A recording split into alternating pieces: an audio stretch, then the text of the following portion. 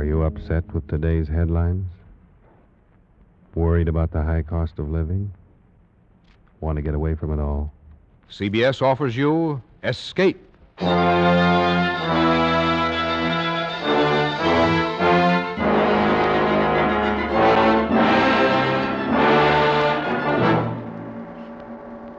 are the friend of a man living in death, confidant of a ghoul, witness to a nameless terror.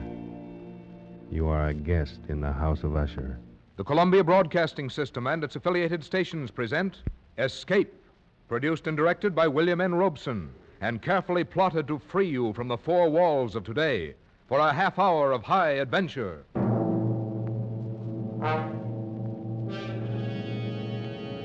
Tonight, we escape to a gloom-shrouded moor and a house where dread holds sway, as Edgar Allan Poe recounts it in his famous story, The Fall of the House of Usher.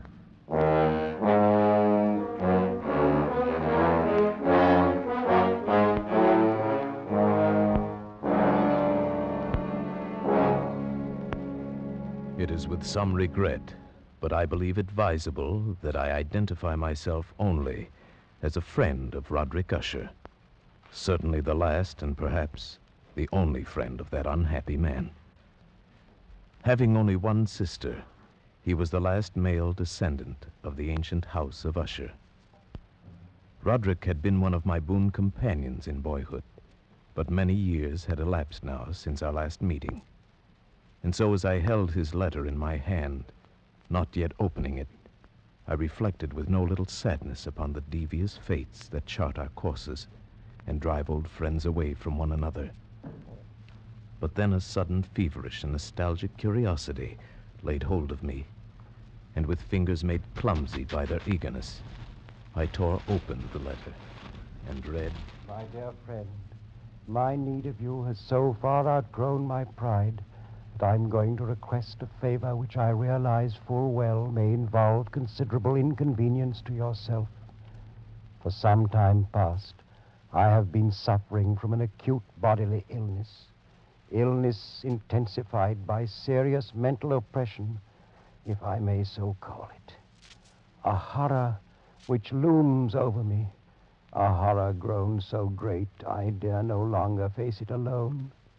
And so, in all humility, and for the sake of years gone by, I beseech you to come to me at once, here to the family estate in the north.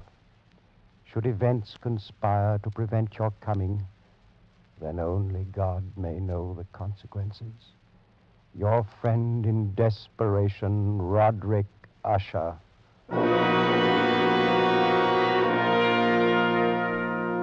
And so it happened that at the end of a dull, dark, and soundless day in the middle of October, I found myself as the shades of evening drew on, within view of the grim and melancholy House of Usher.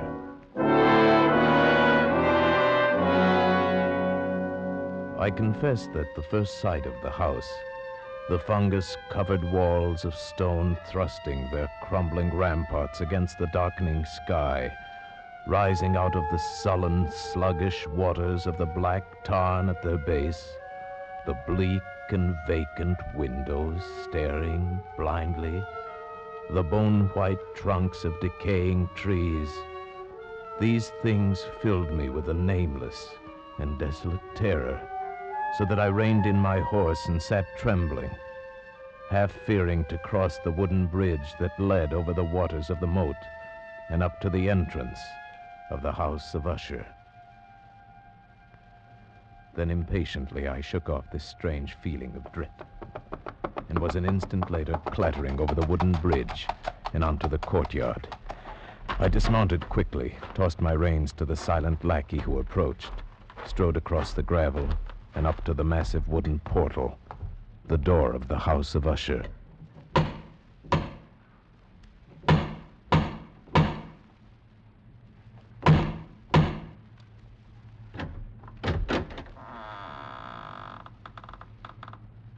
Good afternoon. My name I is... know. You're the friend of Master Roderick. Please come inside, sir. Thank you. But may I inquire how it happens you know me? You have been expected for some time, sir. Yes, true. But also I'm a stranger to you and could be some other visitor. That you could be anyone other than the friend whom Master Roderick expects, sir, would be impossible. You see, no one else would ever come to this house. Then I followed his stealthy footsteps through many dark and intricate passages. My earlier foreboding heightened and was made fearful by the somber aspect of the hallways by which we passed. The many unused rooms reaching out with their vast emptiness like some hideous jungle creeper. But at length, we stood before the door of the master's studio, and there the servant left me, departed and left me to go in alone. The man across the room, half reclining on the couch, his back turned toward me, did not hear the opening of the door. For the space of several heartbeats, I saw only the deathly pale and ghastly sunken features of a stranger. Then only with difficulty could I recognize, behind that mask, my boyhood friend. For surely, under light of heaven, no man had ever before so terribly altered in so brief a time as had Roderick Usher. Oh, my friend, you've come at last. Thank God you did come. Oh, Roderick, did you not know I would? Could you not be sure that no long years would ever dim the friendship we shared in youth? So many things have dimmed. Ah, youth. It seems so long ago. But now you're here, and we'll find it, relive it all over again, every glorious moment of it. And all these shadows, all these gibbering phantoms that haunt me, they'll be driven out. And then the sun will shine again, and we'll be young again and relive... Roderick! Oh, but forgive me, my friend. My excessive joy at the sight of you after so many years drives me into a frenzy of talk. How many years has it? Oh, no matter. It is enough that you are here, and brought with you all the lost, all the happy days of my boyhood. But I'd expected from your letter to find you in serious straits indeed. Instead, you seem in the best of spirits. You have the right to know. But in all frankness, here in your presence, I find it difficult to credit importance to those things which only yesterday filled me with terror. True, I've been ill. A nervous affliction, something in the nature of a family weakness, probably. It has affected me with a morbid acuteness of the senses, such that quite often the least sounds and odors and colors become irritating beyond endurance. Then I've eaten but little, as you can see. But surely you've retained the services of a physician. A physician? Oh, yes, of course. He calls almost daily, though it is more often Madeline that he attends. You remember my twin sister, Madeline? For her, I fear more greatly than for myself. Even today, she's taken to her bed, and I have no doubt will never rise from it again. Oh, what tragedy. The sympathies of my heart go out to you. Oh, but leave it for the present. Leave it to dream of all those happy days we left so far behind. Everything will be different now that you're here. Do you remember when we were 12?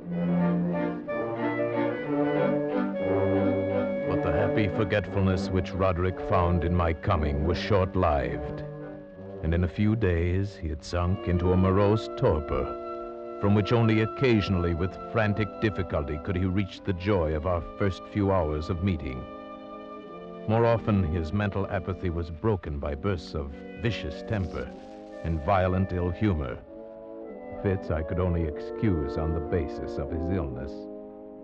And that illness began in my mind to assume a most mysterious character. Being unable to divine its true nature from Roderick's hesitant offerings, I took the liberty of questioning the physician a few days later when I chanced to encounter him in a hallway. Yes, she's resting as well as might be expected. But she continues to decline. Is that not correct, Doctor? That would seem to be the case. And, the malady, the illness which has stricken her, is it the same as that which affects her brother Roderick? I may venture that it is. Might I inquire the nature of this illness? As to that, I am unable to say. You imply, then, that I have no right to the information? Not at all. I am confessing to you quite simply, sir. I do not know what afflicts Madeline and Roderick Usher.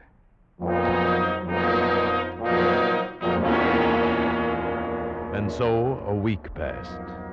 A week in which the sullen, leaden skies darkened into deeper oppressiveness, in which Roderick's deathly pallor and creeping mental dissolution grew more apparent. A week in which the monstrous atmosphere of this ancient mausoleum began to crawl insidiously within my own consciousness, stirring into life a formless, unknown dread. Then one evening, we were sitting in the vaulted studio, while the first shadows of night began to flow together into pools of darkness. Roderick had been unusually troubled during the day, and had been trying to find some solace by playing on the violin. Of a sudden, there came a knock upon the door. Stop it! Stop that infernal pounding, do you hear? Do you wish to drive me completely mad? Open the door and come in, come in! It's the doctor. Well, what is it? What do you want? Master Usher, I regret that I must say this, but it is my sad duty to inform you that your sister Madeline is no longer living. Madeline, my sister. Then she's dead? She breathes no more. Dead? And perhaps, my dear doctor, you can tell me what caused her death. Unfortunately, I can only take refuge in the term heart failure. Heart failure? Yes, of course.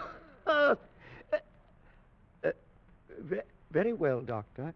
If you'll be kind enough to wait, I'll come down directly and discuss the arrangement. At your service. I bid you good afternoon, gentlemen. Roderick, I assure you of my deepest sympathy. You do. Your deepest sympathy. The doctor regrets his sad duty. Are you fools, both of you fools? I don't understand. Haven't you seen it yet? Can you not feel it about you? The horrid, monstrous, brooding spirit of this accursed house. Can't you hear its evil laughter as it lurks in the hallways and grows fat upon the soul? My dead sister. Roderick. Can't you see that it matters nothing to me that she's dead? That I myself walk but a few steps behind her into the same shadows of hell? Can't you sense those hideous tentacles, even now, reaching out for me? For me, who now the last living, if it be living, the last living descendant of the accursed house of Usher.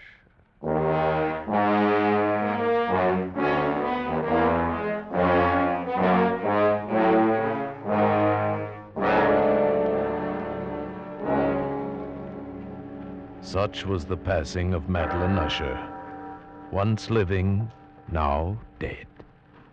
And her very death, untimely in its aspects, bore to my trembling soul a portent of events yet more hideous, more horrible, and yet to come.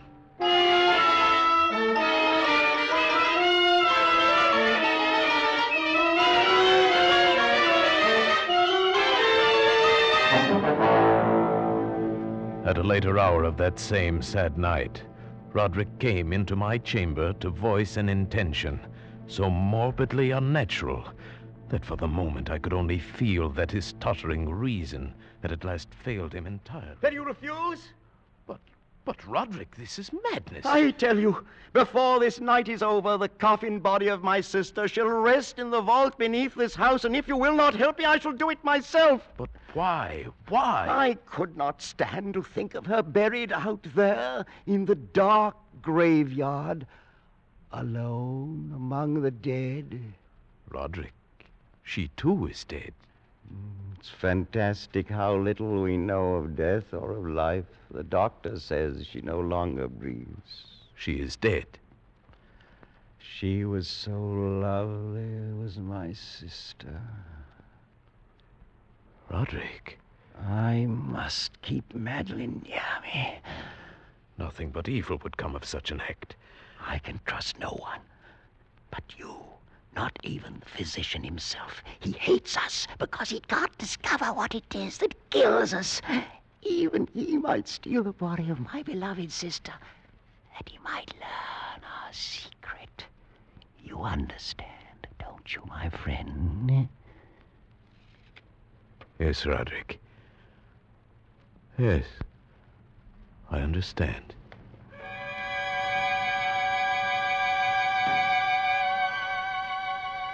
And so it came about. Near midnight, we two alone made our way to an upper chamber of the house.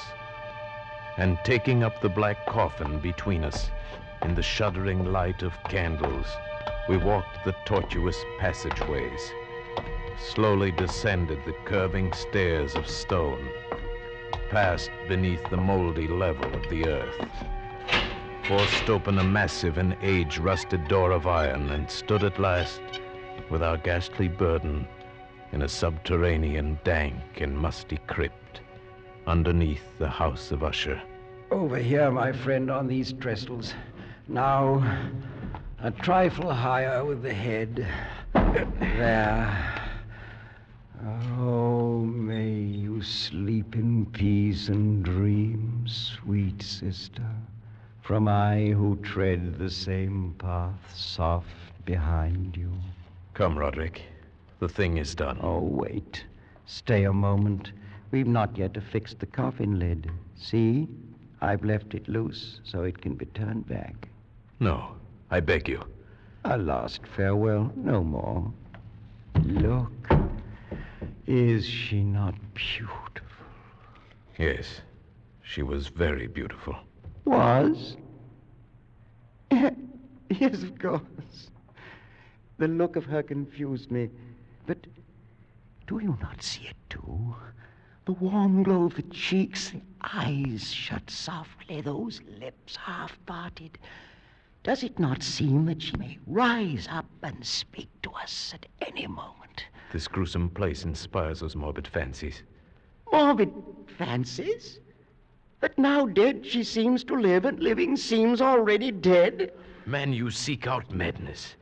You court it with your very thoughts. And if I do, what matters? What value can there be in reason without the hope of life? Dead, you say to me, she is dead. Upon what certainty? Why not with equal reason say instead she lives? And that I, the last of Usher, am the one who is already dead.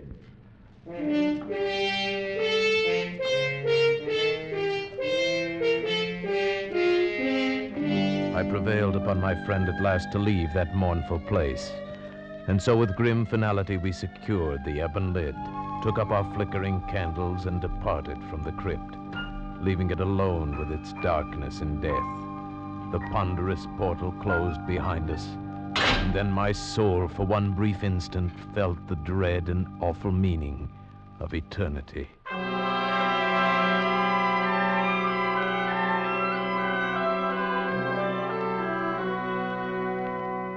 There followed then a week of such dreary gloom and melancholy that my own spirit quavered at the menace of the nameless thing enshadowed in that house. By perceptible degrees, the living soul of Roderick Usher flickered lower. More ghastly grew his pallor, more tremulous the extremity of his terror.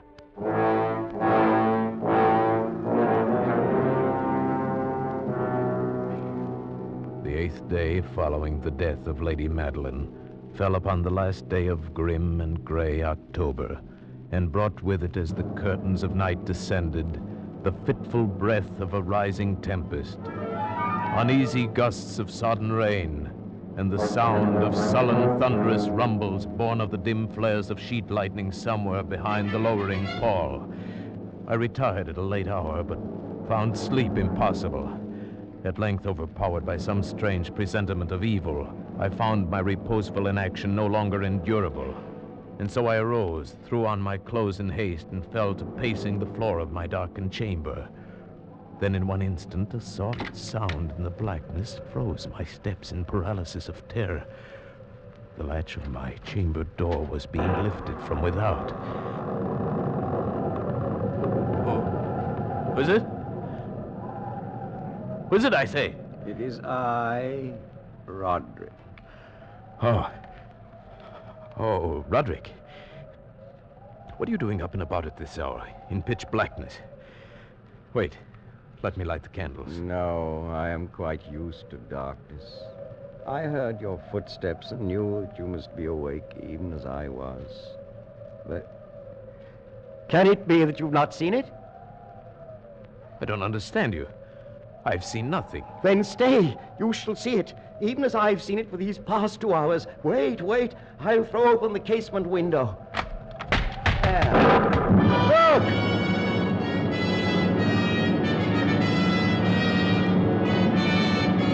It was indeed a tempestuous yet sternly beautiful night, and one wildly singular in its terror and in its beauty.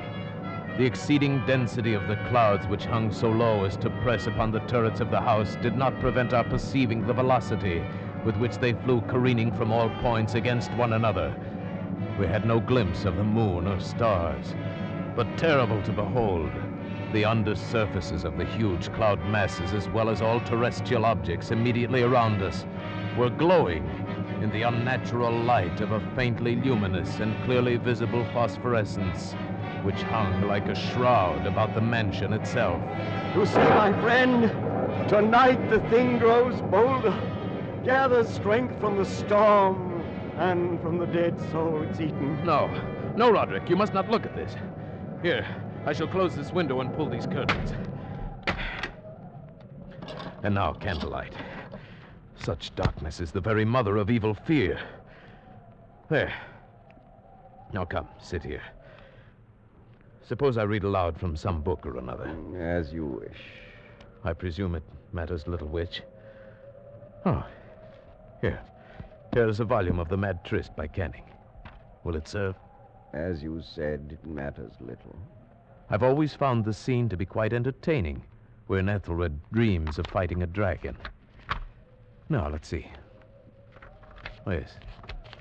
Here it is.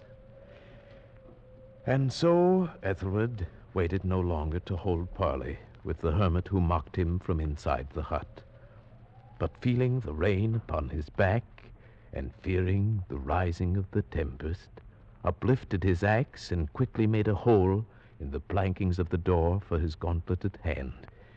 And now, pulling sturdily, he so cracked and ripped all asunder that the noise of the dry and hollow-sounding wood alarmed and reverberated throughout the forest. Why do you stop?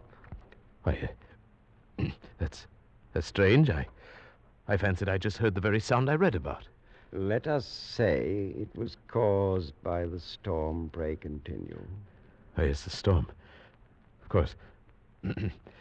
But Ethelred, upon entering the door, was amazed to perceive no sign of the evil hermit, but instead a dragon of prodigious and scaly demeanor, which sat on guard before a shield of shining brass.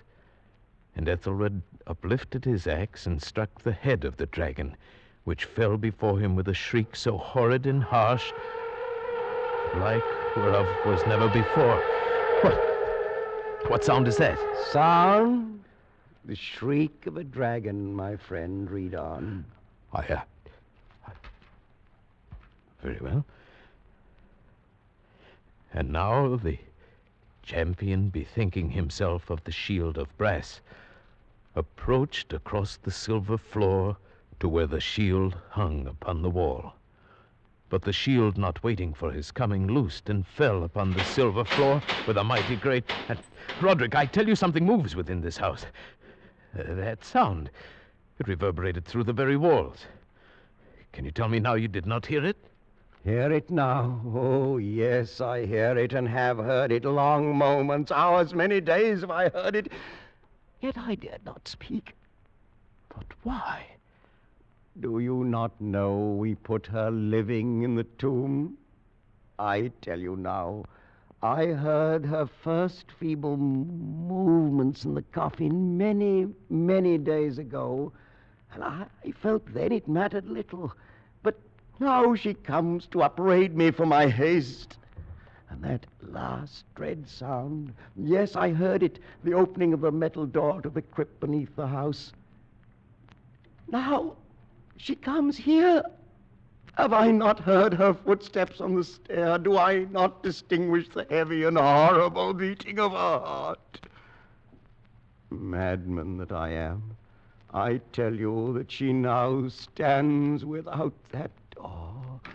But even now she opens it. There in the flickering light of candles, in the gloom and curtained doorway, stood the shrouded body of Lady Madeline. For one shuddering instant she swayed there. Then as Roderick uttered a single piteous cry, she fell upon him in violent and now final death agonies, and bore him to the floor, a corpse.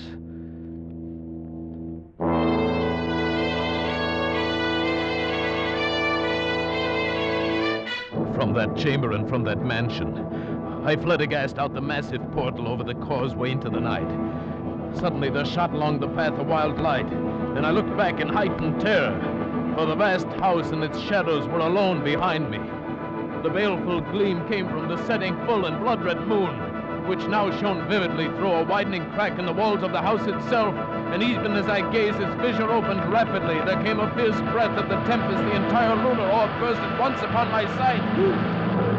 My brain reeled as I saw the mighty walls rushing asunder. There came a long, tumultuous, shouting sound like the voice of 1,000 waters.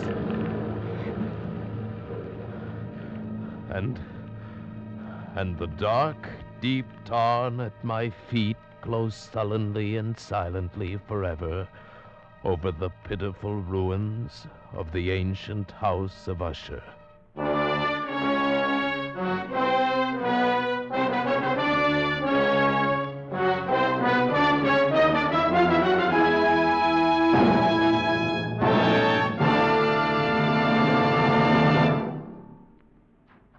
Escape is produced and directed by William N. Robeson, and tonight brought you The Fall of the House of Usher by Edgar Allan Poe. Adapted for radio by Les Crutchfield, with Paul Frees as the narrator, Ramsey Hill as Roderick Usher, and Sheridan Hall as the physician. The special musical score was conceived and conducted by Cy Fuhrer.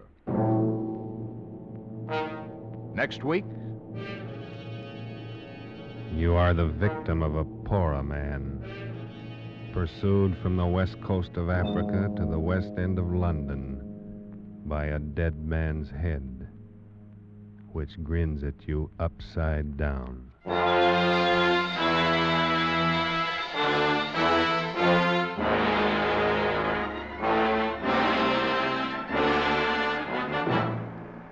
Next week, Escape, with H.G. Wells' gripping story, Pollock and the Poorer Man. Good night, then, until this same time next week, when CBS again offers you Escape.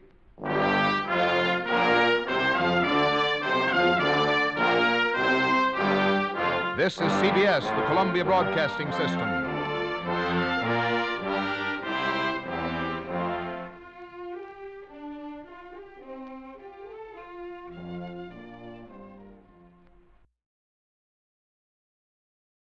Fed up with the everyday grind. Tired out from the summer heat. Want to get away from it all? We offer you Escape.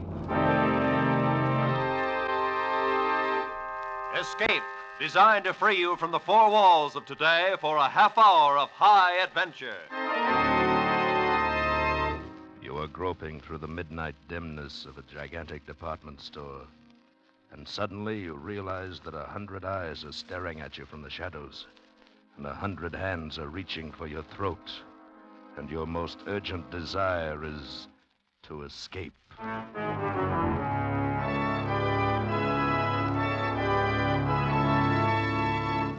Tonight, we escape to a fantastic world of night dwellers, as John Collier imagines it in his eerie story, Evening Primrose.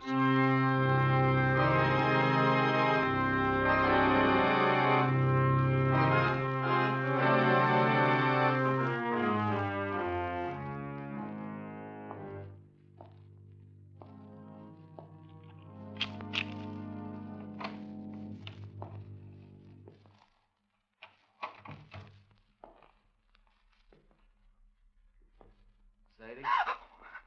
Sadie, what's the matter? It's me. You nearly scared me to death. What do you mean coming in so quiet? Oh, I didn't mean to scare you. I thought you'd be asleep. I didn't want to wake you. Oh, Sam, I'm so glad you're home. Hey, what's the matter? Oh, it's terrible. You gotta do something, Sam. What's terrible? It's this. Just look at this. What's terrible about that? Looks like an ordinary pad of paper to me. Yeah, that's just it. That's just what I thought. But it's got writing in it. Oh, it's awful. And now, wait a minute. Maybe you better tell me what this is all about. Well, today I went shopping at Bracey's department store. Yeah? I needed some writing paper, so I picked this up. It was on top of the pile. So I bought it and I brought it home. But tonight, when I opened it, I found it's got writing in it. Well, that's nothing so terrible. Just take it back tomorrow and make him give you a new one. Nah, you don't understand. It's what's written in it that's so terrible. What do you mean, what's written in it? Here, you gotta read it. Ah, Sadie. No, right now. Now read it. Look, Sadie, I'm tired. I've been bowling all evening. Please, Sam, please, just read it. But for Pete's sake... Sam. Oh, all right. October 13th. Today, I made my decision. I decided to say goodbye to the world. To get out, leave, break away. And I have done it. Ah, Sadie, Go on, read. And now I am free. Really free. Yes, I am free at last.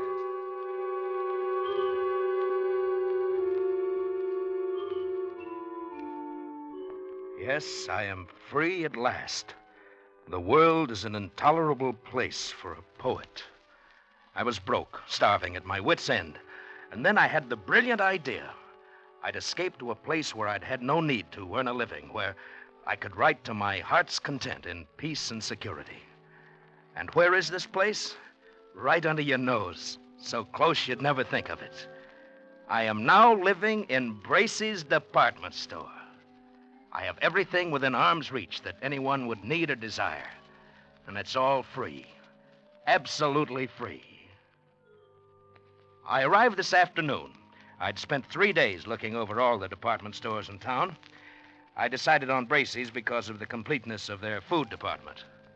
Therefore, this afternoon I entered the store and went immediately to the 4th floor, to the rug department, and hid myself in this dusty, out-of-the-way corner behind a pile of carpets. Once I'm settled, I'll furnish it with the best of modern pieces from the furniture department. It's small, but it'll be cozy enough and safe. After the store closed, I made my first venture out. I tiptoed as far as the stationery counter and got this paper, the writer's primary need. Now, after making my first entry, I'll go out and get food, and wine, and the pillows for my bed, and perhaps even a fancy dressing gown. This is perfect. Here I'll be able to write. Dawn, October 14th. I am almost too unnerved to write this. The whole thing is unbelievable. After the store was dark and completely quiet, I crept out and started for the food department. One's steps echo hollowly in an empty department store at night, and I found myself gliding along the floor on tiptoe, moving as silently as possible. But the sound of footsteps persisted, and suddenly I realized that they were not my own. The night watchman. I was in the Salon Moderne, so quickly I seized a mink coat from a hanger and draped it about my shoulders and stood stock still.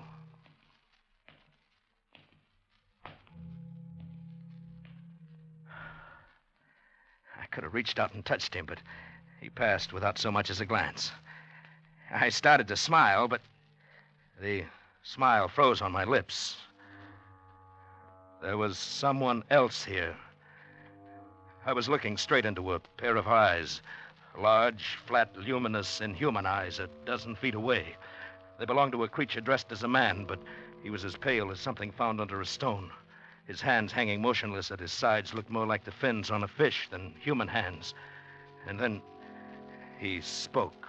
Not bad for a beginner. I'm sorry. I didn't know anybody else lived here. Oh, yes, we live here.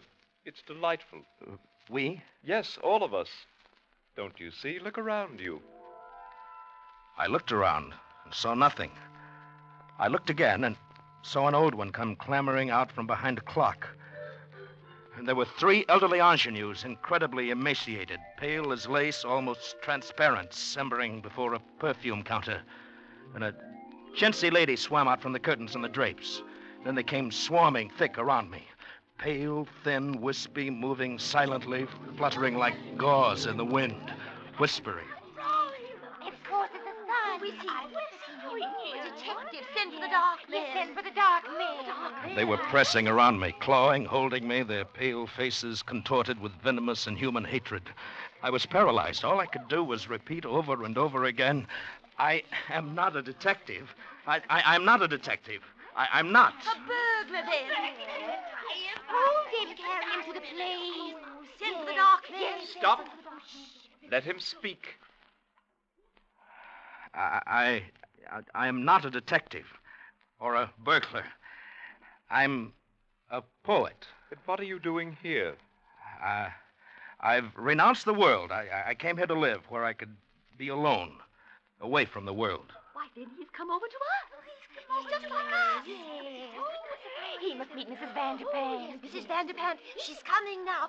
I followed their eyes toward the balcony, and the hair on my neck rose again. There, coming down the wall, like an ancient spider, clambered an old lady, wrinkled and crackled and emaciated. She must have been at least 80, a shadowy matriarch. And the things around me bowed and scraped as she reached the floor and floated toward us. What's going on here? Where is that stupid girl? What's keeping her? Oh, Mrs. Vanderpant. Well, what is it? Who's this, Mr. Roscoe? Mrs. Vanderpant, may I present Mr. Huh? Oh, Snell. Charles Snell. Yes, Mr. Snell. He's a poet. He has come here to live. Oh, he has he? That's what he says. And I believe him. Well... He avoided the night watchman quite neatly. For a beginner. Thank you. Very well. We shall see. A poet should find inspiration here. Mr. Snell, Mrs. Vanderpant is our grand old lady.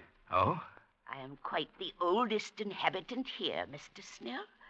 3 mergers and a complete rebuilding. But they didn't get rid of me. Oh, where is Ella? Where is my broth? She's bringing it, Mrs. Vanderpant. It will come. Terrible little creature. She's our foundling, Mr. Snell. She's not quite our sort. Oh, is that so? I have been here, Mr. Snell, ever since the terrible times of the 80s.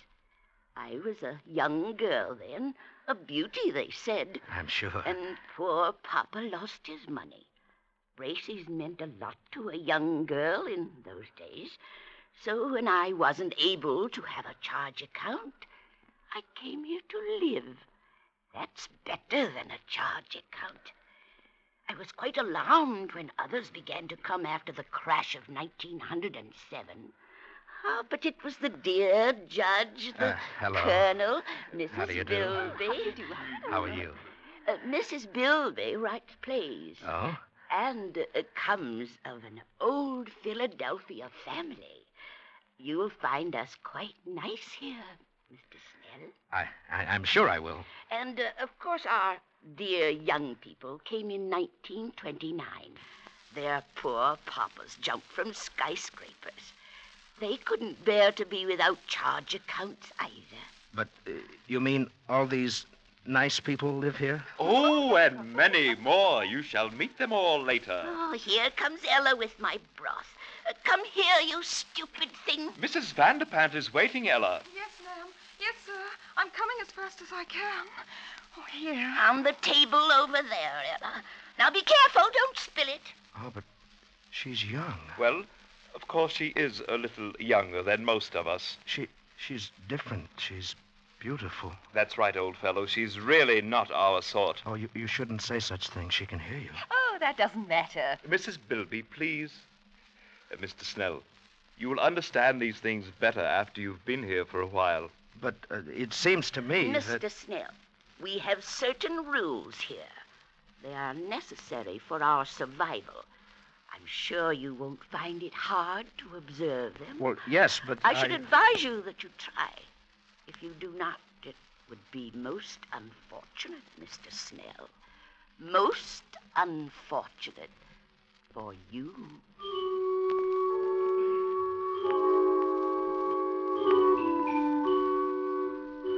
October 15th. You can imagine my feelings last night. My first thought was to escape as quickly as possible. In fact, I planned to quit my hiding place and mingle with the crowds and leave Bracey's forever. But just at dawn, Mr. Roscoe brought me a cup of coffee, which must have been drugged, for I fell asleep. And when I awoke, I found that I'd slept all day, and night was closing over the store once more. Later. I have spent my second night here. I saw Ella again.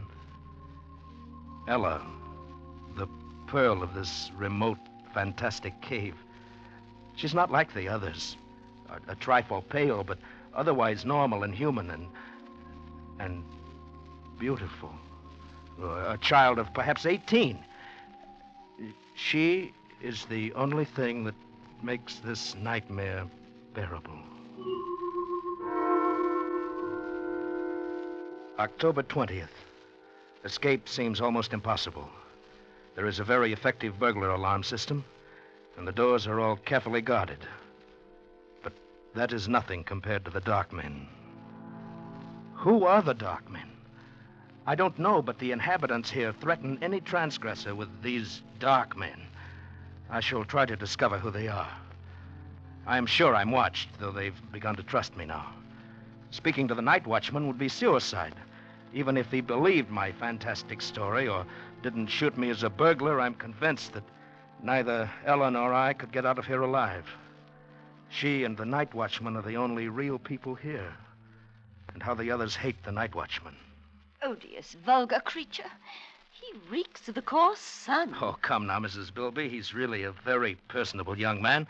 Very young for a night watchman. Mr. Snell, sometimes I wonder about your taste. Oh, you must not stay so much to yourself. You must become better acquainted with our ways. That's quite true, old man. Oh, you must come to the play tonight. We're going to be entertained with one of Mrs. Bilby's tragic comedies, Love in Shadowland. I'm sure you'll enjoy it. I'm sure I will. Oh, it's really a festive occasion, you know. Wanamaker's is coming over. Wanamaker's? Yes, the entire colony over at Wanamaker's is coming here en masse to attend the play. You mean there are people living in other stores? Oh, dear, yes, didn't you know? Of course, the best people live in Bracey's and Wanamaker's. Oh, come now, Mrs. Bilby. There are some very nice people at Altman's. I beg your pardon, Mrs. Bilby. Hello, Ella. Oh, good evening, Mr. Snell. Well, what is it, Ella? Oh, please, ma'am, I'd so love to see your play tonight. May I have your permission? Certainly not. You know better than that, you stupid creature. You know where you belong. In the basement by the garbage cans. But Mrs. Bilby... Hush, Mr. Snell. Ella, you're becoming entirely too forward of late. I advise you to watch your step. Remember the Dark Men. Oh, no. Please, Mr. Roscoe. I'll be good. I promise I will. Oh, no, please don't send for the Dark Man. I'm sorry, Mrs. Bilby. Excuse me. Ella, come back. Charles, you forget yourself. Let her go. But how can you treat her like that? Why do you always frighten her? And what is all this about the Dark Men? Well, Mr. Snell, Oh, please, Mr. Roscoe, not now. You'll spoil our whole evening, and I do so want Mr. Snell to enjoy my play. Very well, Mrs. Bilby.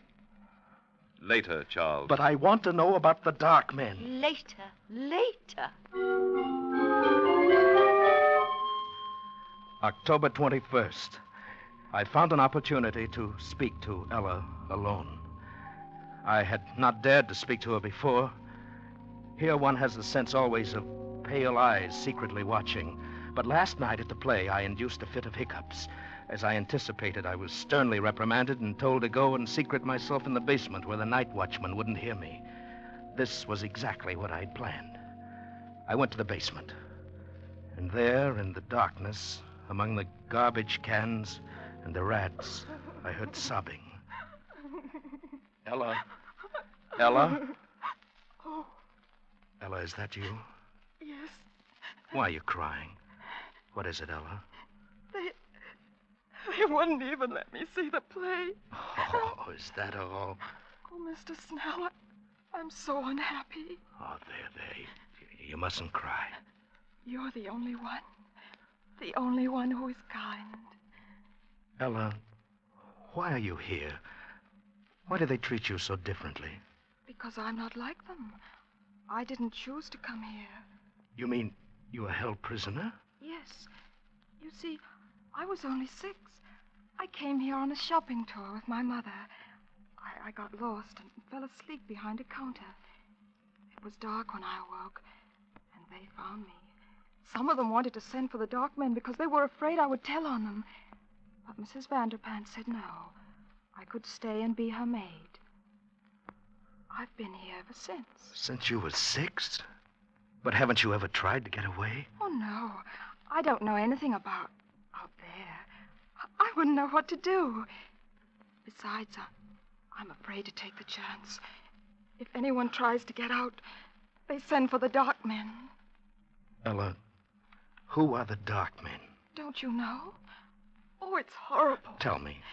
Well, you know how people live in all the stores, at Gimbel's and Bloomingdale's? And... Yes, I know.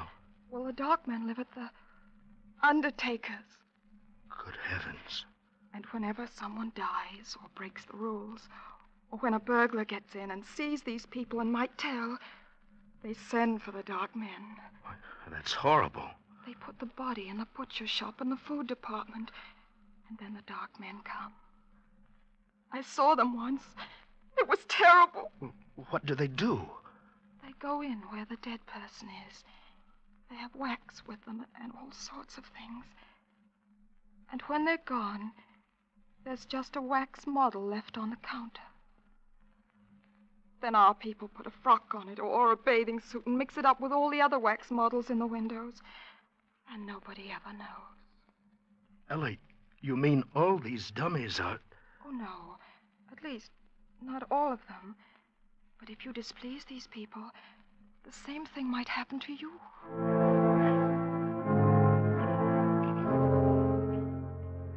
October 30th. I've not kept up my journal. Writing has been out of the question. Once more, I'm frozen with terror. Not for myself now, but for Ella. They hate her. Any time they might turn against her and send her to the dark men. My mind is filled with her. I dream of her every day. I live to see her at night. We've managed it several times. They trust me now and let me roam about without interference. And finally tonight I met her again and said it.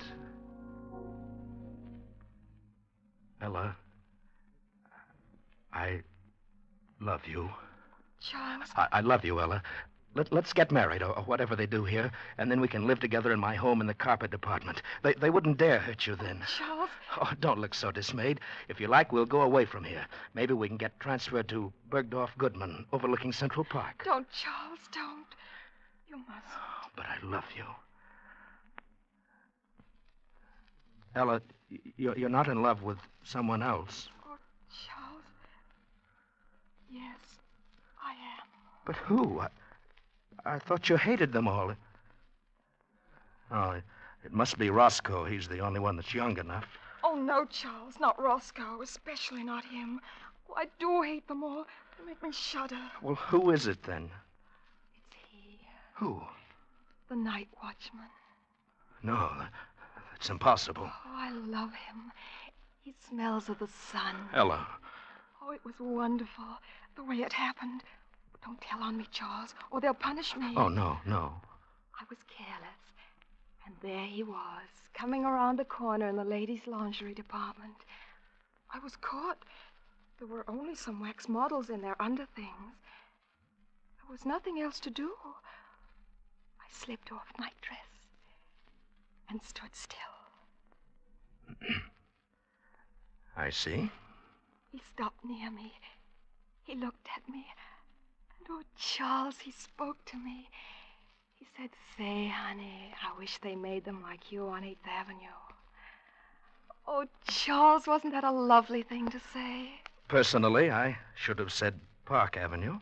Charles, don't get like these people here. It doesn't matter what avenue, Charles.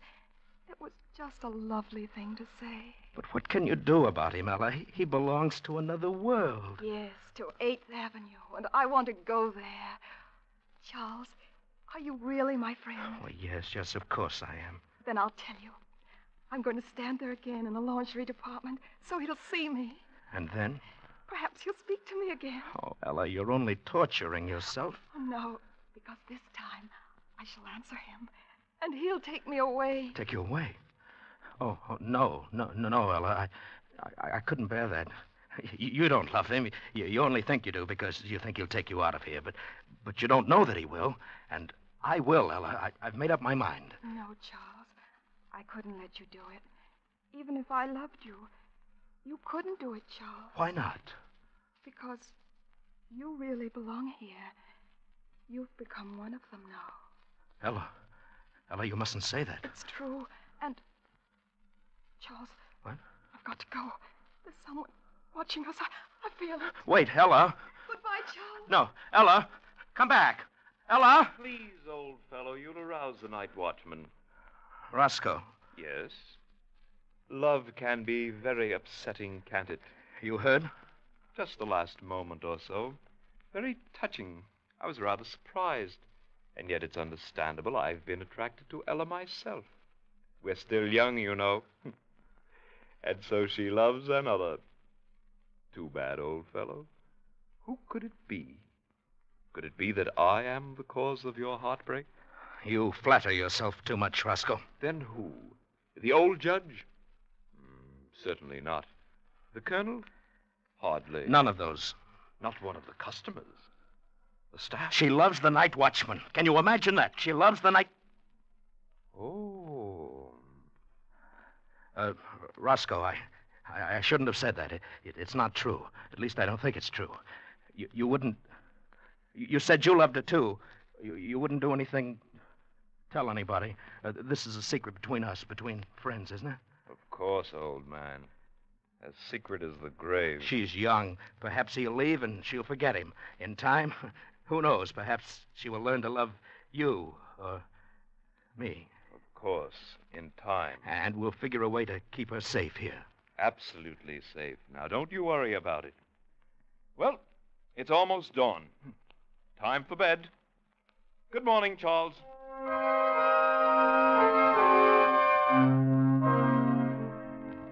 Early evening, November the 4th. I was a fool. I should have known he couldn't be trusted. He must have gone straight to Mrs. Vanderpant. This evening, the atmosphere has changed. People flickered to and fro, smiling nervously, horribly, with a sort of frightened, sadistic exultation. An informal dance in the record department's been called off. And I can't find Ella. I'm going out again now to look for her. Roscoe, what have you done with her? Quiet, old chap. The night watchman. I don't care. What have you done with her? Whatever I did for your own good as well as the good of us all. Wait a minute. What is that? What are those people carrying? What? Why, it's Ella. She's tied up, and they're carrying her. Ella! Ella! Stop it, Charles. Stop it. Charles, save me! Let me go! Let me go! No, stop, Charles. Stop it. You'll arouse the night watchman. But they're taking her into the butcher shop. Ella! Ella!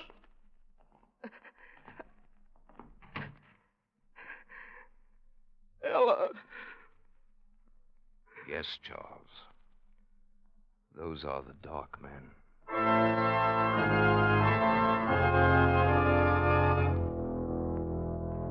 Midnight. I'm scribbling this last entry hurriedly. There and there in the butcher shop with Ella. The dark men. There's only one thing to do. I'm going to find the night watchman and tell him. He and I will save her if we can. And if we're overpowered, well, I will leave this pad on the stationery counter. Tomorrow, if I live, I will recover it. If I do not, whoever finds this and reads it, look in the windows. Look for 3 new wax dummies. 2 men, one rather sensitive looking, and a girl. She has blonde hair and blue eyes, and her nose turns up a little. Look for us. And then find them. Smoke them out. Exterminate them. Avenge us.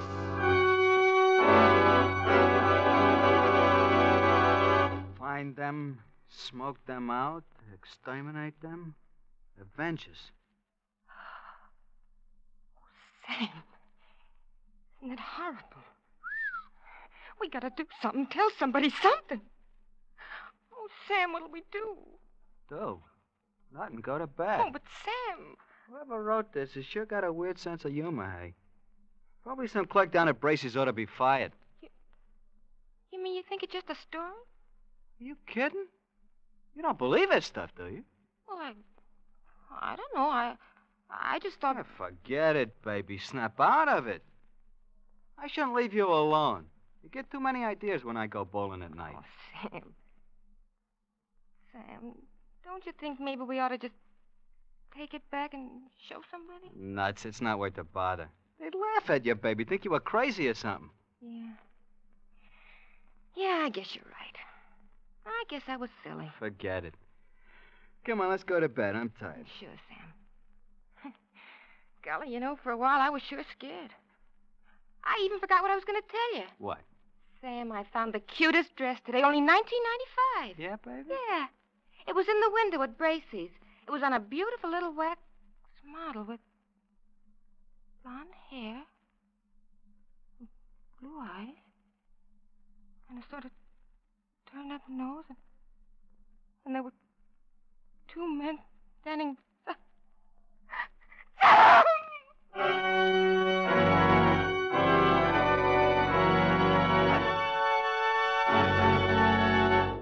Escape is produced and directed by Norman MacDonald. Tonight, we have brought you Evening Primrose by John Collier, adapted for radio by John Dunkel.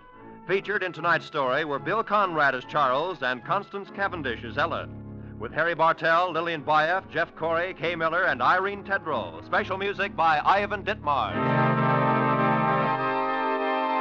Next week. When you've had all you can stand of routine, when your everyday chores offer you no release, when the 4 walls are closing in on you, join us for Escape.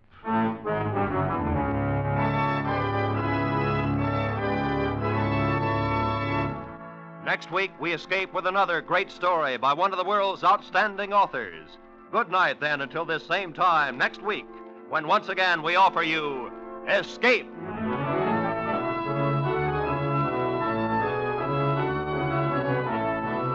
Roy Rowan speaking for CBS, the Columbia Broadcasting System.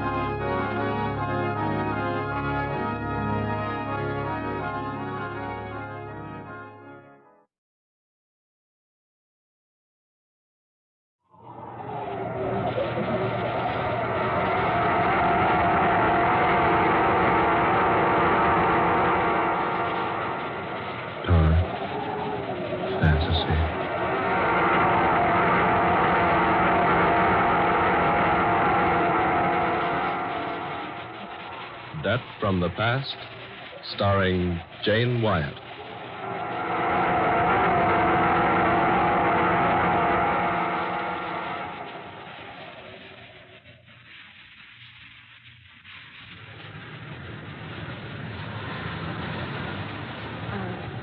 I beg your pardon. Oh, yes? Is that your newspaper lying there on the park bench? Why, yes, it is. May I look at a moment, please? Why, if you wish, of course. Here, I'll move over. Sit down. Thank you. Oh, there you are. I hope you don't lead me forward. I'll only be a minute. Oh, take as much time as you like. Here, will you roll yourself a cigarette? What? Oh, no, thanks. Sorry, I can't offer you a tailored one. Oh, quite all right, thank you. Out of a job, hmm? Yes, but don't tell me I look that desperate. No, Well, I notice you've turned to the help wanted columns. Yes, but somebody seems to have been there ahead of me. These ads are certainly all marked up with pencil. Maybe you can say that again. I was lucky even to find a pencil. Oh. You, too. Yeah. Oh, I'm sorry. Oh, that's all right. Nobody needs to feel sorry for me. I'll get along. You've been to all these places you've marked here in this column? Sister, I've been there and then some. And you didn't get one of them? No, not one. Why, look at the soles on my shoes. Here, look. Those are yesterday's want ads I'm walking on. How long have you been out of work? Oh, I don't know, about 10 weeks. First, I had a lot of dough. I thought I was a wise guy. I wouldn't have any trouble getting another job. I was wrong. I dropped all my money, and I've been sleeping here on this park bench for the past 3 weeks. When do you eat? Whenever I can. Today, I'm all right. I got a chance to make a couple of Iron Men yesterday. Iron Men? Bucks, dollars. Oh. You been around town much? Well, I've been here about 2 weeks. I came up from Sandville. You got people here? No. My father and stepmother live in Sandville. Well, my stepmother and I have never been anything more than barely civil to each other. Oh, I get it. So you've come here to get a job? No, I've come here to get a job. How much money you got? Well, I really don't think that's anyone's affair. Oh, bother. If you got to be formal about it, my name's Mark Matthew. Mine's Luke John. Oh, I'm serious. My name is Mark Matthew. I was named after the two gentlemen who helped write the Bible. Well, my name's Mary Billings. Well, Miss Billings, I'm mighty pleased to know you. Now that we're thoroughly acquainted and completely good friends, you tell me when you ate last. I'm all right. You look hungry. Oh, yes, I guess I am. Join me for a hamburger? With onion? As you like, and a cup of coffee. Is that a date? Mary, Well, I'm sorry I can't buy you a 35-cent blue plate. I'd love a hamburger, Mark. Then it's a deal. Okay, Mr. Matthew, it is a deal.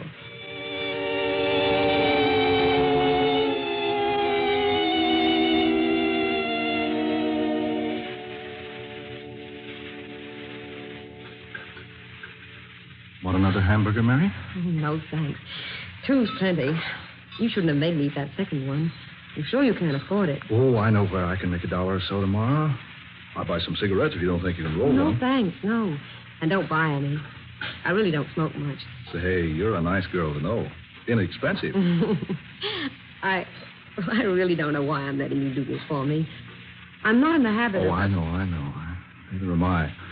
But my Irish mother taught me never to ignore a pretty young woman who is hungry. Say, you are pretty, you know. I thought you were going to be different. Yeah, I'm different. I say I'm going to feed you hamburgers, and I feed you hamburgers. Oh, and good ones, too. Don't I know they're good? I've been eating them for weeks. Ma, I think I'll answer this ad. Hmm? Say, did you drag that old beaten-up newspaper in here, will you? Well, certainly I did. I'm still looking for a job, even if my hunger has been temporarily satisfied. Well, if you can find a job out of that bunch, you're a better job hunter than I am. Well, you haven't tried this one. Someone's looking for a woman. Sound good? Very. Listen. Wanted, stenographer. If you are an ambitious, talented, and reasonably attractive young woman who can use the typewriter, the adding machine, and can write shorthand, apply in person to see Mr. Gibson, Friday night after midnight, room 1313, Temple Building. Do you think you can fill the bill? Are you ambitious? I can use the typewriter. Are you talented? I can operate an adding machine. And are you reasonably attractive? You told me you thought I'm pretty, remember? Besides, I also know how to write shorthand. Then apply for the job by all means. I think I will. But I don't like this apply after midnight angle. Yeah, that is very unusual. Why at that time of night? Well, maybe it's a night job. Anyway, I'm going to have a try at it. Room 1313, Temple Building. Where's the Temple Building? On the other side of town. How far, Mark? Oh, about 10 or 12 miles. Oh. Hey, you'll need car fare. Here, take this $50. Oh, Mark, Well, I'm not going to argue about it. I'll take it. And I'll return the money tomorrow night. I get a small check from my father tomorrow morning. That's all right, Mary. I'll meet you... Well, let me see. I'll meet you here in the park at the same bench, and I'll let you know how I come out about the job in the Temple building.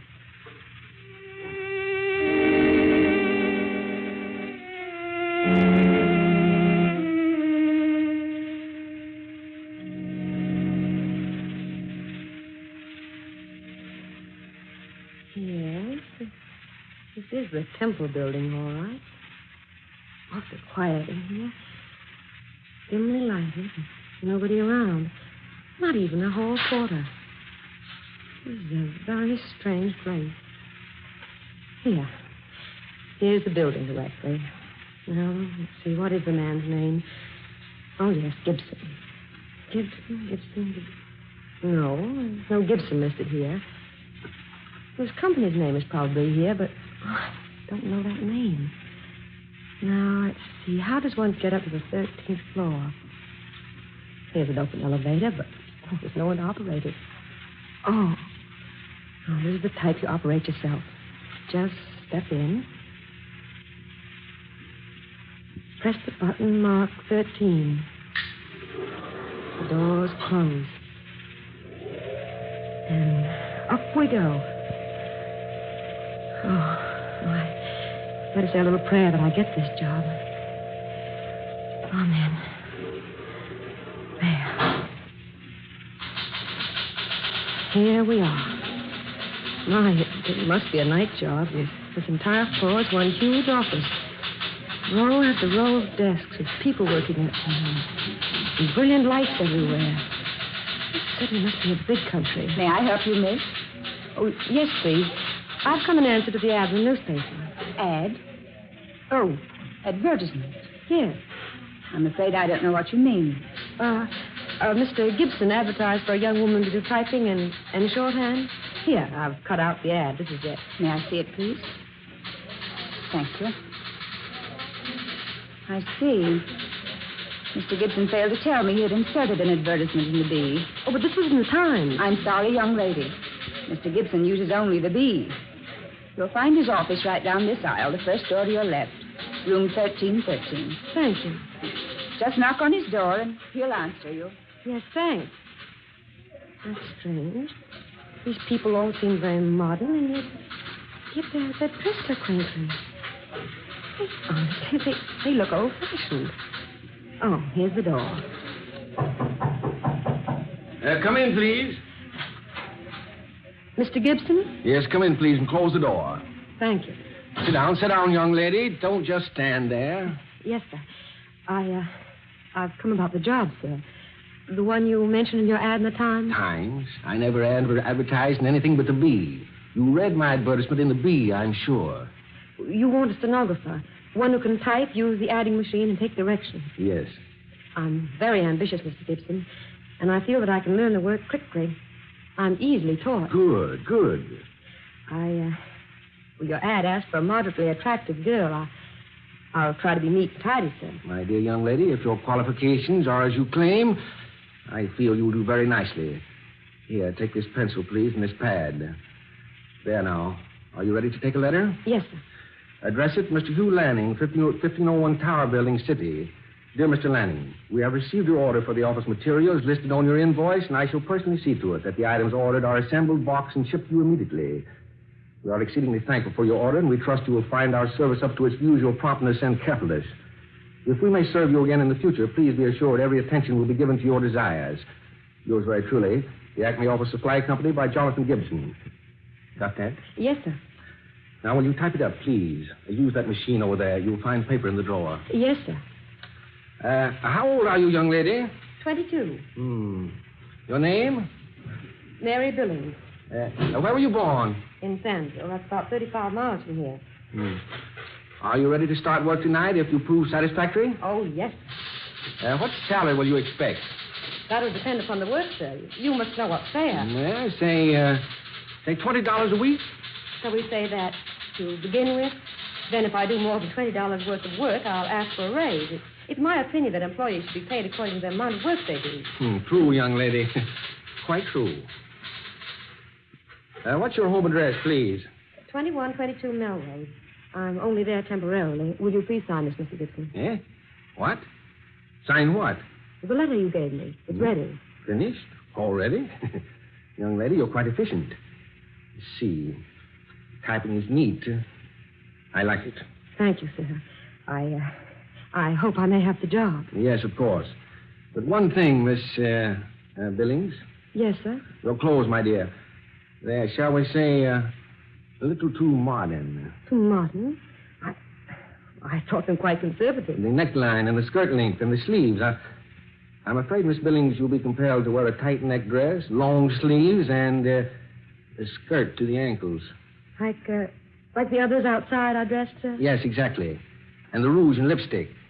We don't use cosmetics with the Acme Company, Miss Billings. Very well, sir. And the short haircut. Bob, I believe it's called. You will let your hair grow out, Miss Billings. Meanwhile, you will add a switch to your hair. Yes, Mr. Gibson. Now, if you just step outside and speak to the young lady at the reception desk, she'll show you a place to work and assign your duties. Mr. Gibson, I can't thank you enough. I work very hard, and I'll try to be a credit to your company. I'm sure you will, Miss Billings. May I tidy up your office before I take over my work? Tidy up my office? Well, yes, if you pardon me. We really could stand a little cleaning and dusting.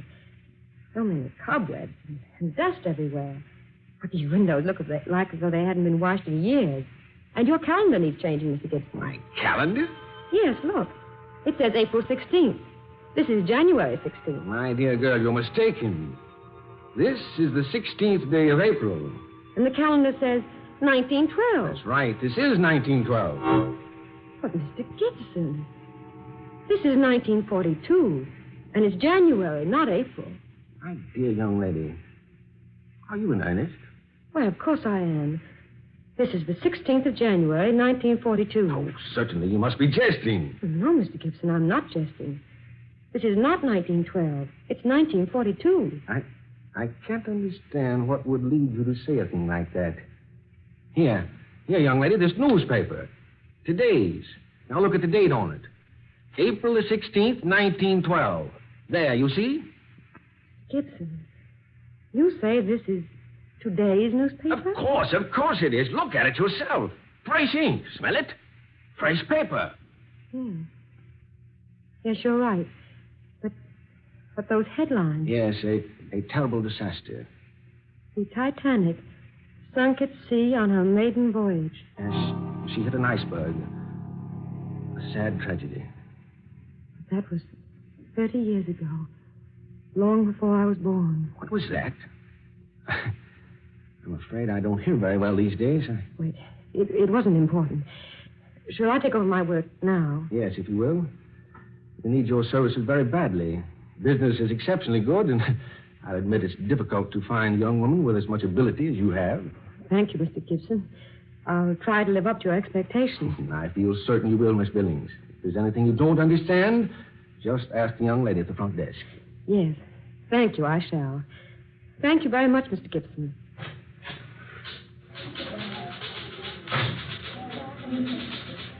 Mr. Gibson said to see you about the work I'm to do here? Yes.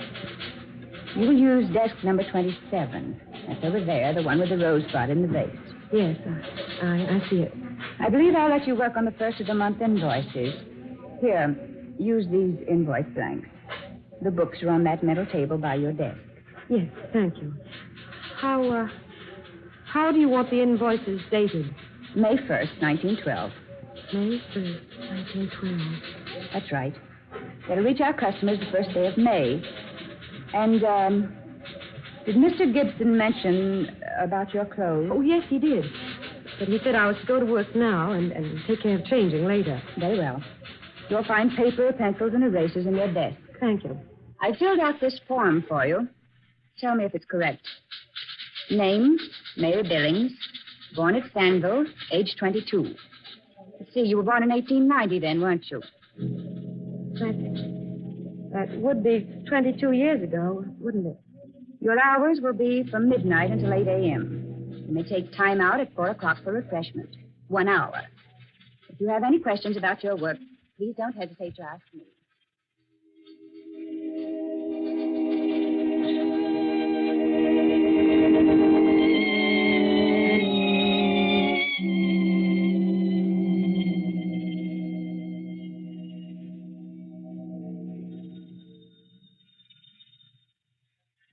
Miss Billings speaking.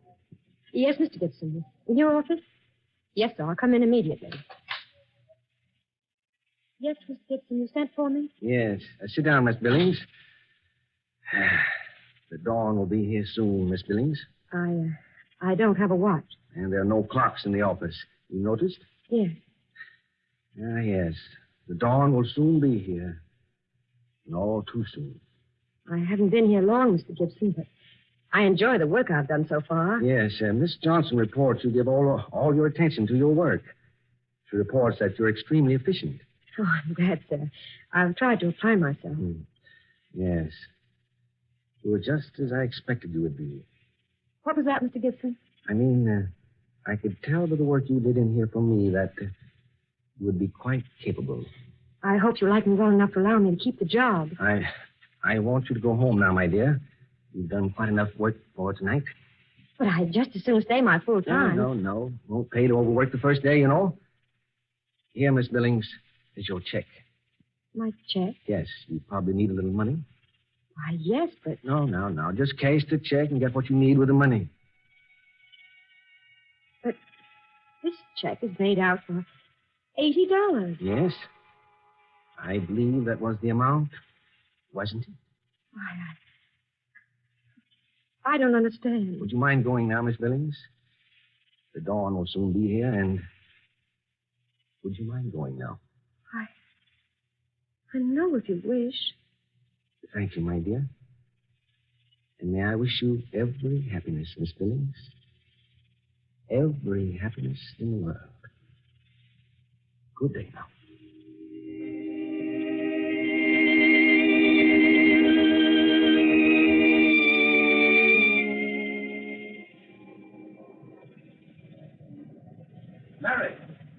Mary, wait for me. Oh, Mark, I've been waiting so long. I thought you weren't coming. Oh, Mary. Oh, boy, am I glad to see you. I can hardly wait all day to hurry here and tell you the news. News? Yes, I've got a job, and a good one. $55 a week. Oh, Mark, I'm so happy for you. Yeah, and I got some swell ideas. I'm going to tell you one of them before long.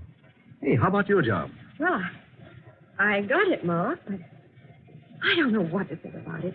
Everything was so strange. Yeah? What happened? Well, I went to the Temple building, and I took the elevator up to the 13th floor.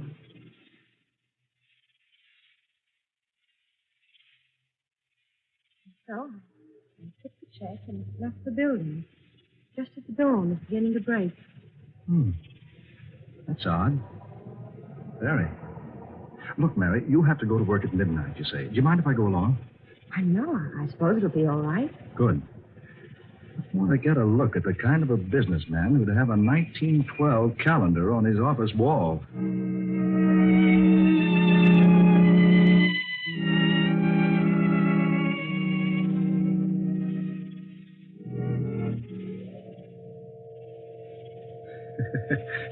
That's some elevator, Here, push the button for yourself. Yeah. I guess they figured you'd cut down overhead. No operator. Here we are. Mark. Hey. Are you sure you pushed the right button? I'm positive. But look at this place. I thought you said this entire floor was an office. Yes, it was. But now, there's nothing but one dim light. Heaps of junk and boxes, barrels, and stuff here. But this floor isn't used for anything but storage space. But there were desks here, lots of them, and people working. Oh, but Mary, there couldn't have been. Wait a minute. Mark, lying over there on the floor. Oh, let's see. There's something glittering over here. It's a lipstick. Mark, it's my lipstick. What? Yes. I missed it just after I left the building early this morning. I must have dropped it here while I was waiting for the elevator. Then what you told me did happen. Yes, Mark. I'm very certain of that. Very certain.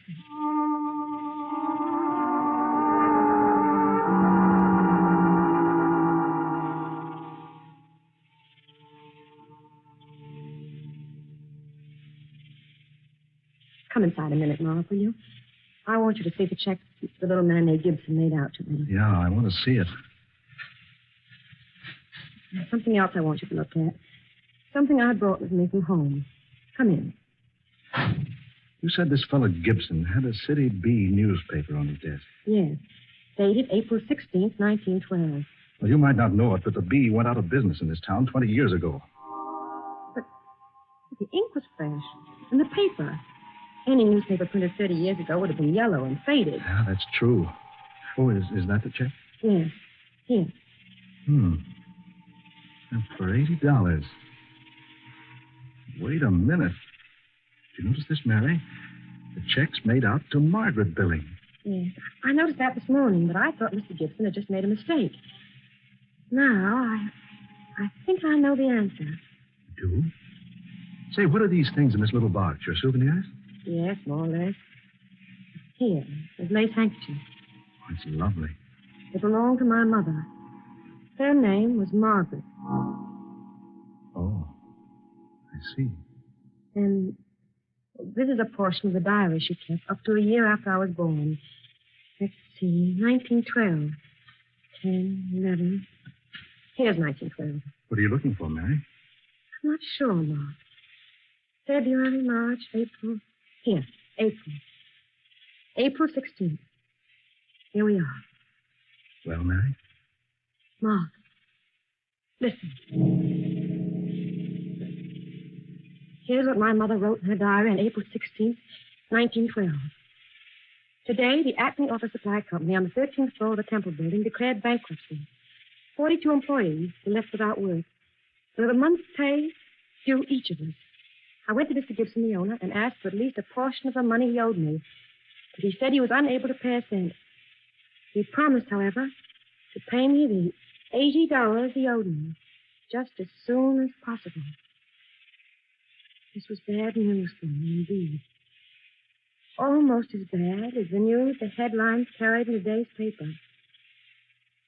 Titanic was sunk at sea on her maiden voyage.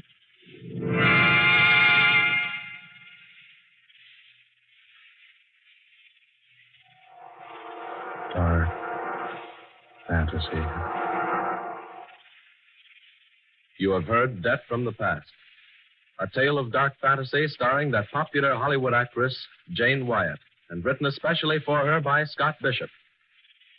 We wish to thank Miss Wyatt for her most excellent portrayal tonight of Mary Billings, and we join Jane Wyatt in urging you to do your bit toward the cause nearest to President Roosevelt's heart on his Diamond Jubilee. Give to your local Mile of Dimes committee. Ben Morris was heard tonight as Mark Matthew, Eleanor Naylor Corrin was the office manager, and Muir Height played Mr. Gibson. Next Friday night at this same time, we'll bring you another unusual tale of dark fantasy, The Headless Dead. Miss Wyatt appeared tonight through the courtesy of the RKO Studios.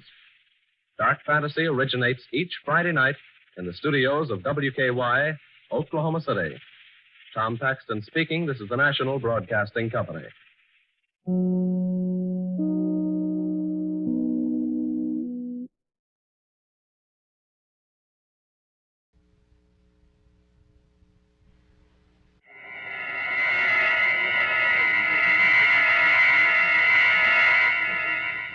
Dark fantasy.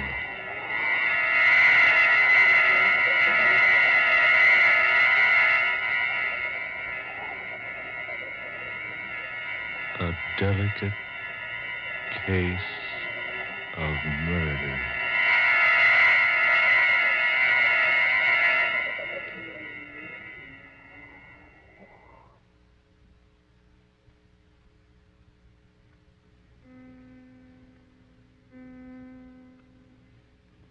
At 2 a.m.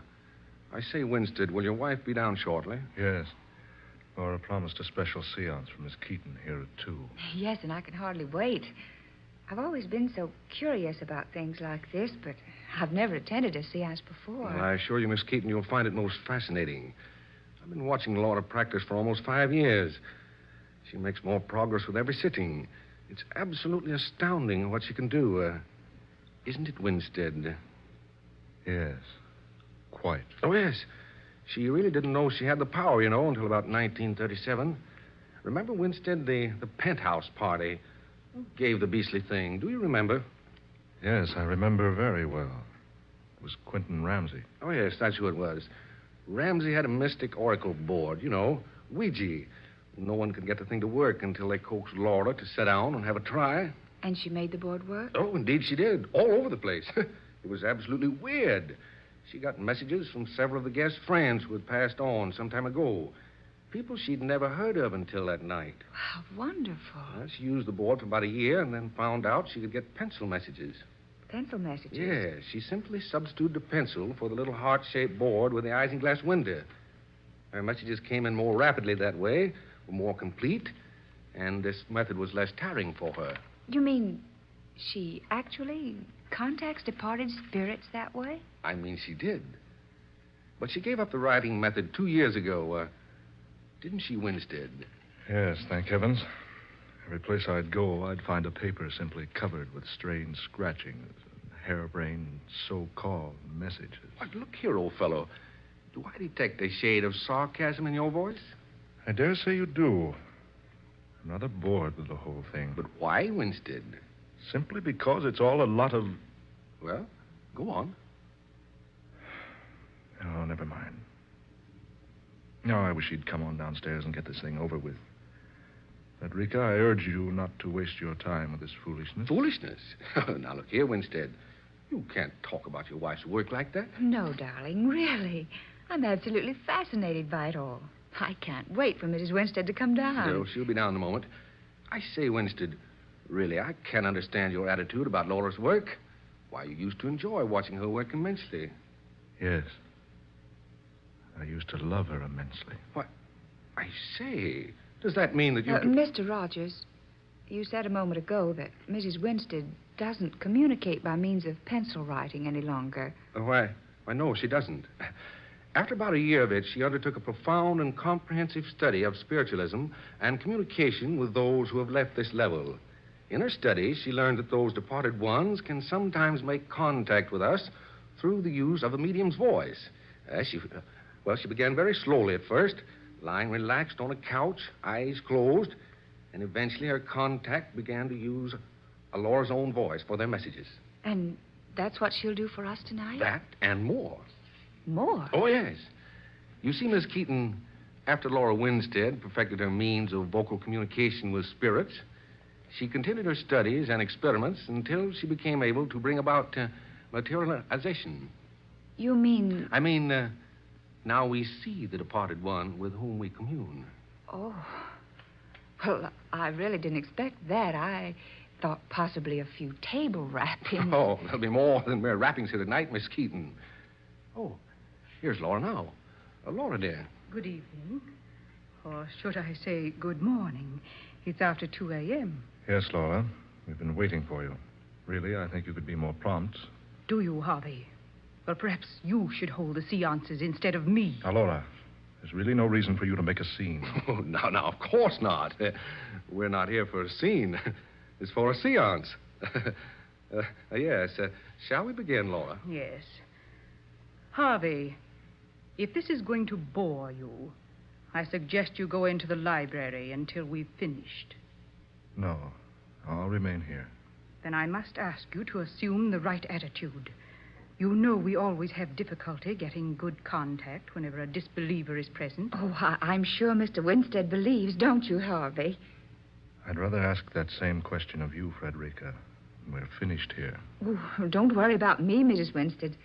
I'm quite open-minded. I'm sure you are, dear. Now, if we'll all gather around the table. Rogers, will you turn out the lights, please? Oh, yes, certainly. There we are. Now we'll all... Oh, what's that? What's wrong? What's happened? Oh, never mind, Laura. Frederica, are you all right? Oh, yes. Yes, of course she is. I merely missed my chair and bumped into hers. So sorry, Miss Keaton. Oh, I'm sorry, too. Please forgive me, but I was startled for a moment. There now. We're all settled. It was entirely my fault, Miss Keaton. I'm terribly sorry. It's quite all right, Mr. Rogers. Is everyone quite ready? Yes, Laura. All ready. Shall we begin any time now? Harvey, we will begin when the opportune time arrives. Let me tell you once again that if you are impatient, it will be best that you will leave us. Oh, no. No, Harvey, please don't go. Don't worry. I have no intention of leaving. You please all join hands. Roger, give me your hand. Miss Keaton, yours, please. Now you two clasp hands with Mr. Winstead. Yes, I understand.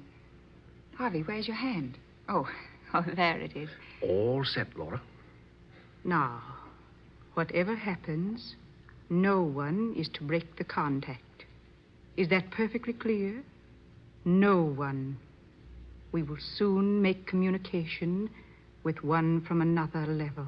Where will we see this? I must ask you to be very quiet, Miss Keaton. No one is to speak. And when the materialization takes place, please do not utter a sound unless it addresses you personally. We're gathered here to commune with whomsoever wishes to contact us. We've gathered with open minds and with a unity of purpose. If there's someone who wishes to speak to us, or any one of us, will he or she please make herself known? Is someone seeking contact? Please knock twice for no, thrice for yes. Do you have a message for someone present? For me?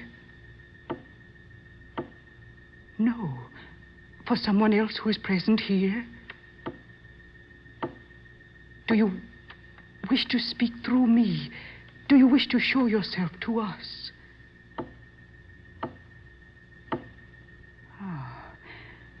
Very well. We will await your appearance now. When you are ready to speak through me, please begin.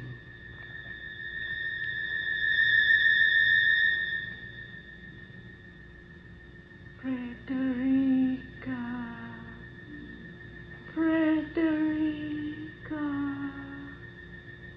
do you hear me? Yes. Yes, I hear you. I am calling to you, Frederica. I hear you. I am over here. Over here. Yes, I see you. Do you recognize me, Frederica? Yes. You are my mother. Yes, dear. I am your mother. Do not worry, Frederica. Do not worry about anything. Be good, my child. Be good and do not worry. Oh, no. No, don't go. Not yet. I want to talk to you. She's gone. Oh, I saw her so plainly. It was my mother. I know it was. Harvey, did you see her? Yes, I saw her. Will you turn up the lights, Roger? Yes, of course. Feeling all right, Laura? Yes, quite all right, thank you. Miss Keaton? Yes, I suppose so. I don't know what to make of this. It's all so wonderful. I'd take it with a grain of salt, my dear. And try not to think too much about it. Harvey, I'll not have you say such things. Miss Keaton, you've just seen and talked with your mother. You may do so again whenever you wish. And in case there's the slightest doubt in your mind, I can assure you that it was your mother. Oh, yes. Yes, I'm sure it was, Mrs. Winstead. And as I say, it's so wonderful. Tell me, why haven't I heard of your ability to do this before now? Because, Miss Keaton, I permit no one to speak of it. I do not wish to become a public figure. I give sittings for my friends. I don't wish the world at large to know about my power, so I swear every newcomer to complete and absolute secrecy. I'm asking you for your assurance now. You mean you don't want me to speak of this to anyone? Yes, that's what I mean. You must promise to speak to no one of what you have seen here tonight. Very well, Mrs. Winstead. As you wish. I shall expect you to keep that promise. Now, the seance is ended. I shall bid you all good night. Now, Laura, dear, won't you stay and talk for a while? Thank you, no. I'm very tired, and it's almost 3:00. I'll see you to the stairs then, and then I must be going. Winston, old chap, I'll see you at the office tomorrow. Very well. Thank you, Rogers. Good night, Miss Keaton. Good night, Mr. Rogers. Mrs. Winstead. Good night, my dear. Please come back again when you can. Oh, thank you, I will. Good night, Laura. I'll run Frederica home. I'll be along shortly. Yes, Harvey. Take your time, my dear. Now, whatever made me say that? I'm sure you will, anyway. Good night. Harvey, she's suspicious. That I'm in love with you? How could she have found out? I told her. You did? Yes. Made a clean breast of it to her. Told her it was no good she and I trying to continue to make a go of it. It didn't do a bit of good. She refuses to give me a divorce. Oh. I'm really desperate, Frederica. I can't stand living with her another day. She's changed so. There's no love in her heart anymore. No warmth. She suddenly becomes such a different person. Nagging, sharp-tongued, overbearing. Oh, poor dear. You do need someone to look after you. She must neglect you terribly. She does. I minded a lot at first. Believe me, Frederica, I was always in love with Laura. Now she's so indifferent. Everything I try to do for her. But why has she become so indifferent to you? I stopped trying to explain that months ago. I don't care anymore. Now that I found you. Harvey. You do love me, don't you, Frederica? Oh, yes, dear. Of course I do. But we can't go on like this, with no solution in view. But there must be a solution. There must be some way. But there is no way. No way except the one Laura denies us. Just give me a little time, Frederica. It isn't hopeless yet. I promise you, Frederica, I'll find a way. I'll find a way somehow. My darling. Harvey, I'm still thinking about what Laura did here tonight. The apparition. The voice of my mother. Oh, nonsense, Frederica. Darling, what do you mean? Here, I'll show you what I mean. Here, I want you to see this, Frederica. Here you are. See? Well, that's almost an exact image of my mother. Nothing but a papier-mâché face, painted to resemble an old lady, an old gray shawl, and some old-style spectacles. But how does it work? How did she make it appear? Easily. Look, up above there. An almost invisible wire strung across the room. Laura simply releases an electrically controlled lock on this cabinet behind her chair. Since the invisible wire is placed at a single angle, the so-called spirit slips slowly out in front of those sitting at the table. Here, like this. There. Then Laura says whatever she wants to. Changing her voice. When it's all over, she simply manipulates this cord on a pulley inside the cabinet. The image is returned to the cabinet. Simple. Oh, well, then she merely tricked us. Tricked you.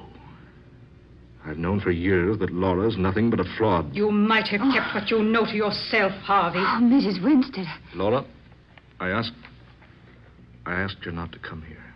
She insisted that since you extended the invitation, she was obliged to. I felt it only fair to show her that she'd been the victim of a hoax. Oh, Harvey, never mind, Miss Keaton. I'm not in the least embarrassed. The apparition was a trick, yes. But I assure you, my dear, the voice was not. Oh, of course it was, Laura. You know it. Indeed, Harvey, my dear, there are many things between earth and heaven that none of us know. There are many things that you don't know. Yes, I have used tricks at our meetings. I admit that. But not everything that has happened here has been trickery. You'll have to convince me, Laura. Harvey, I have a feeling that someday, somehow I will convince you. And that when I do, you'll never be able to scoff at me again.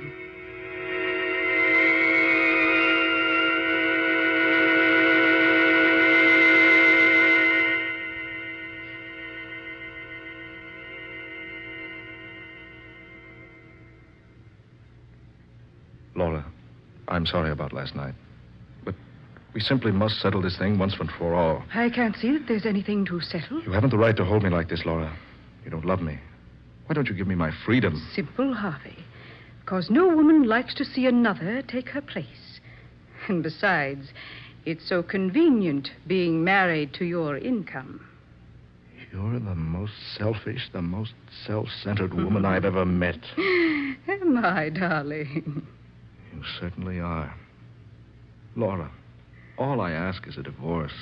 I'll see to it that you're well cared for financially. No, Harvey. You're wasting your breath. I told you no yesterday. I say no again today. And I'll keep on saying no as long as I live. As long as you live. Yes. Just so, my dear. Just so.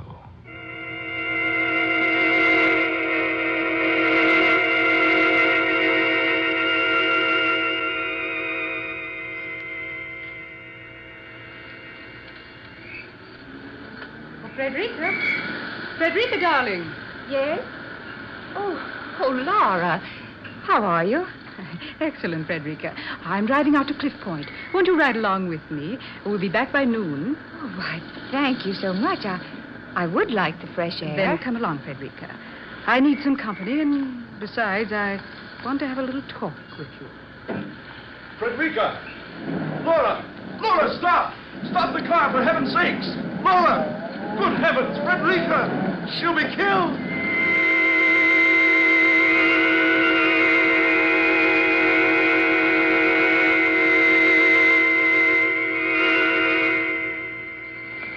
Here's your evening paper. Harvey Winstead's wife dead and plunged over Cliff Point. 2 women forced off highway by unidentified truck driver. Mrs. Harvey Winstead killed instantly. Miss Frederica Keaton expected to die. Here you are, folks. Get your evening paper.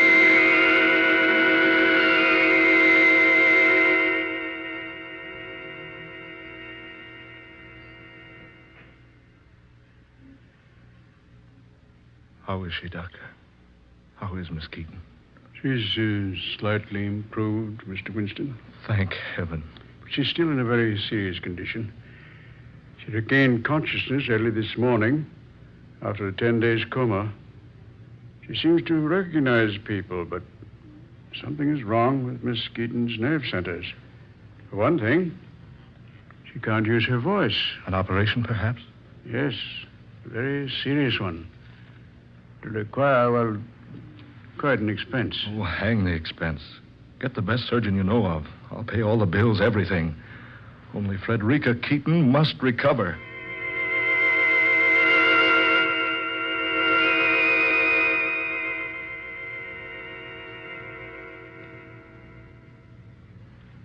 I say, Winstead, do you really think that this girl will ever recover?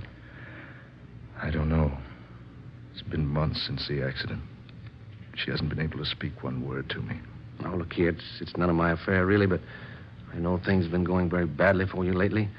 Losing your wife and all. If you need some money, old man. Oh, no. No, thanks. Thanks a lot, Rogers. My money's not completely gone yet. Good news. Good news, Winston. Yes, Doctor? The operation was a success. Believe me, I never dreamed it would require 3 operations to make Miss Keaton able to speak again. She can talk? Yes, after almost 6 months of silence. Oh, that's splendid. When can I see her, Doctor? Why, now, if you wish. Here, this way. Just a few minutes now. She's very weak. Yes. Hello, Frederica. Harvey. Harvey, darling. Oh, my darling, at last. Isn't it wonderful, dear? Oh, my dearest one. To hear your voice again. I thought I'd never speak to you again. You must forget all that, darling. Get well soon, please. Because just as soon as you're strong enough, we'll be married, dearest. Just as I've always told you we'd be.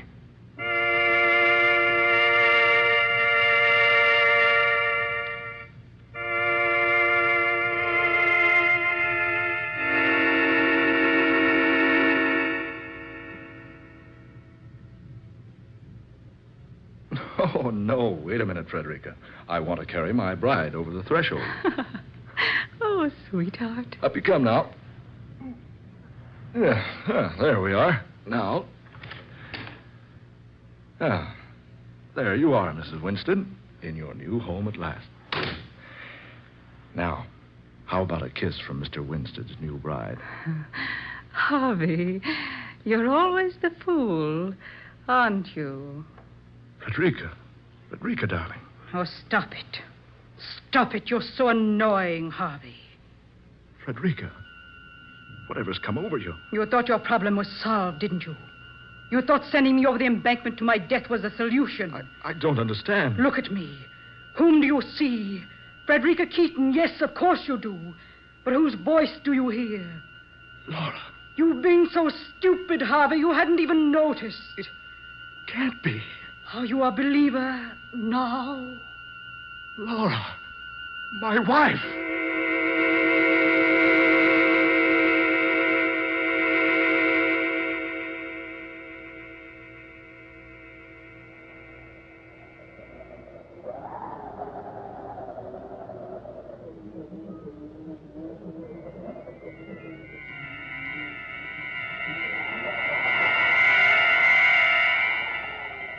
Dark fantasy.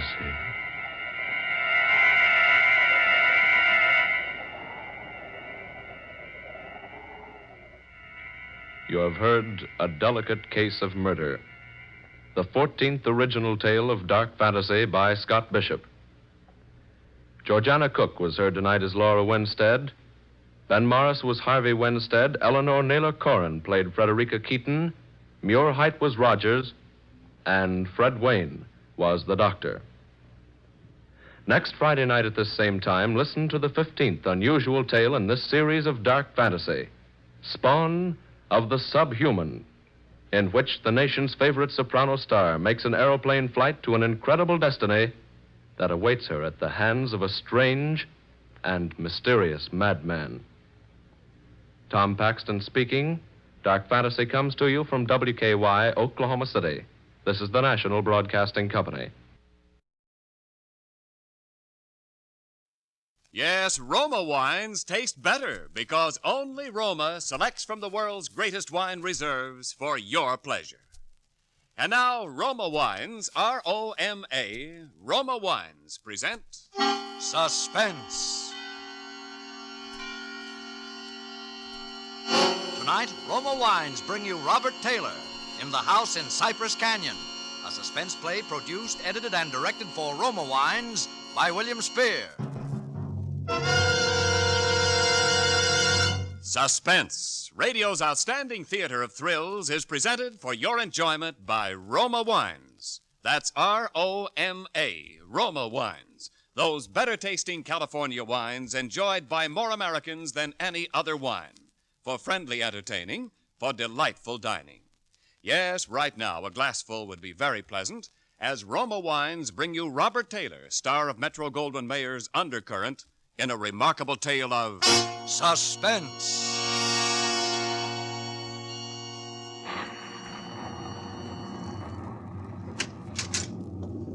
Merry Christmas, Jerry. How's the real estate business? Kind of early with your greeting, aren't you, Sam? Well, I got to get 'em in sometime. I may not see you again until next Christmas. If this real estate racket gets any crazier, I'll be dead by next Christmas. I'm glad you could get up here, though, Sam. What's on your mind, Jerry? You'll probably shoot me when you hear it, Sam, because I'm probably nuts. But doggone it, you're a detective and you're my pal, and I just had to tell somebody. Well, you sound like it's serious. That's just it. I don't know what it is, Sam, but... Now, listen, you know we're agents for a group of houses up in Cypress Canyon. Mm-hmm. Those places that were started before the war never got finished. Oh, yeah. All I got in were the foundations, just concrete and a couple of beams. Well, they've been finished now. In fact, I'm putting up the for rent on the last of them today. What do you want? Police protection from the mob? Listen, Sam, this house that I'm talking about, it's got a number now, 2256. But before, when the men went back to work on it about 3 months ago, well, they just started when the foreman on the job brought me a shoebox that he'd found up on a beam. And this box had a manuscript in it, a story, kind of, all written out. Yeah. Well, he gave me the thing. I read it. I didn't think much about it. I put it in my desk. But the other day, and I happened to drive by there, I saw the number on the house and what the house looked like.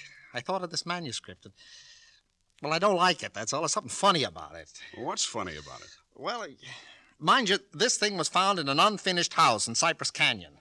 House that was only just started building. All right. Listen, Sam, I want to read it to you if you got the time, and you'll see what I mean. All right, shoot. Well, here's how it begins. To whom it may concern, my reasons for setting down on paper what follows here will be abundantly clear to anyone into whose possession it may fall. First, let me say that I'm a very ordinary person. My name is James A. Woods. I'm 35 years old. By profession, a chemical engineer. My wife, Ellen, was a school teacher when I met and married her in Indiana 7 years ago. There's nothing in the past life of either one of us to suggest remotely any cause or reason for the dreadful thing that has invaded our lives. Our married life has been in no way different from that of millions of other average, reasonably happy, and congenial families. 3 months ago, I was ordered by my firm to take charge of a rather minor project in Los Angeles, Hollywood to be exact. The order was a sudden one. There'd been no time to secure accommodations, and conditions being what they are, the inevitable result was that until day before yesterday, we'd been living in the cramped quarters of one of those characteristic California motels. Needless to say, most of our spare time had been devoted to a search for something more permanent and comfortable, but the fruits of these efforts had been, financially and in every other way, a geometrical progression of discouragement. Until last Saturday afternoon, only 4 days before Christmas. We were driving into town on our way to a movie when Ellen saw it. Jim, look. What? That sign in front of that real estate office. Oh, yeah. But don't you see what it says? For rent, furnished, 2-bedroom house, close in, immediate occupancy. Yeah, Aren't you going to stop? Oh, Ellen, you know what a sign like that'd mean right out in plain sight in front of a real estate office. Oh, yeah, but Jim... Either they want $600 a month... We'll never know until we ask. And if it's any good at all, there are probably 50 people fighting for it right back there now. Well, honey, there's no harm in trying now, is there? You really want to go back? Oh, it's probably foolish, but what can we lose? Okay. Oh, darling, come on, cheer up. How do you know? Maybe our luck's changed. Maybe fate's going to give us a nice new house for a Christmas present.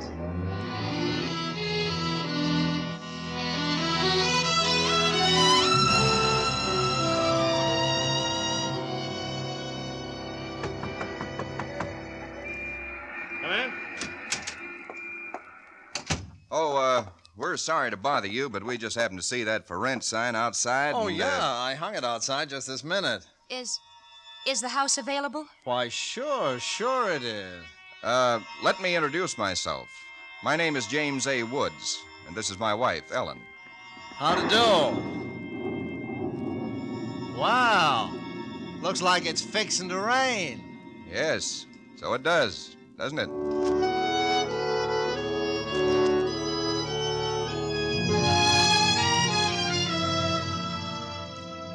Well, it was one of those things. The real estate agent had just been authorized to rent the place by mail that morning, and he'd hardly had time to look at it himself and put up his sign when we drove up.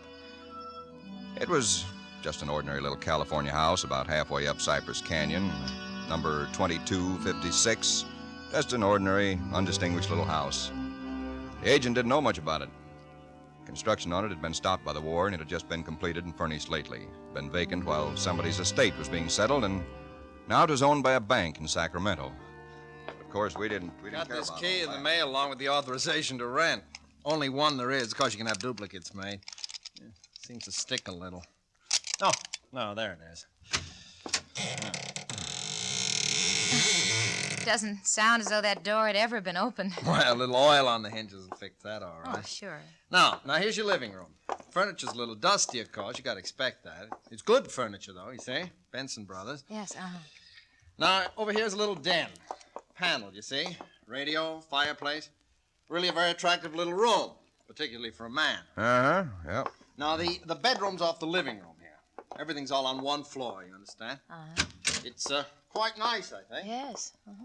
You can see you get the morning sun here. There's a view of the canyon through these front windows. You got cross ventilation. That's about all there was to it. Wasn't the best place in the world. It was small and badly built, but what would you have done? We took it with as little inspection as that. It was the Saturday before Christmas. And the very same evening, we were struggling up the steps from the road with suitcases and boxes and armloads of clothes and all the endless bric-a-brac that people collect and never know they have until they move. Ellen began unpacking, and I began moving things around and taking the worst of the pictures off the wall, doing all the little things that everybody does when they move into a new place and try to give it something of their own Don't be personality. such a sourpuss. You know, it's a roof over our heads for Christmas. That's more than we ever thought we'd get, isn't it? Now, what in the world are we going to do with those two pictures? Why don't we just leave them where they are? Jim, we can't. They're too awful. Well, all right, put them in the closet then. I can't. Both the closets are jammed full. No, I mean the other one in the little alcove off the den. At least there's a door there. I suppose it's a closet. I don't know. That isn't a commentary on the housing problem, huh? A woman moving into a house without even knowing where all the closets are. Take the pictures down, will you, honey? Bring them in here. Okay. Guess you'll have to help me with this door. I can't get it open. Let me see it. Well, of course you can't, silly. It's locked. Where are those keys we found on the desk? Here they are. No, not this one. Sure, this one won't work. No. Feels like an awful solid door for a closet. Oh, and that's one solid door in the house. No, this one won't do it either. Well, we'll just have to get a locksmith up here on Monday. I'll put the pictures behind the desk, okay? Yeah, all right. Jim, if you could just help me move this armchair, huh? Oh, Ellen, will you let it go until tomorrow? You know what time it is? Oh, but, honey, I'd like to get the place looking just a Yeah, little but it's bit. almost midnight. In fact, it's exactly... What was that? Tomcat, I guess, out in the brush somewhere. Sounded near. Oh, hope that doesn't go on all night. Well, there's much we can do about it. Come on, Ellen, I'm dead tired. All right, Jim, all right.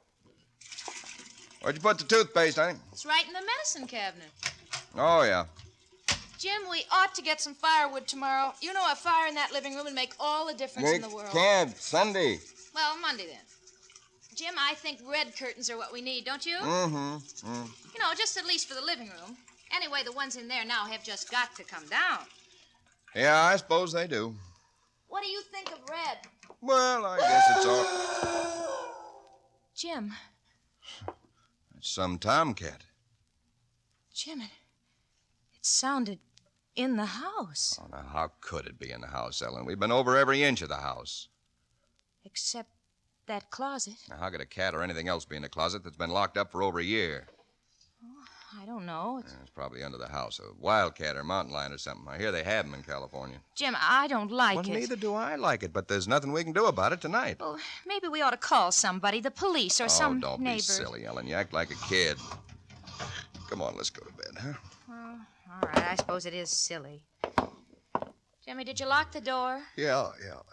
Can I turn out the lights now? Yeah. All right. Good night, Ellen. Sleep tight. Good night, Jim.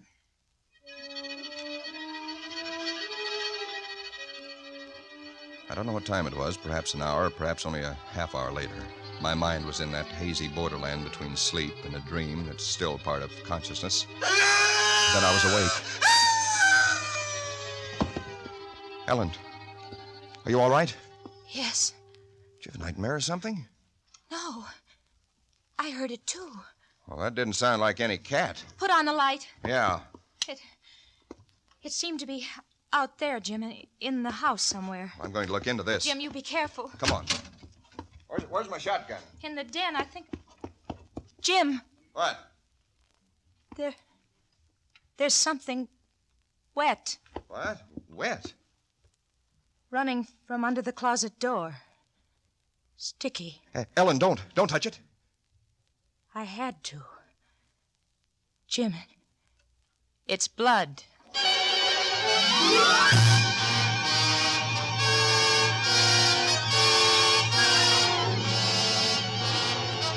For suspense, Roma Wines are bringing you Robert Taylor in The House in Cypress Canyon.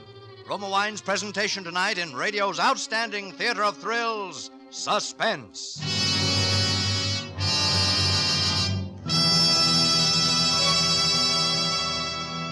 Between the acts of Suspense, this is Ken Niles for Roma Wines.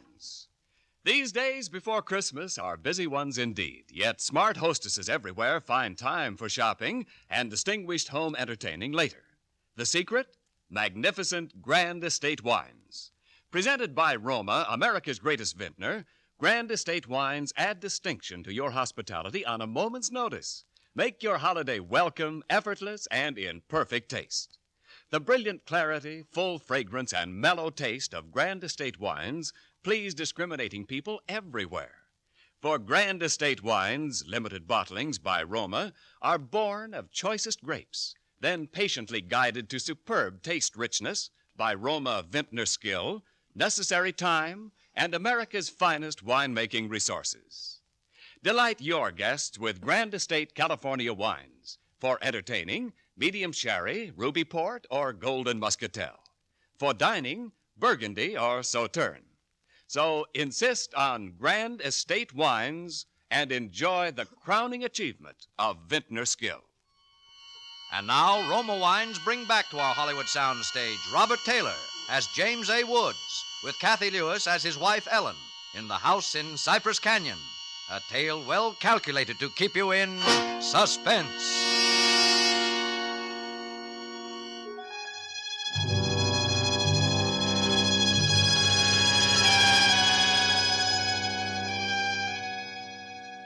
It cannot be too difficult to understand from the foregoing why I've taken the pains to set down in writing the events related here.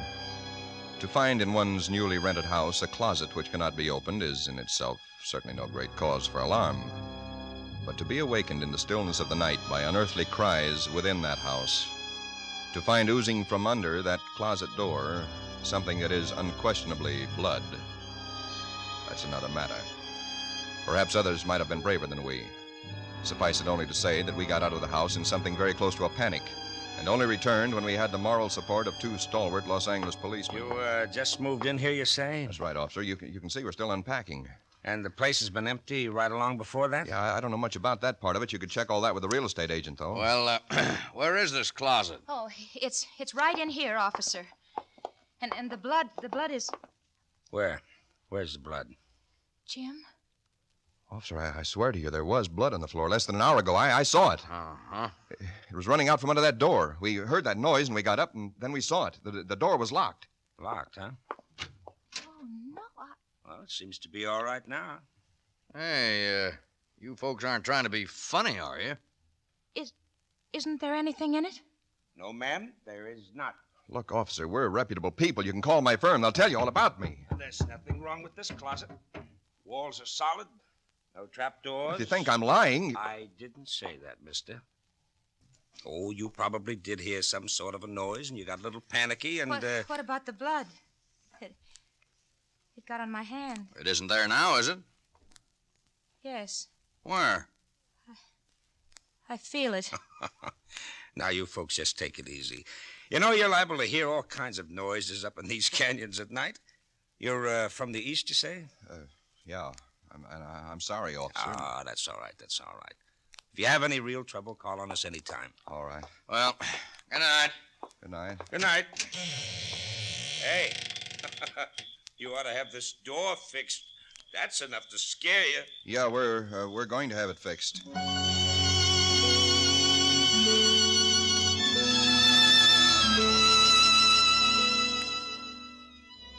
We didn't say much about it after that. There wasn't much that could be said. The next day, I went down to a lot and bought a little Christmas tree and some trimmings, and we tried to pretend we were cheerful, but there was an uneasiness between us that had never been there before. Ellen seemed tired and listless. Several times during the day, I noticed her washing her hands with a brush, scrubbing the one that had touched the blood. That night, we each took a sleeping pill and went to bed.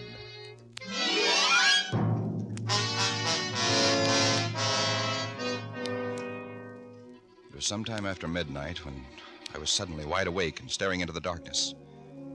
In some way, I knew at once and instinctively what had awakened me. Ellen was not in her bed nor in the room.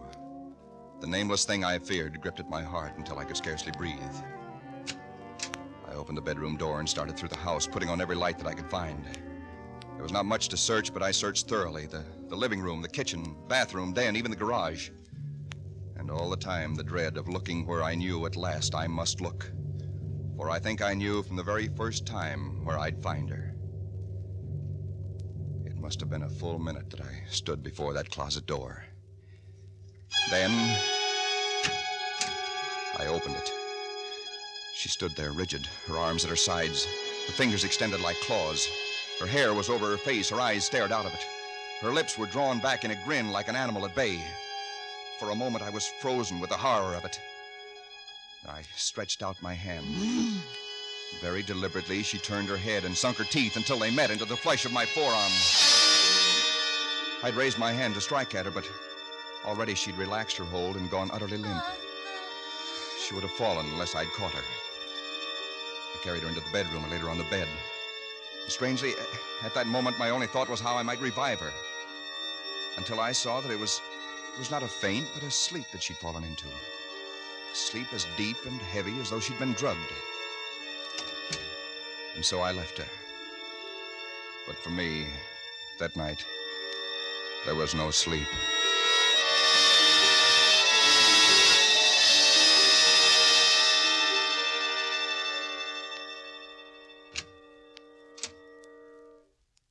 Jim? Yes, Ellen? What are you doing up so early? Oh, I got a little restless, went out to make some coffee. Oh. Oh. I had the most wonderful sleep. And I feel so rested. Do you? Mm-hmm. Jim. What? What's the matter with your arm? Oh, I just heard it. Well, honey, it's terribly swollen. Let me see it. No, it's all right, Ellen. Oh, it isn't all right. You've got to see Dr. Wesley right away. Sure, I will. No, now you promise me, Jim, that you'll go the first thing this morning. How'd it happen? Oh, there was a dog. A dog? Yeah, I heard him trying to chew through the screen door. I went out to chase him away, and he bit me. Well, you mean there's all that racket and I didn't even wake up? No, Ellen, you didn't even wake up.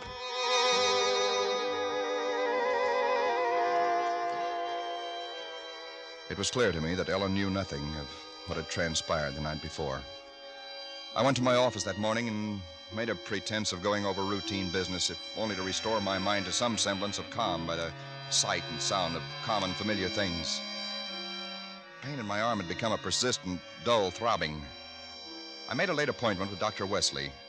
He treated my arm with something of an arched eyebrow, and he said, "Well, I've never seen anything quite like it before. That is such a rapid onset of infection."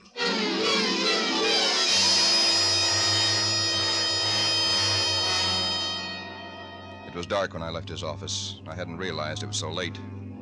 Driving home, my car seemed sluggish until I saw the needle on the dashboard and realized that I was pushing it to the utmost of its speed, that I was racing home to prevent something before it was too late, before the darkness had conspired against me. For somehow I already knew with certainty that it was the darkness and the night that I had to fear. The curves of the canyon seemed endless. And then the cold fear leaped up inside me. My house, too, was dark. I went slowly up the stone steps from the road, looking, praying for some sign of light or life. There was none. The house was empty. Ellen was gone. I looked with the same self-torturing thoroughness, and in that closet first of all, knowing as I did so that it was hopeless. And so, alone in that empty house, I waited. powerless and helpless now, deadened in thought and will, empty as the house itself, save only for the overwhelming sense of a terrible foreboding. It was sometime in the early hours of the morning, I snapped on the radio, shortwave. Why? Surely a minor question now. I only know that I did.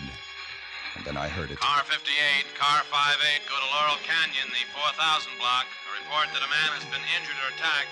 Condition thought to be critical. Ambulance will follow. That is all. I was there almost before the police, edging my way through the little crowd, staring down at the man lying there in his white uniform under the streetlight. Yeah, the milkman, poor guy. I heard him scream, but when I got here, he was just like this. There's nothing All right, on it. stand back, stand back. Please stand back. Well, you again. I heard it on the radio. I live just down the road. Yeah, I remember. What happened? Well, take a look. Maybe you can tell us. He was dead. And he was lying on his back. And his throat had been torn out, as though by the fangs of some wild animal.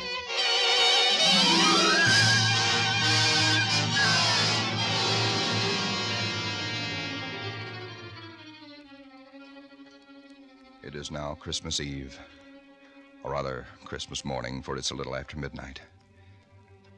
I've been waiting here in the stillness of this empty house for nearly 24 hours, waiting for the end. Already once tonight I've heard that dreadful wailing cry somewhere in the hills. I've nailed up the closet door, but that I know is childish and useless. My arm is horribly swollen and turning black, but that's nothing. It's another end that I foresee, as surely as other men foresee the rising of the sun. I hear the cry again. It's nearer now. I shall leave these notes in a sealed envelope and put it in a shoebox, in the hope that someone will give credence to these dark and terrible events, if indeed such nameless horrors can ever yield to mortal understanding. As for myself, I feel no longer any fear or even sorrow, only a desire that the end and the thing that I must do may come soon. And it will be soon, I know. Yes, for there is someone at the door.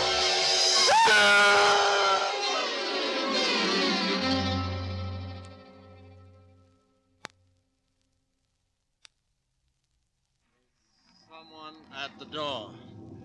Huh. What do you make of it, Sam? It's quite a yarn. But what of it? That's what I thought. Now, listen, that's not quite all of it. Huh? Clip to it's a newspaper clipping. Listen. Hollywood, December the 26th. Police reported what was apparently a case of murder and suicide in Cypress Canyon sometime in the early hours of the morning. The victims were James A. Woods, a chemical engineer, and his wife, Ellen. Preliminary investigation indicates that Mrs. Woods was killed by the blast of a shotgun in the hands of her husband, who then turned the weapon upon himself.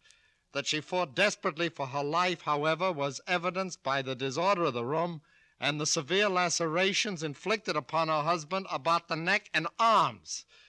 This is the second tragedy to be reported in Cypress Canyon within 24 hours, the other being the unexplained death of Frank Polanski, a milkman. Well, no such murders or whatever they were ever occurred, if that's what's worrying you. The clipping, well, you have those things printed up, you know. No, it's not that, Sam. That story was found in an unfinished house in Cypress Canyon. No number, no nothing, just a framework. Uh-huh. Now that house is finished. When I drove by it today, but that's what stopped me, Sam, because it all fits. Now that it's finished, it is the house in the story, the same construction, the same vines and creepers on the lawn, even the same number. So what, a guy who knows roughly what this house is going to be like writes a yarn and loses it or something? Did he know the place was going to be listed for rental today, the Saturday before Christmas? Oh, Jerry, coincidence. 2 bits you find the guy next door is a ghost story writer or something, and he's been wondering for a year what happened to that thing he wrote. Okay, coincidence. Well, I'm sorry I bothered you, Sam. Don't be silly. I liked it. It's a good yarn. That the for rent sign you were talking about? Oh, yeah, I'm going to put it up outside now. Uh-huh. Well, so long, Jerry, and Merry Christmas again. Yeah, well, thanks, Sam. I guess I was kind of silly, all right, huh? Listen, when a guy named, whatever it is, Woods, with a wife named Ellen comes in to rent that place from you, then you can start worrying. Yeah. Well, so long, Sam. So long, Jerry. Come in.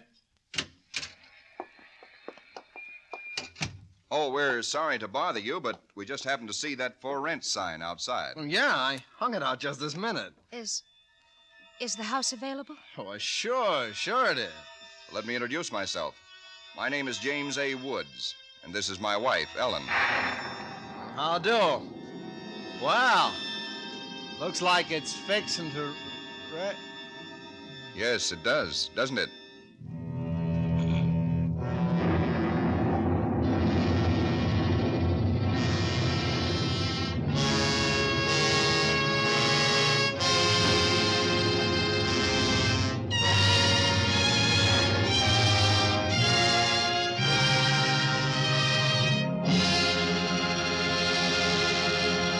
Suspense. Presented by Roma Wines, R-O-M-A, Roma Wines, selected for your pleasure from the world's greatest reserves of fine wines. Tonight's show marks the third birthday of Suspense on the air, and this is Ken Niles asking our star of the evening, Robert Taylor, to help us celebrate. Why didn't you tell me before, Ken? If I'd only known, I'd have baked a cake. Well, Bob, all Suspense parties are surprise parties. As an old hand on Suspense, you know that in our plays, the tables are usually turned on the star. So tonight, although it's our birthday, we're going to give you a present. Here it is, a gift basket of Grand Estate California wines from Roma, America's greatest vintner, to our distinguished anniversary guest, Robert Taylor. Thanks, Ken. You turn a nice table. And you can set a nice table with Grand Estate Burgundy in your basket, Bob. For Grand Estate Burgundy means rare dining pleasure, adds memorable distinction to holiday dinner. Even everyday meals are outstanding in taste when Grand Estate Burgundy is served. Yes, all Grand Estate wines presented by Roma are limited bottlings of outstanding taste excellence. Well, that I know about Grand Estate wines, Ken. But did you know that for Grand Estate wines, Roma selects only the choicest grapes? Then the ancient skill of Roma master vintners, necessary time, and America's finest winemaking resources guide the cuvée of this grape treasure to rich taste luxury. That's why discriminating wine users everywhere look to Grand Estate wines as the crowning achievement of vintner skill. Reason enough. And now, Ken, who's all set to star on Suspense next Thursday? It's that very wonderful actress and wonderful girl, Miss Susan Peters. Susan will appear as a young lady in straitened circumstances who finds herself mistaken for a very rich young lady and who is forced into continuing the deception with murder as a result. I'll certainly make it a point to listen. And before I go, I'd like to thank this really great company of actors who have played with me tonight, and particularly Kathy Lewis, who played Ellen. Thank you, Bob. Tonight's original suspense play was written by Robert L. Richards. Next Thursday, same time, you will hear Miss Susan Peters as star of Suspense. Produced by William Spear for the Roma Wine Company of Fresno, California. This is CBS, the Columbia Broadcasting System.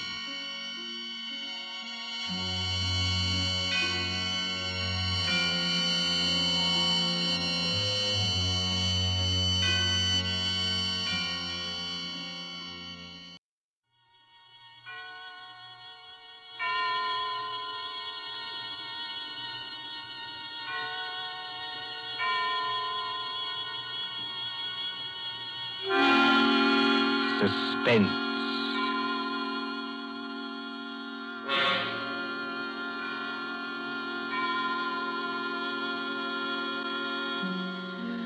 Tonight, Columbia brings you as a guest star Peter Lorre, one of the screen's past masters of the art of suspense. Suspense is compounded of mystery and intrigue and dangerous adventure. In this series are stories calculated to intrigue you, to stir your nerves, to offer you a precarious situation, and then withhold the solution until the last possible moment. Tonight, for instance, Mr. Lorre plays for us a doctor, a husband, with something dark and terrible on his mind. Was it murder? And if so, can this at last be the really perfect crime? We trust that while you are wondering, we shall keep you in suspense.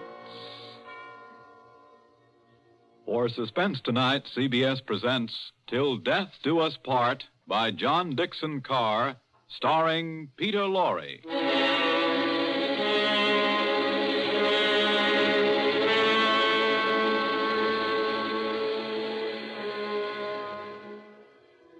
Late one night in December of 1941, a man and his wife sat beside the fire in their country cottage. This man, look at him. A professor of mathematics, stout and middle-aged, guileless as a child. In the remote corner of England where he lives with his pretty English wife, they say of him... Jolly decent fellow, you know, for a foreigner. Isn't he? Always a smile for everybody, and so polite. That's why it's such a shame about his wife and that young American. There hasn't been anything between them yet, I'm almost sure. But if the American stays here much longer... Shh, I tell you.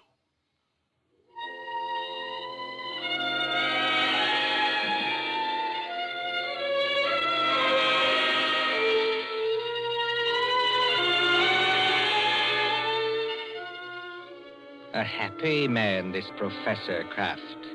His cottage in the country is rather isolated. 3 miles from the nearest house. No electricity or central heating or telephone. And on December nights like this, a great wind comes rushing off the Sussex Downs. It rattles at the windows, growls in the chimney, and makes unsteady the oil lamp on the table. Professor Irwin Kraft sits before the fire in a snug, book-lined room. And across from him, sewing, sits his young wife, Cynthia. A domestic scene. A very domestic scene. Oh, my pet, this is wonderful, isn't it? Oh, so nice and cozy. How I enjoy our little home. It's a pleasure to be indoors on a night like this, isn't it? Yes. Did my darling have a good day? Just about as usual. No adventures, huh? Not exactly. I walked into the village. Walked? Oh, I really blame myself for burying you out here. I ought to get your car. That's not necessary, thanks. Come now, come. Did something happen to upset my little pet today? No. You know, darling, I look at you and I marvel. You marvel at what? At a wife who can actually blush. Yes, with a skin so fair and a conscience so transparent that she can actually blush. I wasn't blushing about... About what? About anything you might be thinking. It's your horrible habit of putting everybody else in the wrong. Oh, but the neighbors don't think that about Papa Croft. The neighbors don't have to live with you. I do. And you mustn't scratch either. Not when we are so snug here, so cozy, and the kettle on the fire's nearly boiling, and the rum is ready, and the lemon juice, and the sugar for her medicine. Oh, and must I drink that stuff? I don't like rum. But you have a cold, darling. I haven't got a cold. Really, I haven't. Now, darling, twice today I heard you cough. Now, you are going to take your medicine, Cynthia, and take it here and now, and not offend your clumsy old husband by refusing. Why do you keep on treating me like a girl of 16?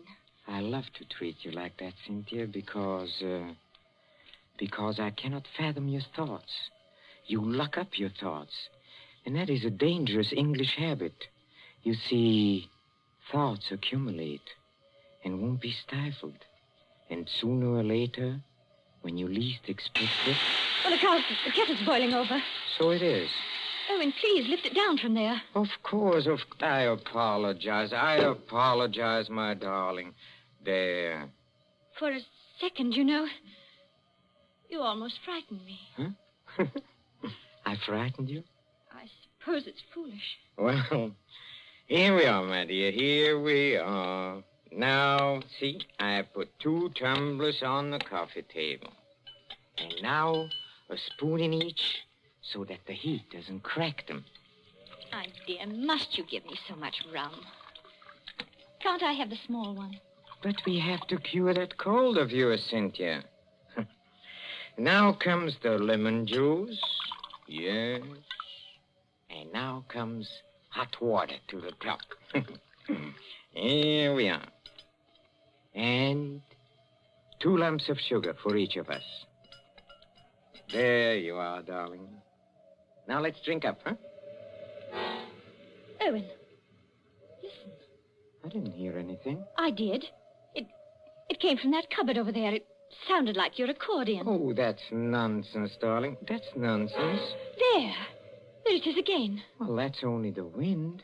Or perhaps a rat that got into the cupboard. Owen, I'm terrified of rats. Go and kill it. Would you mind? Oh, you really sit very heavy labors, my sweet, for one of my weight. Well, if you insist, all right. Well, I'll take a good heavy poker from the fireplace. And, of course, it means a little trip to the cupboard. Owen, never mind. You haven't changed your mind, have you? It'd probably run out across the floor. Come back. Wouldn't run very far, I'm sure. Well, again, if you insist. I can't think what's the matter with me tonight. No? No, You're sure nothing upset you in the village today, huh? certainly not. How about this young American, that fledgling doctor, what's his name? You mean Dr. Craig? That's it, Dr. Craig. Dr. Craig. Didn't someone say he was leaving today for London and then back to the States? I believe so. That's what Lady Randolph told me. And you didn't say goodbye to him? Certainly not. Well, that wasn't kind of you, darling. That wasn't friendly. What's the matter? Don't you like my nice hot rum drink? No. But you'll give me no peace till I do drink it. That's right, darling. That's right. Now, take it down like a good girl. I'm keeping you company. See? Oh, how pretty she looks. With her yellow hair in the firelight. And her red mouth. And her light little hands. Very pretty. Oh, there is just one other thing, Cynthia. I gave you a letter to post this afternoon. Did you post it? Yes. Registered? Yes. And did you notice to whom the letter was addressed? Everybody notices the address on an envelope. It was to some Mr. Hatherby at Market Shepherd. That's right. But I don't know who he is, if that's what you mean. Oh, Mr. Hatherby is the coroner of this district. The coroner? That's right. That's right. But is there any reason why you should be writing letters to the coroner? Well, there will be tomorrow morning. We have been just drinking poison, my love. Why did you drop your glass, darling? I don't believe you. No? This will interest you, Cynthia. You were a trained nurse, and weren't you, You see, the poison was aconite, monkshood. No. Yes, homegrown in our own little garden. You know, 1/16 of a grain has been a fatal dose. There's no telephone here. No car, not even a neighbor. Exactly, my angel. Take your hands off me. Let me get up. No, my pet. In about 5 minutes, you see, the first symptoms will come on. Symptoms? Yes. Our throats will grow dry. Our eyesight will turn dim. No. And presently we'll lose the use of our limbs. Well, there are convulsions before the end, I believe, but we won't feel them. Let me up. If you try to hit at me, Angel, you'll upset that lamp. And, well, if you upset the lamp, this cottage would go up like tinder. We don't want to burn to death, do we? Owen, why are you doing this? Why are you doing it? Why? Do you think all Papa Kraft is blind, my pet? Huh? If I can't have you, Cynthia, nobody else is going to have you. You mean Jim Craig? So it is Jim Craig. Oh, that was nothing. My tongue slipped. A cynic would say, my dear, that your foot slipped. Do you think I don't know what happened the other night at the schoolhouse? The schoolhouse? Yes, the Market Shepherd Schoolhouse. At Lady Randolph's little concert in aid of the war relief. Nothing happened. I swear it didn't. No? No. Oh, then it was coincidence, I suppose, that you, And that Dr. Craig didn't arrive until the concert was nearly over. Yes, it was. We didn't go there together. No? We met in the little hall outside the auditorium. It was just as you were finishing your number on the accordion.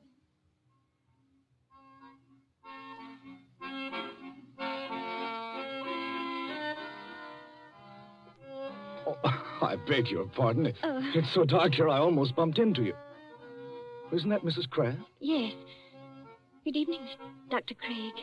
We seem to be late. Very late, I'm afraid. I was detained on a case. I didn't feel like coming here at all. Oh, just a moment before I open that door for you.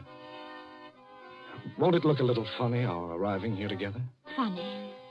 Why should it? No reason at all, only... Cynthia, listen to me. Do you know, Dr. Craig, that's the first time you've ever called me by my first name. I did want to have a word with you, somehow. Of course, you've heard the news. What news?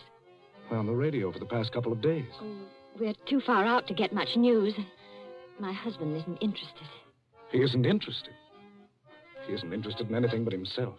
I'd rather you didn't talk that way about my husband. Oh, I'm sorry. Would you push the door open a little? And in conclusion, Lady Randolph is saying something. I'm sure we've all enjoyed our friend Professor Kraft's musical numbers on the accordion.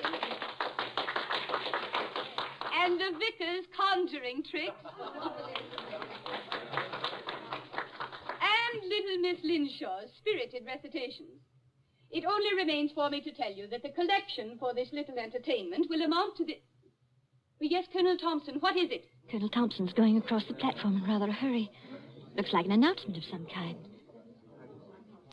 Ladies and gentlemen, your attention. We have just received some late news by the 9 o'clock bulletin. I think I can guess what it is. Following yesterday's declaration against Japan, the Congress of the United States today declared war against Germany and Italy. No applause, please. I think I can say that these things go too deep for applause. We entered a war lightly, and we have learned. But before the vicar ends this meeting, I shall ask the orchestra to play us the song numbered 83 in the book. A song we know is dear to the hearts of all Americans.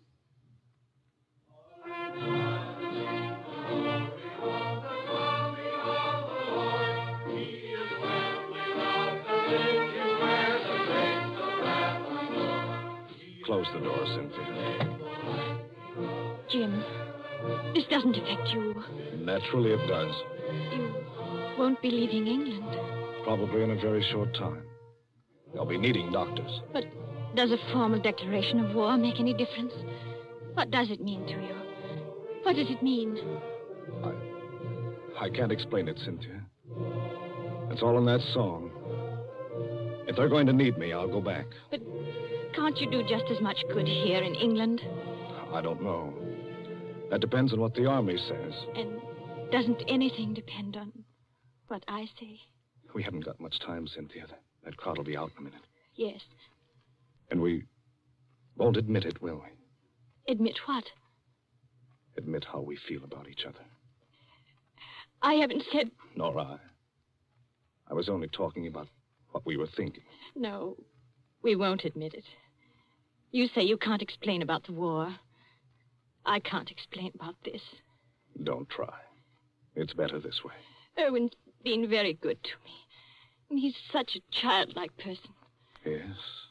Everybody likes him. Oh, he has his tempers, and he's not easy to live with sometimes, in spite of what they think.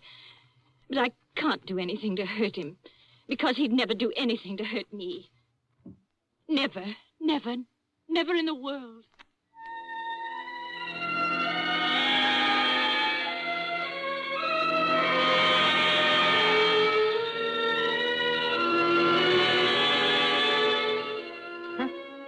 A very fair estimate of my character, too. That's exactly what I said about you. So you are in love with that fellow? I admit it now. Yes. Tell me, darling, do you feel anything yet? Feel anything? I mean, dryness? Muscular contraction of the throat? Yes. Oh, I thought so. I won't die. I won't. And how do you propose to stop yourself? Your only chance would be to reach the village infirmary. And I'll see to it that you don't get there. But what if the poison takes you before it takes me? Then you can't stop me. But it won't, darling. You seem terribly sure of that. You see, the amount I gave you, as you perhaps noticed, was more than I gave myself. I'm going to follow you, my little pet, into the dark, where there are no Dr. Jim Craigs, but not too quickly. I shall still have most of my faculties, Cynthia, when your convulsions are already beginning. Oh. I wonder if you will. Why do you say that? Your legs don't seem any too steady. I don't know. It must be the heat of the fire, perhaps, or it's very hot in his room. Cynthia, darling, listen to me. Yes, Irwin? There is a copy of Taylor's medical jurisprudence over on the shelf there. Please get it for me. I'm afraid you'll have to get it for yourself, my dear. That is, if you can. Oh, I'll get it. Mind the lamp, Irwin. We don't want the house afire, just as you said yourself. I'll mind the lamp. Listen to me. You know, some people's systems are intolerant to poisons. They experience in minutes what ought to take hours. Does it hurt, Irwin? Does it hurt? Yes. But you'll find out soon enough, my pet. Because you'll never make 3 miles to the village.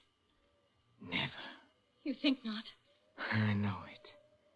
And just remember, I shall be waiting. Waiting?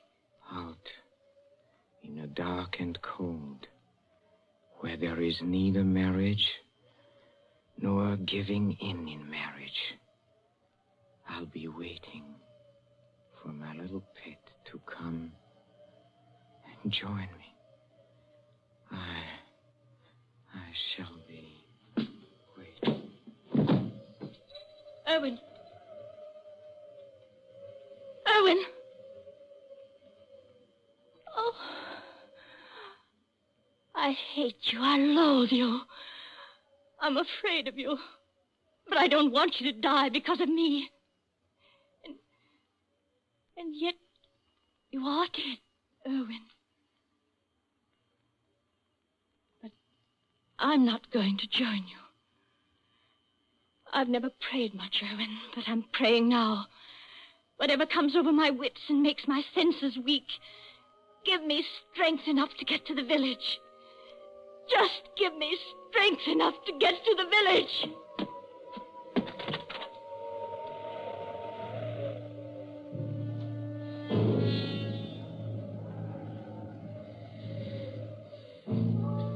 An empty room now, except for the motionless figure by the fire.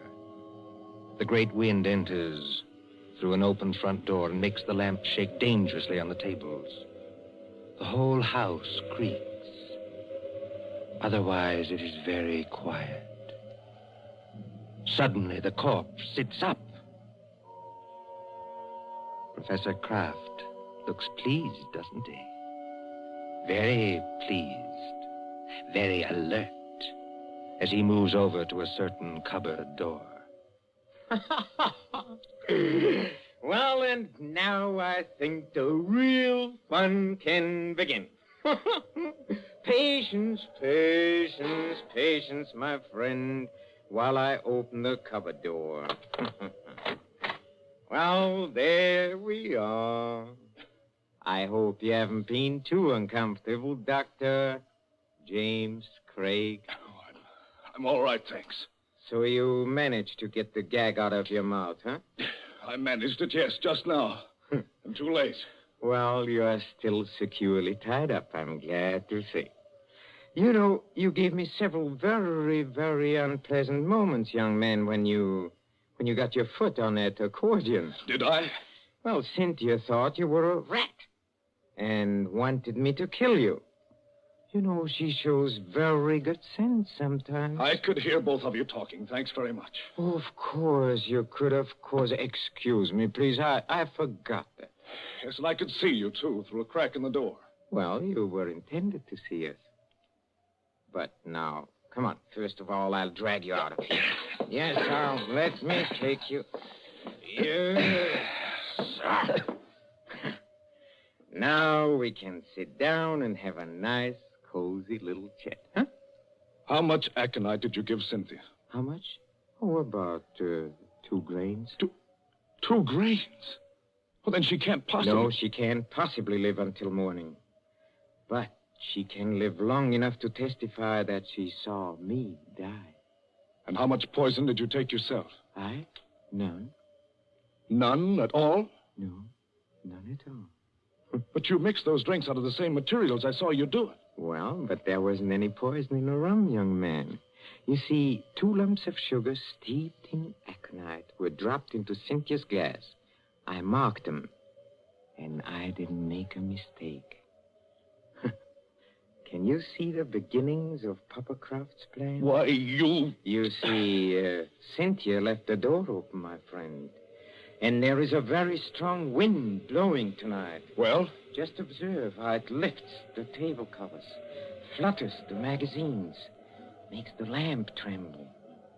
I shouldn't be surprised, you know, if one of those lamps blew over. A fine crash and a sheet of flame, huh? And when they come here tomorrow morning, after Cynthia's testimony and my letter to the coroner, they'll expect to find at least a few charred bones among the ruins. And, of course, they must find some remains. Whose remains? Yours. Yes, you've got me tied up pretty well, haven't you? And now, you see... Now comes the best. You were last seen going towards the railway station, to London, and then to America. Nobody will inquire after you. Except Cynthia. That's right, except Cynthia, who will be dead. That I waylaid you and brought you here while Cynthia was in a village will not be known to our good coroner, and I shall disappear. What do you think of it, young man, huh? I think it's rather good, huh? You're going to let me burn to death? Yes, and I shall enjoy the necessity. By the way, too bad you missed my performance at Lady Randolph's concert. It was very nice. But, then I think you were otherwise occupied. You could call it that? Occupied, I think, in making love to my wife.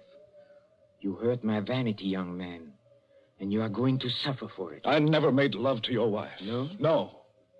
But I don't suppose you could possibly believe that. Are you already begging for mercy? Now, come on. Are you begging for mercy? No, I think not. Dr. Craig, I don't like the way you're taking this. I really don't. Don't you? No. You ought to be afraid. All decent men should be afraid. And no man is heroic when he sees death coming. But you are as white as a plate. Can't take your eyes off me. And seem to be expecting something. Maybe I am expecting something. You are? Well, I think I can persuade you to tell me what's on your mind, my friend. If I use the poker out of the fire, huh? You see, I'm a mathematician. I leave nothing to chance. Do you hear that, Professor Kraft? A car has stopped out in front. Well, they won't come in here. But of course they will. It's probably the Home Guard. Look, you fool, you've left the front door standing wide open in a blackout. Don't be childish. Do you think to upset me with that? Something's upset you. Take a look at yourself in a mirror. Huh? Nothing. Nothing can upset my plans now. Everything is ready. My clothes and my money are in a stable. This place, this pretty little cottage, will be a furnace. All I have to do is pick up that lamp. You see, like this, and something is wrong with me. Oh, you're not acting this time, are you? You're not pretending now. You swine! What have you done to me? I have done nothing. You have done something to me. I can feel it. There is sweat all over me. My throat is choking. This way, Lady Randolph. Through the gate and up the path. That sounded like my wife's voice. It was Cynthia's voice. What is wrong with you? A person would think you were drunk.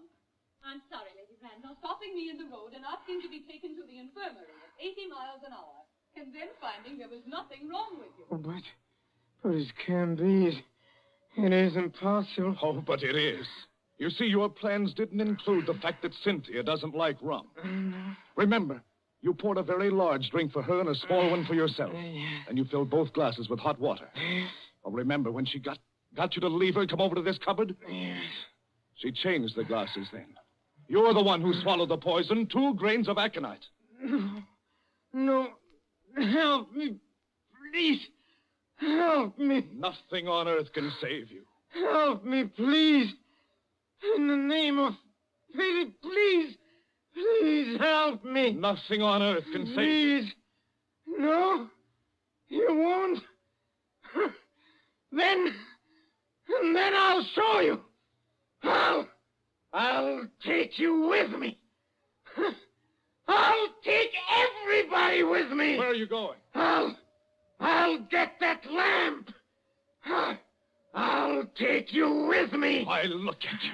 You can't even see. You're blind. You're staggering straight into that cupboard. I'll take you. I'll take you with me. I'll take you.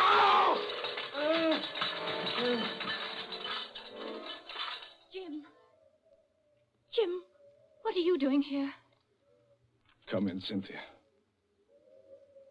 Come in and take a look at the man who died twice.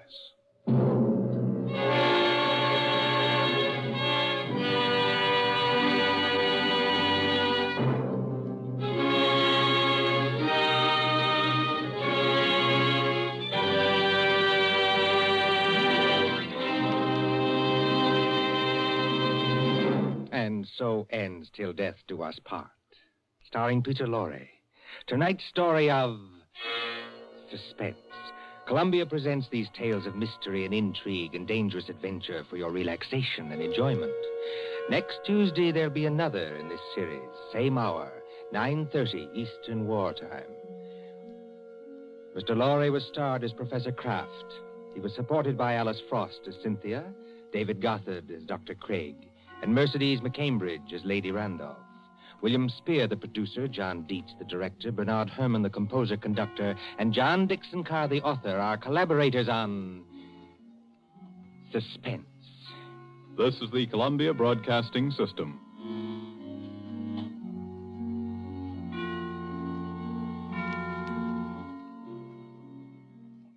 Who knows what evil lurks in the hearts of men? The Shadow knows.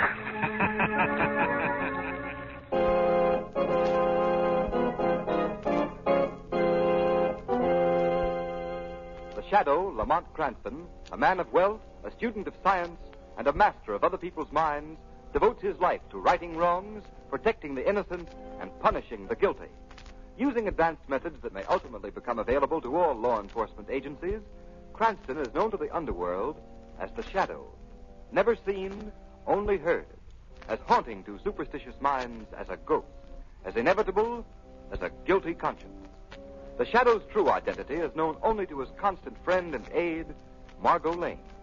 Today's story, Murders in Wax.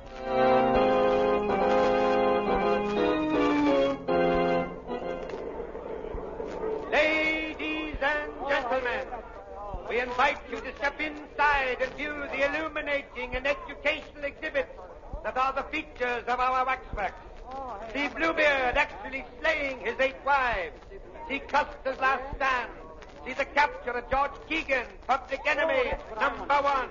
And many other thrilling, lifelike tableaux The price of admission is only 1 dime, 10 cents. Our lecture is just starting, and if you hurry, you'll be just in time to witness the complete show on the inside. Step right up now. How many for the fee? 2, please. All right, how many? Ladies and gentlemen, if you'll just step over here to the next platform, I shall describe to you the details of the feature tableau of our exhibit. Say, they look like real people, don't they? Yeah, how do they make them? With wax. Gee. This tableau is a dramatic reenactment of the capture of George Keegan, the notorious gang chief of Prohibition Day. Oh, that's the fellow I was... He was arrested in the manner shown right here. No doubt you all recognize the figures of the brave men who personally led the police squad who made the capture. On the left, the wax figure of our own Mayor Lewis. Center, our District Attorney Armstrong. And right, Police Commissioner Weston. Were they really there when Keegan was caught? Sure he was. George Keegan's arrest put an end to the wave of crime and lawlessness that gripped our city for a decade. He is now imprisoned in the state penitentiary for the rest of his natural life. Gee, the girl in the tableau sure looks lifelike. Yeah. Well, ask him who she is. Okay. Hey, Cap, who's that girl? Just coming to that, brother. A little lady seated in the chair was Keegan's gun mob, Edna Kelly. She was with him in the hideout at the time of the raid. Hey, look at that. The wax figure fell off the chair. Don't get excited, folks. It's only a wax figure. I'll just set it up again and... Holy cats. It's real. It's the body.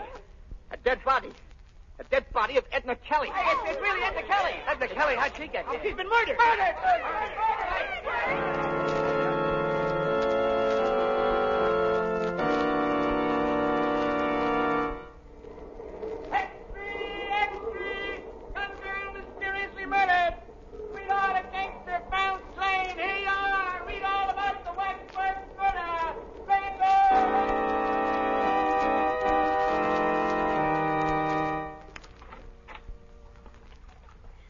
Lamont, you do row beautifully, but if you don't pull a trifle harder on that right oar, we'll hit that rock.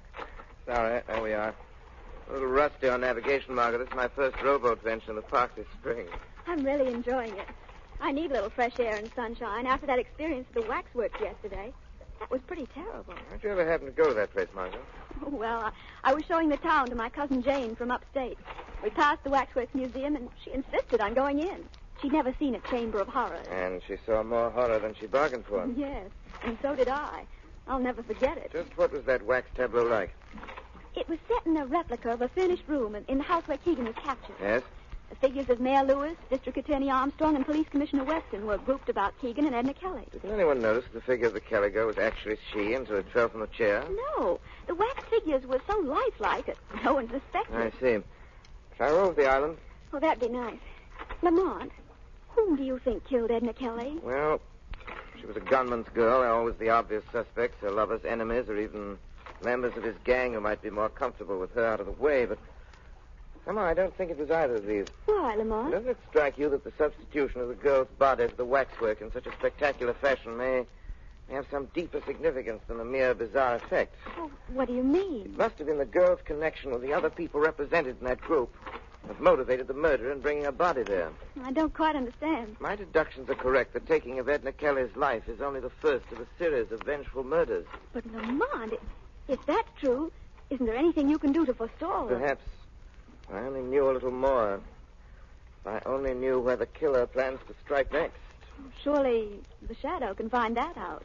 With your help, Margot, perhaps he can.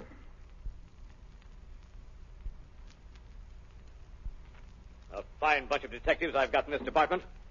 You call yourselves a homicide squad? That's a laugh. But, Commissioner Weston, we've combed this city. Hogan, have you checked on the story of the museum proprietor? Commissioner, you talked to him yourself. Have you verified his statements? Yes, Chief, they're solid. The murderer entered the Waxworks Museum by a back door. It was found jimmied. After he put Edna Kelly's body in a tableau, he took the wax image of her outside and buried it under some trash in the alley. Did you go over the image for fingerprints, Cardona? Yeah, but we couldn't find anything. Tell him about the face. Oh, yeah, Commissioner. Funny thing, the face of the wax dummy had been sliced with a knife across the left cheek. Why didn't you tell me that before? You know what that means as well as I do. That's right. That's the mark of a squealer. Yeah, but it couldn't have been any mob stuff.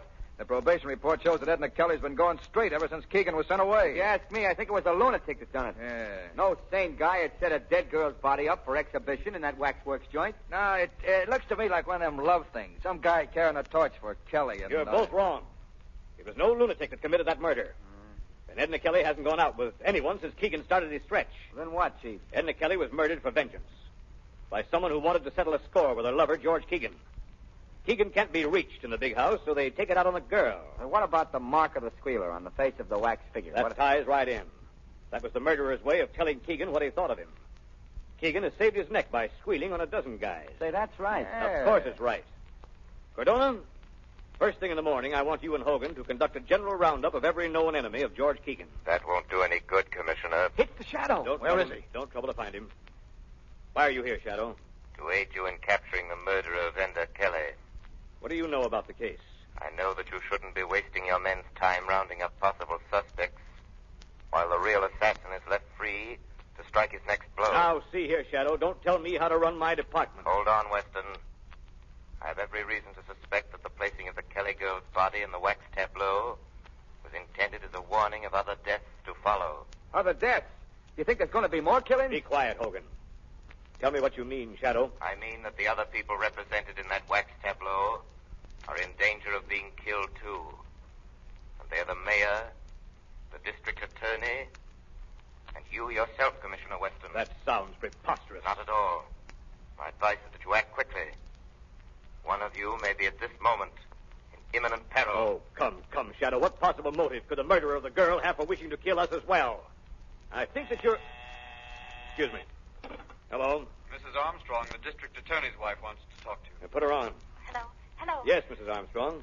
This is Commissioner Weston. Oh, Commissioner, I'm dreadfully worried about John. What's wrong? Well, shortly after dinner, he went out. Said he might take a walk. Several hours passed, and he didn't return. I must have fallen asleep. And when I woke up a few minutes ago, he still hadn't come back. Oh, this isn't like John, Commissioner. What time is it now? It's after 2 a.m. Well, now, don't be alarmed, Mrs. Armstrong. He's probably detained somewhere on business. I'll try to locate him for you and call you back. Oh, thank you. District attorney has disappeared. Disappeared? Say, Well, Commissioner Weston? You think, Shadow, that... Yes, Commissioner. I fear that the killer has struck again. Can't be. If I were you, I would go to the Waxworks Museum at once. You may arrive in time to stop this murderer from completing his monstrous work.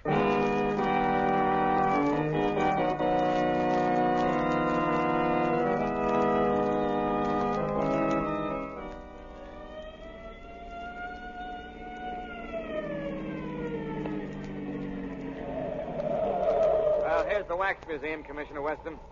Sergeant, take some men around to guard the back door. Yes, sir. Cardona, has anyone any keys to this place? No, sir. We'll have to force the lock. All right, go to it. Okay. I'll help you. Take it in there. Take it in there. Come in. Okay, all right. All right, there she is. Now, where's the light switch? Never mind that. Use your flashlights. Okay. Hey, kind of scary in here, ain't it? Yeah, it gives you the creeps. Hey, what's that? Where? That guy over there. He's got a knife. Don't shoot, you fool. That's one of the wax dummies. Oh. Now, where is this Keegan tableau? It's right over here on the left. Oh. So that's it. Well, I guess nothing's happened yet, Chief. Doesn't look like anything's been disturbed. That's the wax dummy of District Attorney Armstrong sitting down in a chair. Sitting down. Hey, it seems to me his dummy was standing up the last time he was here. What? Give me a lift up on the platform, quick. Yeah, you think it may be this? I don't know. Flash the light over here. Good heavens.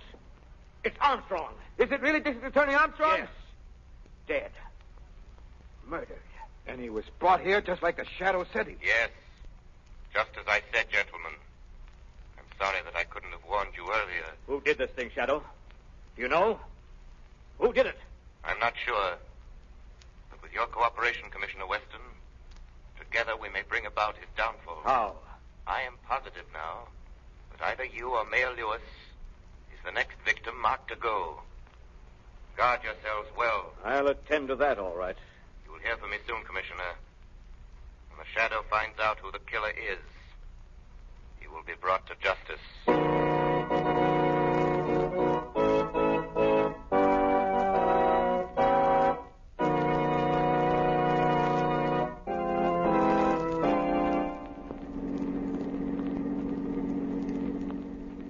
I think it's quite evident now, Margot, even to Commissioner Weston, that the killers aim to do away with everyone concerned in that tableau. Then, Lamont, you mean the mayor, the commissioner, and Keegan? They're the only ones left. Exactly. Let me see, I should take a right turn here. Lamont, do you believe these murders were the work of a madman? Not at all. I think that whoever's behind all this is quite sane, Margot. Quite sane. What makes you say that? There's some important civic figures in that group. Their removal would be highly advantageous to a political rival. But surely political rivalry wouldn't be sufficient motive for these horrible crimes. I wonder. And besides the girl, Edna Kelly, how would she fit into that picture? That's what we're driving up here to find out. There's the prison now. A cheerful-looking spot. I'll drive you up to the gate and let you out. I shan't go in with you. Why not? The warden, Mr. Driscoll, has never been a particular admirer of mine. A feeling which I reciprocate. Why, Lamont? Well, I had occasion to expose the graft-ridden conditions in this prison a few years ago. Naturally, that didn't make me too popular with Mr. Driscoll. Here we are. Now, you remember what I told you? I think so. I'm a reporter from the Daily Globe. I'm to ask for an interview with Edna Kelly's sweetheart, Keegan. And when I see him, I'll try to find out from him.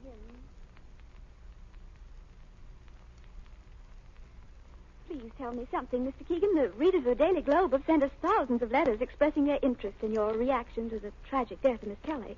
I ain't got nothing to say about it. Do you believe that the killing was executed by one of your enemies? I wouldn't know. You loved Edna Kelly, didn't you? Hey, what are you giving out with, the Lonely Hearts column? No.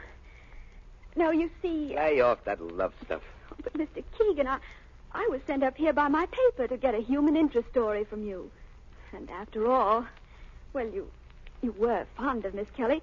She was your girl. My girl? Oh, no. But I'll tell you what Edna Kelly was. She was the same as any other dame, see? She was a double-crosser. But I thought... Wait a minute, Wait a minute, I didn't mean that. Don't write nothing like I just said there. I get a little screwy sometimes when I think about what happened. Oh, of course. I understand. So, just don't write nothing, will you? What?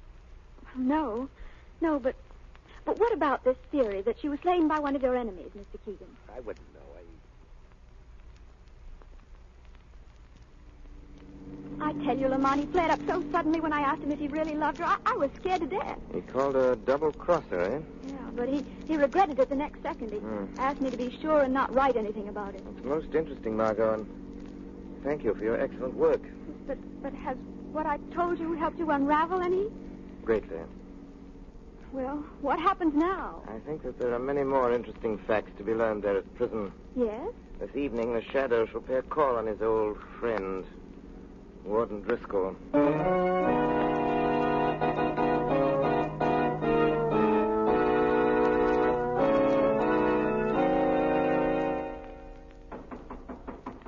Come in. Can I see you for a minute, Warden? What's the trouble, Carrie? Well, it's about Keegan. Well, what about him? Well, I put him in solitary like you told me. Yes. That was this morning I done that. Hey, Carrie, what are you trying to tell me? Well, he ain't ate no food for the last 3 meals. So? So I was wondering if something should be done to make him eat. He just lays quiet on his bunk. I thought I told you that no one was to go near Keegan's cell without my orders. Well, I thought if he wasn't eating... Harry, if you just perform your duties as guard around here and let the warden do the thinking, everything will be satisfactory. Yeah, sure, Warden, sure. And leave Keegan alone. Yes, sir. I'm sorry. Good night, Warden. Close that door after you. Yes, sir. Fool. Hello? Yes? Oh, yes, Mac. Oh, did he get away all right? Good. Yeah?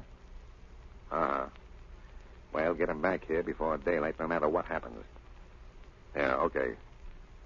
Tell him I hope he does a good job. Huh? Yeah. Yeah. Oh, goodbye. You seem to be quite amused, Warden Driscoll. Huh? Hey, what? Who's that? Won't you share your little joke with me? Carrie, are you outside that door? Is that you talking? Carrie, if this is your idea of something funny... This is not Carrie. Well, who are you? I am the Shadow. The Shadow? Yes, Warden. Well, why are you here? What do you want with me? I came in when Carrie left. I overheard your phone conversation, Driscoll. It was very interesting. Really? Yes. I'm more than curious to know who you were talking about. Now, listen, Shadow. What business have It you... wouldn't have been George Keegan. Oh, now, see here. I have had enough of this. Wait, Warden. I wouldn't advise you to leave until we've finished our conversation.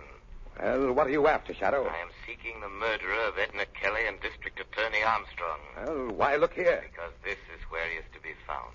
Who do you mean? George Keegan. Keegan? Oh, that's preposterous. How could a man in prison for the rest of his life suddenly commit 2 murders in a city 50 miles away? Very simple, Warden. He'd just go there.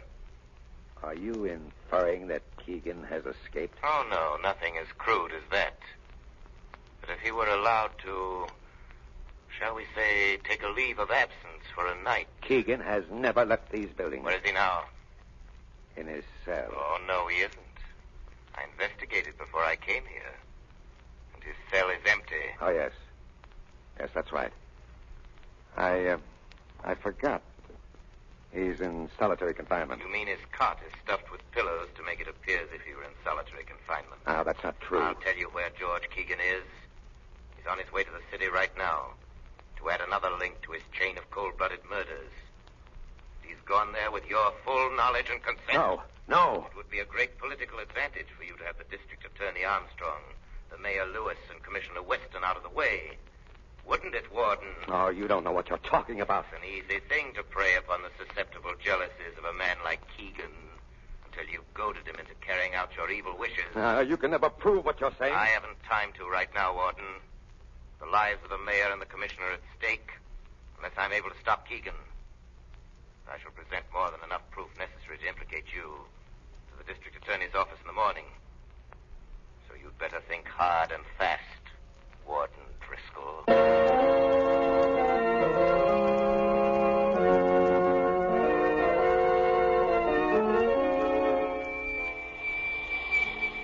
Margot Lane.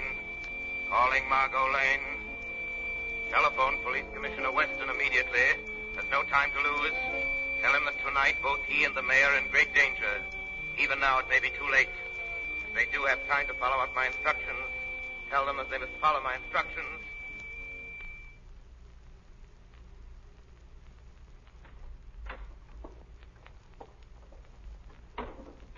All right, Mr. Mayor.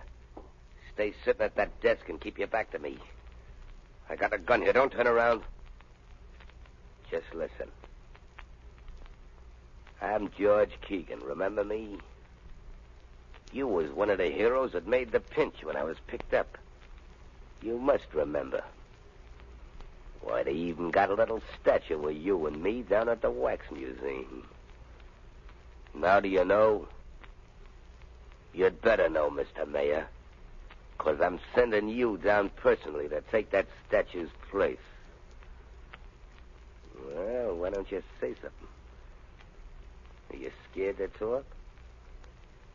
Where's all that fancy gab that you hand out at banquets and meetings?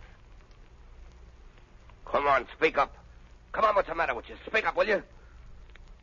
All right, then you get yours just the same.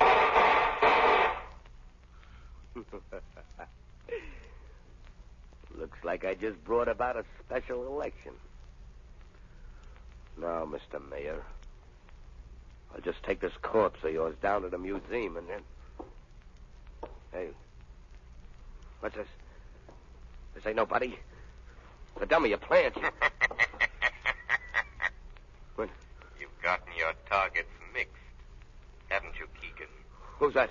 Aren't you surprised to find yourself shooting at a wax dummy? Come on out in the open. Who are you? I'm right here with you. I am your shadow. Come on, can that phony talk? What are you, a copper? No, just your personal nemesis, Keegan. Now, I'd advise you to drop that gun. Not a chance. Close in on him, Commissioner Weston. Wait. Up with your hands, Keegan. Let go of me. Let go of me. Take that gun away from him. Yeah, Chief. This is your waxworks murderer, Commissioner. Thank you, Shadow. You guys ain't got nothing on me. How did you get out of jail, I Keegan? flew out the window. With the help of Warden Driscoll. Is this true? Did Driscoll aid you in these crimes? Driscoll wasn't in. Who's that? Ah, I see you've caught him. Good work, Commissioner. Hello, Warden Driscoll. What brings you here? This man, Keegan, escaped from my prison tonight. And I learned that his purpose in leaving was to make good a threat he'd made on the life of our mayor. Hey, what is this baloney you're throwing out, Warden? Yeah, quiet, you. I've just learned that this isn't the first time he's got out either. A very good story, Warden. Only I think that George Keegan could tell us a different one. Shadow, you here? Yes. And I sort of expected you'd come too, Warden. What's this all about, Shadow? Perhaps Keegan can explain that to you, Commissioner. How about that? Listen, I ain't no squealer, see? But that warden ain't telling the truth, not one bit. That's all I got to say. Hey, Commissioner, what is this all about? Am I being placed under suspicion here in the testimony of a shadow? Just a minute, Warden. What are you holding back, Keegan? I can answer that for you, Commissioner Weston.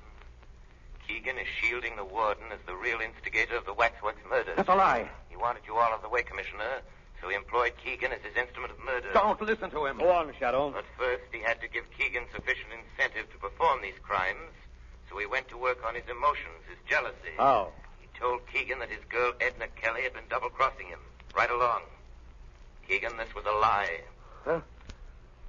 What, do you mean she was on a level? Absolutely, Keegan. Why, Driscoll, you Hey, look out, he's got another gun. Hey, don't. Go on. Go on, roll in pain. Just like Edna done before she died. That's right. Try to talk. That's what she done, too. And I laughed at her. I laughed at her. Laughed at her, that's what I did. Take him away. Laughed at her. Driscoll is dead, Commissioner. Well, perhaps that's for the best. Oh, Shadow. Are you still there? Yes, Commissioner. I want to thank you heartily for this night's work. I seek no credit, Commissioner. However, I have a suggestion for you. What's that? If the Wax Museum decides to create a new tableau depicting this present event, it might be wise for you to arrange to be excluded from it. It gives people ideas.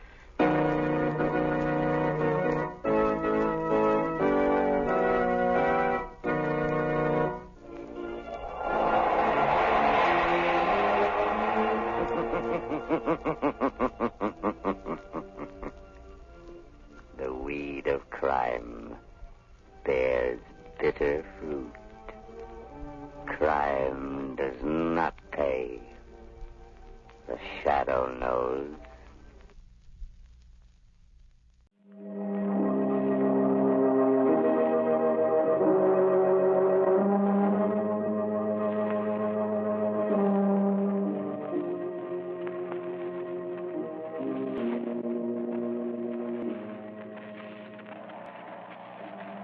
Who knows what evil lurks in the hearts of men? The shadow knows.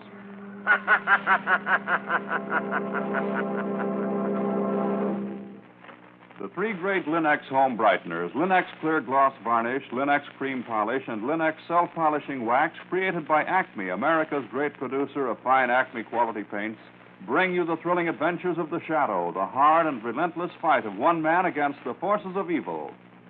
Millions of American homemakers have discovered how Chemtone, the miracle wall finish, keeps their walls fresh and lovely. Now they're discovering how the three great Linex home brighteners bring sparkling cleanliness to furniture, woodwork, and floors. Linex Clear Gloss Varnish gives lustrous, longer-lasting protection to every wood and linoleum surface. Linex Cream Polish renews the sleek, gleaming beauty of fine furniture. And Linex Self-Polishing Wax lends rich, satiny loveliness to any floor, wood, linoleum, or tile. Take the modern shortcut to new home beauty with the three great Linex home brighteners. You'll find them all at your hardware, paint, or department store, your headquarters also for Chemtone, the miracle wall finish.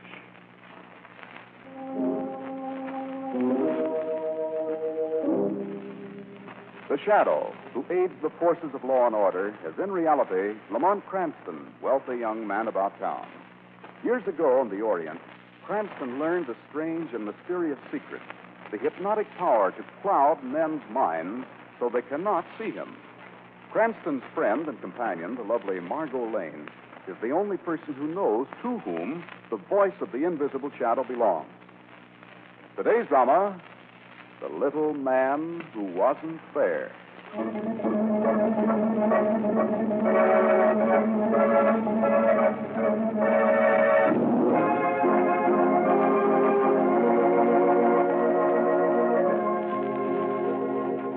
Intermission at the opera.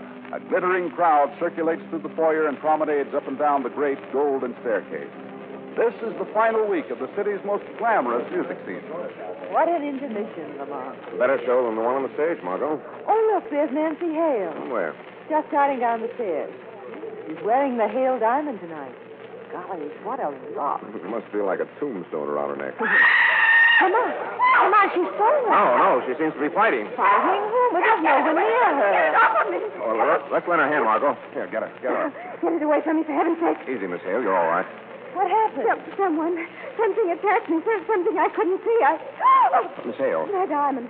The diamond pendant, it's gone. It's been stolen by that invisible thing. Come on, look. There's a card on the stairs. There's something written No, on wait a it. minute. What does it say? It's addressed to Miss Hale. It says, compliments of the little man who wasn't there.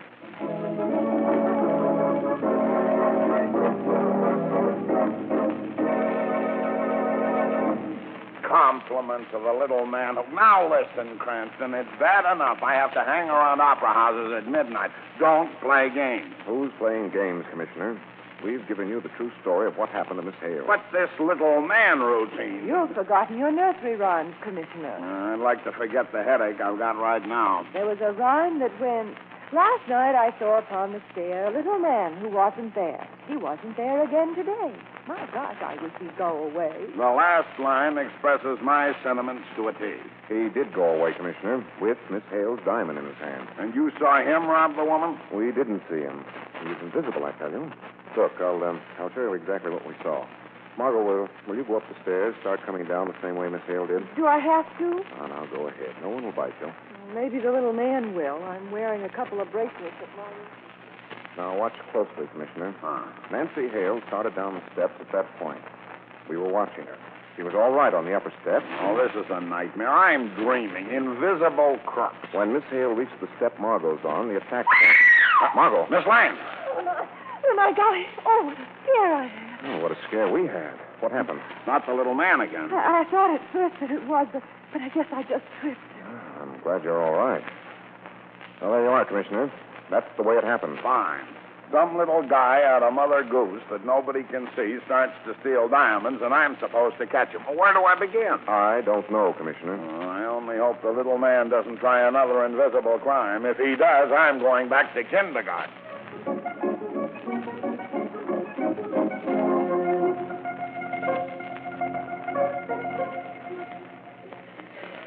Well, the stock exchange was dull this morning. Yeah. Read about the Hale diamond last night? Oh, the invisible guy at the opera? Bunk. No such thing as an invisible man. Oh, you think so, huh? Oh, wait a minute. There's Carter Gates. Where? He's coming down the stairs in the balcony. He was at the opera last night. We'll ask him. Get away from me! Get away, sir! Criminy, hey. Let me alone! Gates took a front. Let's flop nothing. Look, he's fighting out the air. Yeah! Oh, come on, get him away! Come on, let's give him a hand. Hurry up. Did you see him? Did anyone see him? Let's see. Who, Gates? My wallet. Gone, taken out of my pocket. $10,000 in American bonds stolen. See, there's the invisible man again. Hey, there's a card here in the steps. Yeah. Take a look. Let me see it. Why, it's addressed to you, Mr. Gates. What? The compliments of the little man who wasn't there.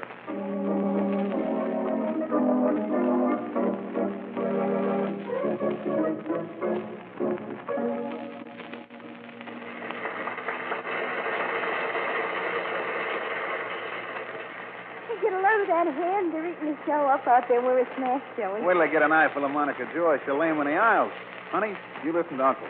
Do like I do. Stick to musicals. Let the long hairs drop their dough on his Shakespeare. Here comes Monica out of the dressing room. Hey, stagehand, get off of the stairs. Miss Joy's coming down. Are them jewels she's wearing real? Are you kidding? Look at a McCoy, baby. $200 grand in emeralds. If the house don't go for her, they go for the ice. Hey, Joey. Joey just took a Brody. She's falling. Holy smokes. Let go. What's he doing fighting the DT? She's punching empty air. Get moving. Go, Gus, to hold the cook. Okay. Miss Joy. Monica, honey, you okay, kid? What happened? The invisible man. Joey, my emeralds. They're gone. He took them. Oh, for the love of... Hey, Monica, I guess he dropped this card here. Hey, it's got your name on it. What's it say? Compliments at a little man who wasn't there.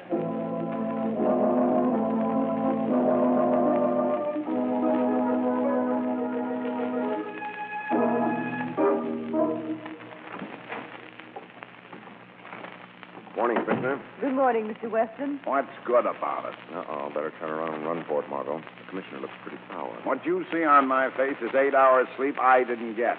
You heard about the little man? That's why we're here. Yesterday afternoon at the stock exchange. Last night at the new musical show. It's driving me nuts. The invisible criminal. Maybe you need an invisible police department to catch him. Very funny. I'm laughing. Ha ha. I wasn't joking. No. Well, then go ahead. I'd like to know how I'm supposed to hire an invisible detective. I was going to suggest calling him the Shadow. The Shadow? It's the obvious solution, isn't it? Use an invisible man to catch an invisible man. What you're suggesting is to set a thief to catch himself. I don't understand. Cranston, I've just about made up my mind. Our little man is our old friend, the Shadow. Oh, no. Yes, I've been afraid of this for a long time. The Shadow's the only man who knows the secret of invisibility. He's always been outside the law. Now he's really gone in for crime. That's impossible. How do you know, Miss Lane? Well, I just feel that the Shadow couldn't turn crook. He couldn't. Your heart's in the right place, Miss Lane, but your brain works wrong. It's the Shadow, I know. He's always been a potential danger to law and order. Now the danger's turned real. And I'm going to get him if it's the last thing I do. You've got to let us help with this case, Commissioner. No, you better not, Cranston. The Shadow's dynamite. For your own good, stay out of the way. Thanks for the tip, Commissioner.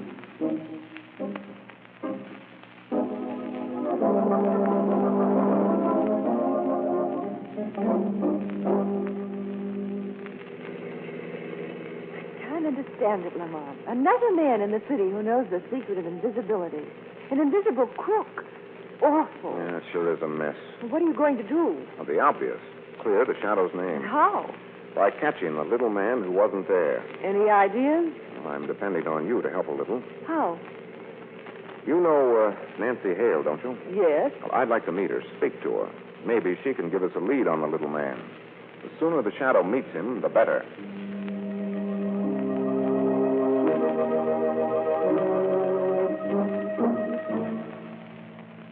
Most times would have tried to help Mr. Cranston, but I'm afraid it's useless. You can't tell me anything about the little man? Think, Nancy. I've tried, but I can't. I was too frightened to notice anything. Well, have you talked to the others who were robbed? Monica Joy and Carter Gates? I don't know them. Well, do you think the little man might be a friend of yours in real life? I don't know that either.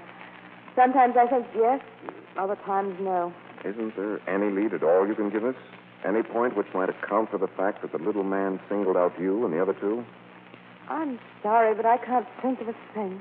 Miss Hale, was your necklace insured? Oh, yes, of course, by Gabriel Hodge. Well, that might lead to something. What address? Top floor of the Cannon Building, but you don't think that Mr. Hodge is in Well, I can't answer that question, Miss Hale. I'm hoping Mr. Hodge can. Come on, Margot. Let's go talk insurance.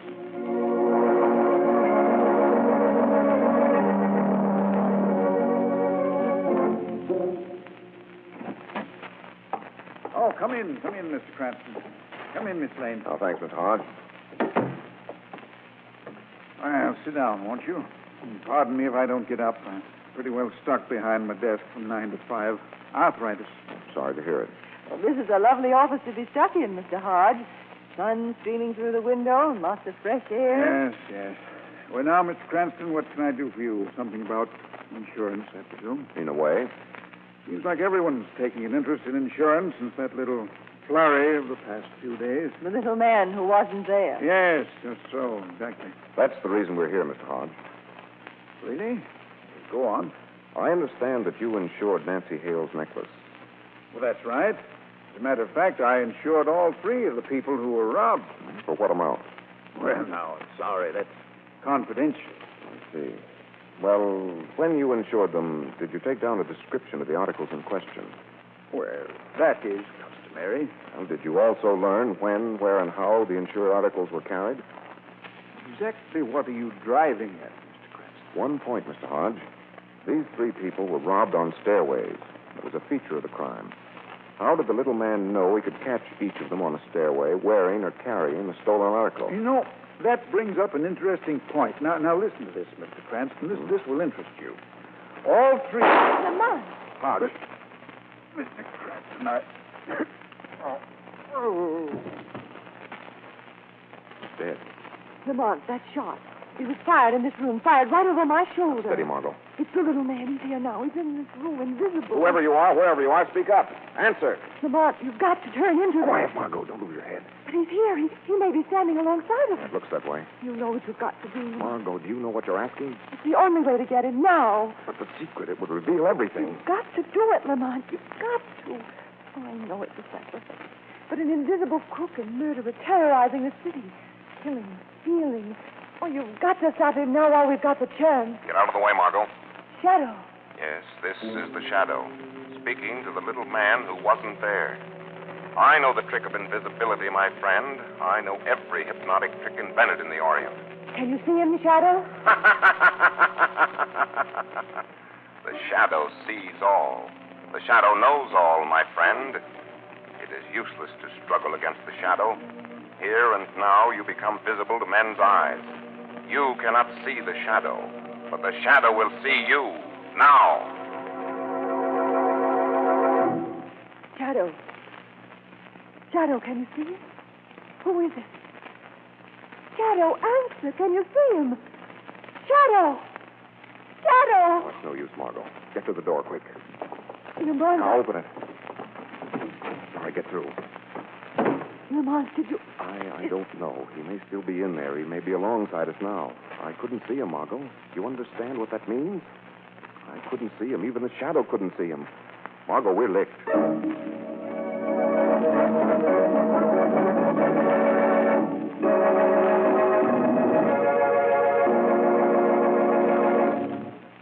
An evening at home is more enjoyable if your home looks its inviting best, and that's just how it does look when you depend on the three great Linux home brighteners. Linux self-polishing wax, for example, keeps your floors at their loveliest without tiresome rubbing or polishing, and dries to a rich, satiny finish that really lasts thanks to its high content of genuine Carnauba wax. The finish may be renewed whenever and wherever you like without re-waxing the whole floor. Also, the underwriter's laboratories have proved by test that wood, linoleum, and rubber tile floors are actually less slippery after Linux self-polishing wax has been applied. Always ask for Linux, L-I-N-X, Linux self-polishing wax. You will find all three great Linux home brighteners and Chemtone, the Miracle Wall finish, at hardware, paint, and department stores everywhere. And now, back once again to the adventures of the Shadow.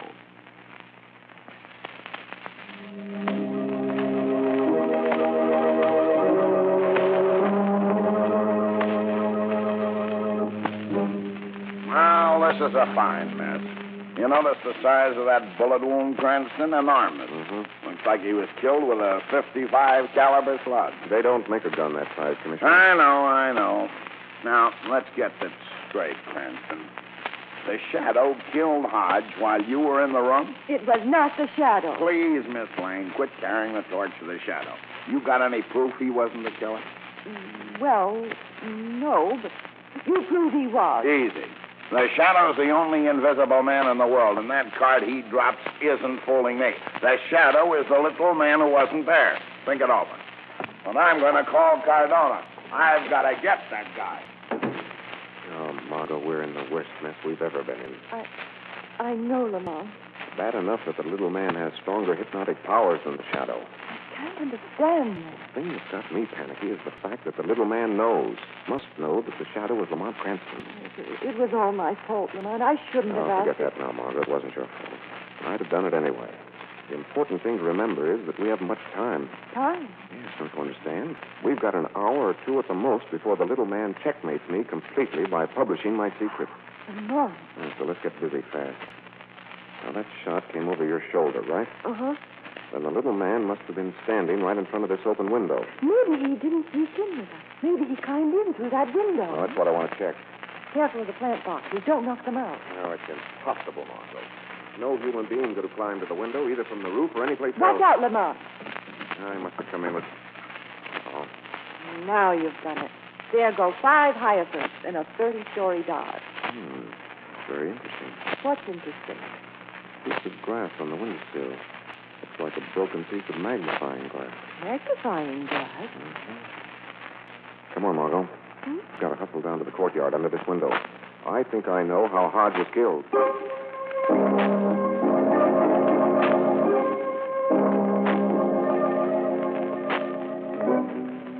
Here's the plant box, or what's left of it. I'm not interested in hyacinths. I'm looking for something else. Oh, here we are. Oh, take a look, Margot. Oh, that's funny. This looks like a smashed pistol. Right. It's an old-fashioned gun. Right again. The remains of a flintlock pistol. .55 caliber. The one that killed Hodge? Yes. Well, I don't understand. Why did the little man kill Hodge with an MP? And why did he throw it out of the window? Those are a couple of questions for the Shadow to answer.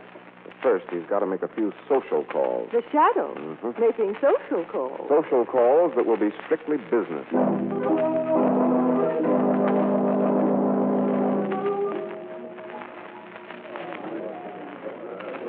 So brave of you, Nancy, dear, to give this tea. Sugar, my dear? Pour, please. I mean, considering the dreadful experience you had with that ghastly invisible thief, you're positively gallant, my dear. So kind of you to say so. Anyone else who hasn't been served yet? You've forgotten me, Miss Hale. So sorry, I really... Who said that? I did, Miss Hale. Where are you? Standing before you, Who are you? the Shadow. The man who robbed me on the stairs at the opera. I did not rob you, Miss Hale. But Commissioner Weston said you did. Commissioner Weston is mistaken. Shall I prove it to you, Miss Hale? How? How? Meet the Shadow on the stage of the Opera House tonight at midnight. You will meet the little man who wasn't there. And he will return the Hale diamond to you. Impossible. The little man will be there, Miss Hale, and so will the Shadow. Until midnight.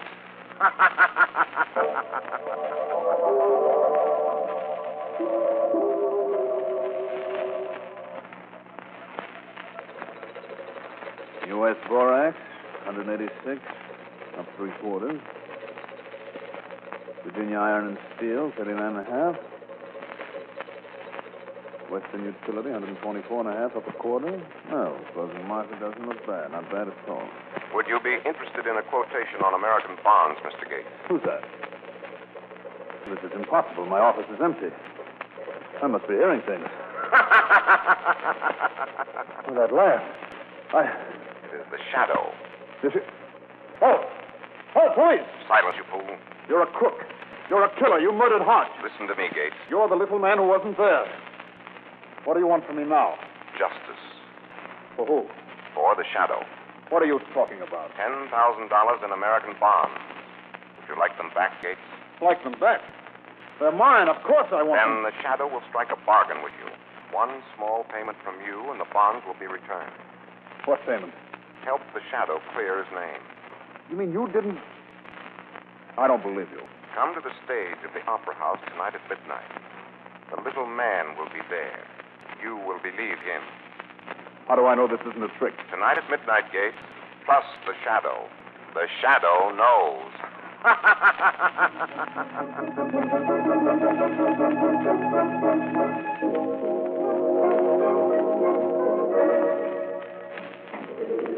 Be out in a minute. Got to fix my makeup for the last act.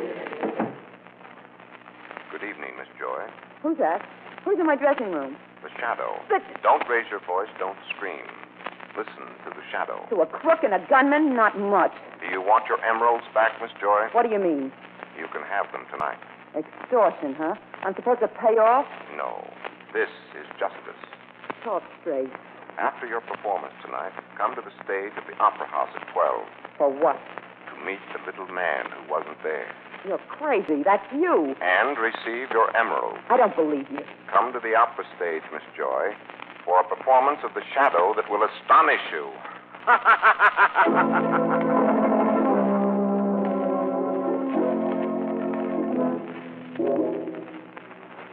What time is it, Margot? 5 or 12.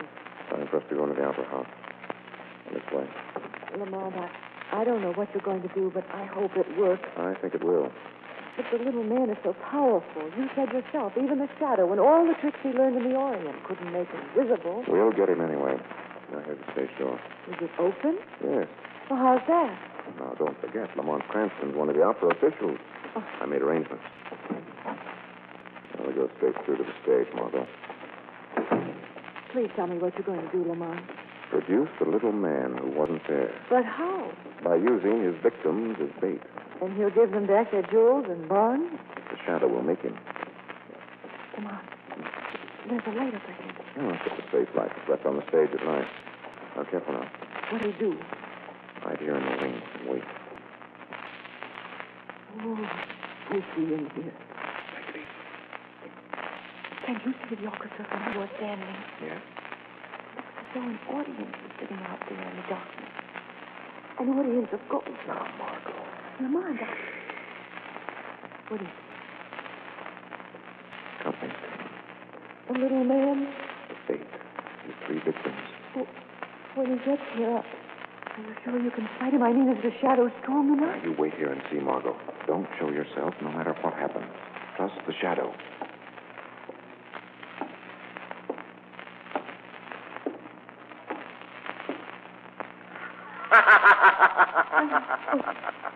Is that the shadow?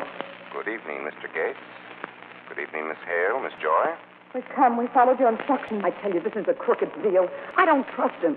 But you are here. That's the important thing. Little man. Where are you?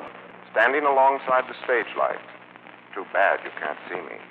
But no man sees the shadow. We shouldn't have come, I tell you. He'll play dirty. Shadow, please, if you can. Wait. Our mutual friend is coming. Do you see him? What? The man's insane. It's the little man walking down the stage toward us. I can't stand it. Look there. He takes your purse, Miss Joy. Take your hands off me. Your wallet, Mr. Gates. Let go of me. Your bag, Miss Hale. How dare you? What's going on This here? is fantastic. I won't stand for it. And what do we find in them? Why, it's amazing. The little man had slipped your stolen jewels back into your purses. Your diamond, Miss Hale. Madame. Your emeralds, Miss Joy. Your bonds, Mr. Gates. What? This is a frame-up. You couldn't have my emeralds. No one could. They were home. Why did I... No, let her talk. The emeralds were never stolen, It's all up. He's wise to it, Nancy. Let's get out of here. You're not leaving me here to take the rap gate. Get out then. Run quick. No, not yet. Let go of me. Run. I'll stop him. He's got me. Let go of it. Let go. Let me out of here. Pretending to fight an invisible man who never existed. Now fight a man who is really invisible. Fight the shadow. Very nice show, Shadow. Very nice indeed. Entertaining and educational. Commissioner West. I'm obliged to you for the confession, Mr. Gates. I was sitting out in the orchestra with the plainclothes squad enjoying the show. You can quit fighting. You're through. Prick. Outsmarted by that lousy shadow. Okay, Shadow, I gotta hand it to you. You squirmed out of this rap, all right. But don't think you're in the clear. I still got you, brother. Small charge, Shadow, but enough to put you away for a while. Long enough for us to look you over and find out what makes you tick. You going to come quietly? Shadow. Hey. Shadow. Gone. Got away again. How do you like that, Cardona? Just when I was going to give him 90 days in the clink for giving a public performance without a license.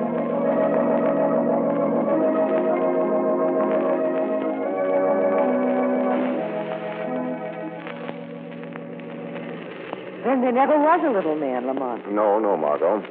This was a clever ruse worked out by Hale, Gates, and Joy to defraud the insurance company. Each pretended to be robbed by an invisible crook, So they concealed the stolen jewels and bonds themselves while they pretended to fight the little man. and dropped those cards themselves. Right. Hodge was killed because he knew one important fact. Although each claims not to know the other, Hodge knew that all three had met in his office. That pointed to collusion. Yes, but how was Hodge killed? No one was in the office. Now, that was the cleverest trick of all. That morning, they had the flintlock pistol in the plants on Hodge's windowsill. A magnifying glass was attached to the pistol. The gun was aimed at the chair where Hodge always sat. But how was it fired? By the sun. Concentrated sun rays ignited the powder in the powder pan and fired the pistol. The recoil knocked it out of the window and broke the magnifying glass. So it was just an accident that we happened to be there at the time. Yes. Lamont, you didn't really find the jewels and bonds in their purses and wallets, did you? I'm afraid not, Margot. The shadow ferreted them out of their hiding place earlier this evening and then pretended to discover them tonight. It was a psychological punch to frighten them into a slip or confession. Well, it worked. Shadow isn't a criminal anymore. Commissioner Weston said so. Believe you me, I had a tough time persuading him to come to the Opera House tonight. I wasn't sure he'd show up until you thought you saw ghosts in the orchestra. Well, it's all over now. Let's forget about it. Isn't this nice? Just diving in the moonlight. No. Stop cuddling, Margot. Don't you remember what Weston said about the shadow? I'm dynamite. Are you, Lamont? Someday I wish you'd prove it.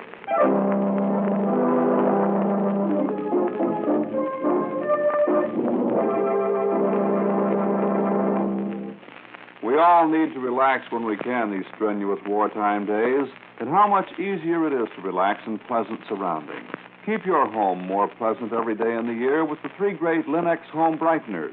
Keep your fine furniture at its gleaming best with Linux Cream Polish, the furniture aid which gives a handsome luster in half the time because it cleans as it polishes. Yes, Linux Cream Polish saves you one whole step in your cleaning routine, for it removes cloudy old polish and dust, erases blurry finger marks, and renews the loveliness of the wood itself, all in one quick, easy application. And Linux Cream Polish dries to a hard and bright finish, leaving no oil on the surface. Protect your fine furniture the easy, modern way. Always ask your dealer for Linux Cream Polish. You'll find all 3 great Linux home brighteners, Linux self-polishing wax, Linux clear gloss varnish, and Linux Cream Polish at your nearest hardware, paint, or department store. And now a word from your government. When American paper goes to the fighting fronts, it doesn't come back. Home front labor shortages have prevented the cutting of timber to make new paper. So the reuse of waste paper is the only way our paper mills can be kept running. Save paper for victory. The Shadow program is based on a story copyrighted by Street and Smith Publications. The characters, names, places, and plot are fictitious. Any similarity to persons living or dead is purely coincidental. Again next week, The Shadow will demonstrate that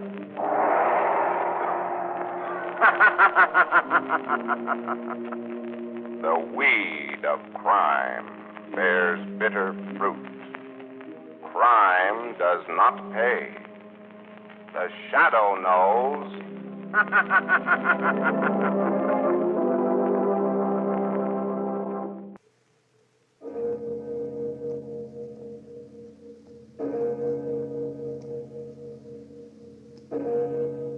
Murder at midnight. Let go of my arms. I'll give you money. All the money you want. No, Fred, no! You monsters. I'll make you pay for this.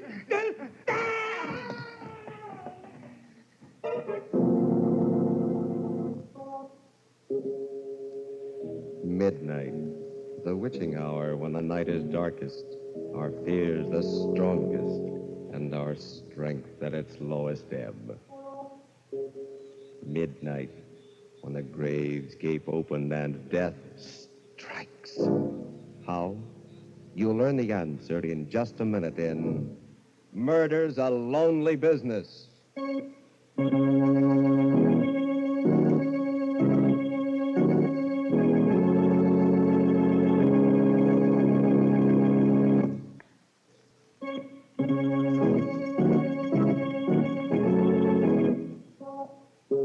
And now, Murder at Midnight. Unusual stories of terror and mystery by radio's masters of the macabre. This tale, a study of murder in duet, is by William Morwood. Its title, Murder's a Lonely Business.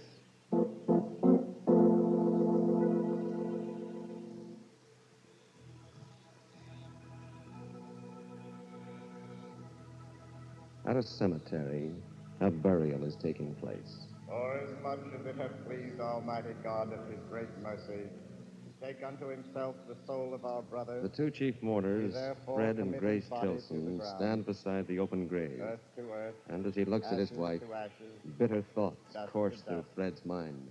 sure and certain Look hope at her. of the resurrection. Look at her standing there, dabbing her eyes with a handkerchief. Tears. Real tears after what she did. After what she made me do. She doesn't know what sincerity is, or love, or pity either. She's hard. Hard all the way through. And I never knew. Never even suspected to. Till we killed him. Now, that's the way she acted. I'll never forget it. Never. A nightmare always. How can I go on living with her? How can I ever trust her again? What am I to do? Oh, Lord, I'd give anything for a drink. To think I ever married that sniveling creature. I believe he's really crying. Really sorry. As if he cared a hoop about his Uncle Edward outside of the money he could get out of him. He was ready enough to help put the old man out of the way the other night. Now his nerve's gone. All he can think about is a drink. That's the only time I feel safe with him. When he's drunk. And not always then. The way he's been carrying on lately, Lord knows what he'll say or do next. I'll have to watch him every minute of the time. He's a fool. Through thy mercy, I O our despise Lord, who livest and reignest with the Father and the Holy Ghost, ever one God, world without end. Amen. Amen. Goodbye, Uncle Edward. They're throwing dirt on your coffin now. But you won't mind. You're cold and silent now. Very different from the way you were 3 nights ago. 3 nights ago. Was that all it was? Another lifetime, but... Yes, that's right. Driving up to his house in the dark. Letting ourselves in. Uncle Edward? He must be up in his study. I guess so. Servant's night out. Uncle Edward? The door above opened, and Uncle Edward started down the marble staircase. In my mind's eye, instead of Uncle Edward, I could see my friends, a whole crowd filling the room, and myself in a gorgeous gown descending to greet them. A much more fitting picture than the stodgy form of Uncle Edward as he came down toward us. Well, this is a surprise. I thought we'd drop in, Uncle Edward. It's been a long time. 6 weeks to be exact, Fred. How are you, Grace? Wonderful, thanks, Uncle Edward. Well, I'm glad to hear it. You look a little off your feed. Come on into the library. You'll be more comfortable here. Oh, a drink, Fred? Why, Don't be polite. From what I hear, you're rarely seen without one these days. You sound as if you'd had spies watching us, Uncle Edward. It's entirely possible. What? I've certainly been interested in your activities. For instance, I hear you can be found at a gambling house almost every evening, Grace. Oh, only the fashionable ones, where everybody goes. You've got to keep in the swim nowadays. If you can afford it. You can't. Not on Fred's salary. That's the trouble. Well, frankly, Uncle Edward, that's why we've come here tonight. We're in a jam again. Money? What else? And you want me to bail you out, huh? Well, I'll be equally frank with you. This time, I'm not going to do it. Just But this Uncle one. I'm sorry I've helped you out of messes often enough in the past. Each time, I hoped you'd pull yourself together, settle down, and lead solid, respectable lives. But each time, you disappointed me. Now, I've given up hoping. Uncle Edward, I promise you... Too late, Fred. I can't believe your promises anymore. I've given you and Grace every chance. Now I'm washing my hands of you. You can't expect help from me ever again. Now or in the future. Exactly what does that mean? My lawyer's coming here tomorrow, and I'm going to cut Fred out of my will. Cut him out entirely. Uncle Edward... Every cent I have is to be left to charity. Why, you're not serious. You can't be. Why, it's not fair. I'm your only nephew, and There's no use talking, Fred. My mind is made up. Now, would you care to discuss the weather? No. I thought you wouldn't, Grace. Come on, Fred. Uncle Edward, I advise you to change your mind about this. I beg your pardon? Because if you don't, you may live to be sorry. We went outside. Grace was in a white rage, and I was all jumping myself. We walked around the garden paths, trying to get hold of ourselves before we started back to town. You know what this means, don't you, Fred? The end of everything. We'll never be able to get credit once it's known that Uncle Edward's cut us off. Yes, I know. Somehow, some way, we've got to stop him from changing his will. But how? You know there's no use arguing with him. He's as stubborn as a mule. Besides, there's no time left. He's going to do it tomorrow. I know. Unless, of course, something happens to him before that. Such as? He could die. What? Suddenly. Some chance he's as healthy. Grace, what are you thinking of? You know. You're mad. If you want to spend the rest of your life struggling with debts, not able to do anything, I don't. But everything's perfect for it. The old man's alone in the house. No one knows we called this evening. No one will. Stop it. I won't listen to you. Be a man for once in your life. Everything you want. Money, luxury. For 5 minutes' work. Yes, but how? The gun. The gun he keeps in the desk in his study. You've seen it. Yes, but... We'll take the money, valuables, to make it look like a robbery. Well, what are you afraid of? The sight of a little blood? Grace, I don't know you when you talk like this. I know what I'm after for both of us. It's our only chance of a future. Together. Are you coming? Yes. All right. Then let's go in. The servants will be coming back. We haven't any time to waste. We went back into the house, climbed the long staircase to Uncle Edward's study. My mouth was dry, my knees were shaking. We reached the landing. Knock on the door. Grace, suppose... It's too late to suppose anything. Knock. Yes? Come in. I was expecting you back. You were? Certainly. I didn't think you let the money go that easily. Not after Grace's threat. What do you mean? You should have been a man, Grace. You've a completely ruthless streak in you. You'll stop at nothing to get what you're after. No wonder you've led poor Fred around by the nose so long. Now, look here, Uncle Edward. Sorry to hurt your feelings, Fred, but you must admit it's true. Now, if you two will explain why you came back... We hope to make you change your mind. You should know me better than that. I've said my last word. Not your last, Uncle Edward. Not yet. What Grace means You is... don't have to explain, Fred. Her interest in my desk explains itself. The right-hand drawer, Grace. Were you by any chance looking for this? The gun? Yes, I took the precaution of removing it. As I said, I was expecting you back. I don't know what you're talking about, Uncle Edward. I was only looking for your checkbook. I thought the least that you could do was to help us out of our present difficulties. It's a good story, Grace, but not quite good enough. Now, as it's almost 12, perhaps you'd both be good enough to leave my house permanently. You win, Uncle Edward. I suppose we were foolish to think that we could find a soft spot in that stone heart of yours. You were foolish, all right. This way.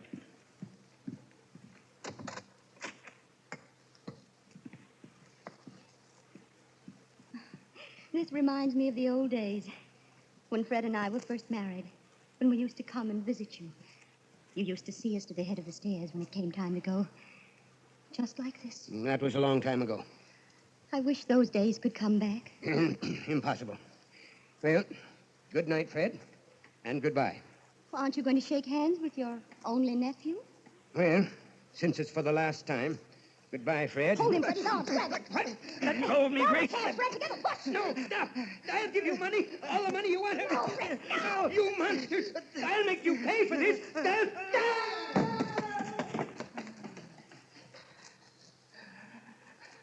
Grace, what did we do? What did you make me... Get down there, quick. There's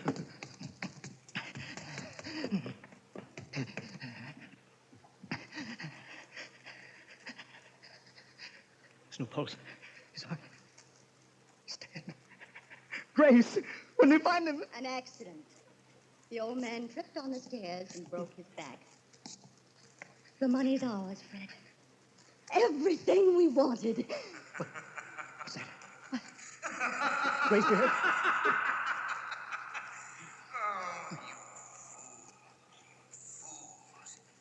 So you think it's yours, do you? Nothing is yours but death. Because you're going to pay.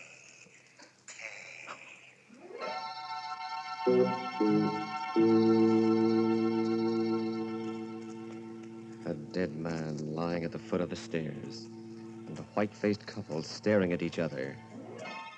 Did they hear a voice from beyond?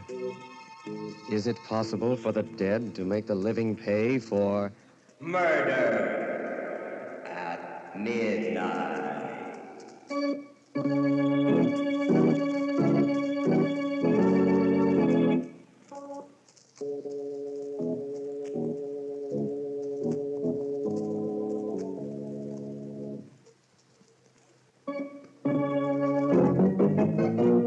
And now, here is Grace Tilton to continue our story.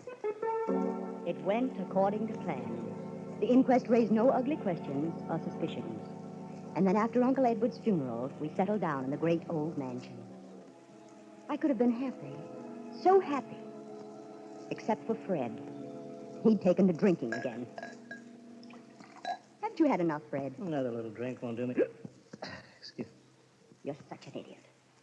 The way you've been acting ever since... We did in poor Uncle Edward? Don't be afraid to say it, Grace. We're alone now. Why did you give up your job so suddenly? I'm a rich man now. No need to work. But it looks so suspicious. And the way you've let yourself slip. That dirty shirt. You haven't shaved in 2 days.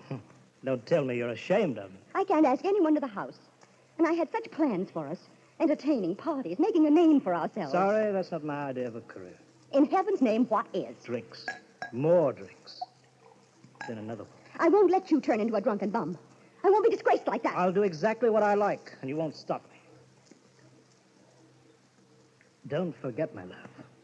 We share a little secret together. I'm not forgetting. No matter what happens, you're tied to me for the rest of your life. I wouldn't be too sure of that, Fred. If I get a chance at what I want, you won't stand in my way. Nothing will. What did she mean by that? I thought about it, brooded over it, couldn't forget it. Then one evening as we sat together in a nightclub, things became clearer. Did you hear me, Fred? What? I said I wanted a cigarette. Oh, certainly, my love. Here you are. Match? If you can hold it steady enough. Why do you have to get soused every time we go out? A tribute to your intoxicating charm. Oh, don't be so... Oh, well, there's Ronnie. Good old Ronnie. Dowager's delight. Now, if you'll only look over this way. With that dress you're wearing? You will. Ronnie! Oh, Ronnie! The change that came over her. Smile. Sparkling eyes as he came over to our table. Well, hello there. This is a pleasant surprise, bumping into you again, Pilsons. Getting to be a regular routine. The theater, the races, everywhere I go with Grace. Yes, we seem to share a lot in common, Fred. Sit down, Ronnie. What do you have to drink? Oh, nothing, thanks. I've had my quota for the evening. Well, I'm glad someone knows when to stop. Maybe Ronnie's got other vices. I have, Fred. One of them's dancing. You mind if I take Grace out on the floor for a turn? Why ask me? I'm sure Grace will agree to anything you say. Fred, now what kind of a nasty... Oh, come on, Grace. Fred didn't mean anything. Well, see you later, old boy. They danced well together. As I watched them, I remembered the things I'd heard about Ronnie. Of his rich wife who died so conveniently. And the fortune he'd run through. I saw Grace look into his eyes. Their lips moved. The suspicion grew on me till it became a certainty. They were plotting my death. The veins stood out in my forehead. My hands grew cold. But I knew exactly what I had to do. I had to strike first. I had to kill them before they killed me. If only I knew what they were plotting. If only I could hear they were whispering to each other. Oh, Grace, darling, you're so silent. It's Fred. How dare he act that way? Oh, he's a very unpleasant person. Of course, he's under the weather, but that's no excuse. Just means he doesn't give a rap for you. Never has. Well, don't let's talk about him. Right. Music's lovely. Yes. So are you. Ronnie.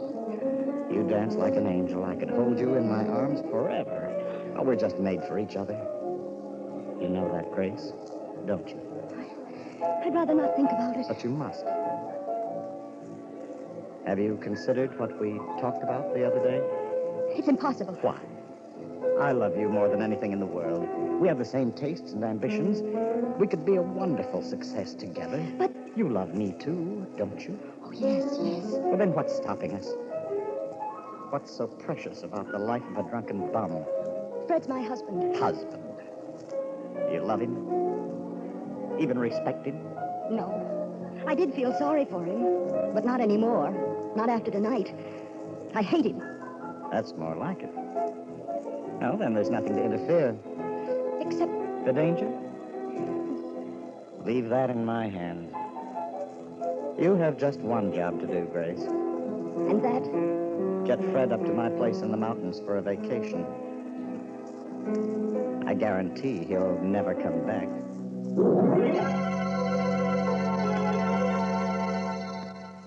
I don't know if I should have been suspicious. Fred agreed to go up to Ronnie's place with surprising ease. It was almost as if he'd been expecting the invitation. The night we planned to do it, we sat in the living room, just the three of us. Ronnie was playing the piano. I'm afraid I'm awfully rusty. I haven't practiced in weeks. It sounds grand to me, Ronnie. Why don't you join him, Grace? I know you're just dying to play with Ronnie. Duet, I mean. Well, that's all we have time for anyway. I promised the Pearsons we wouldn't be late. Oh, that beach picnic. Tell you the truth, I don't feel much like it. But you promised to go, Fred. Do you a world of good, old boy. Wonderful night for a swim. You both seem very anxious to get me down to that lake. Why, not at all. If you want Grace and me to go alone. All right, I'll come. But I've got to go upstairs for my bathing suit. Wait for me here.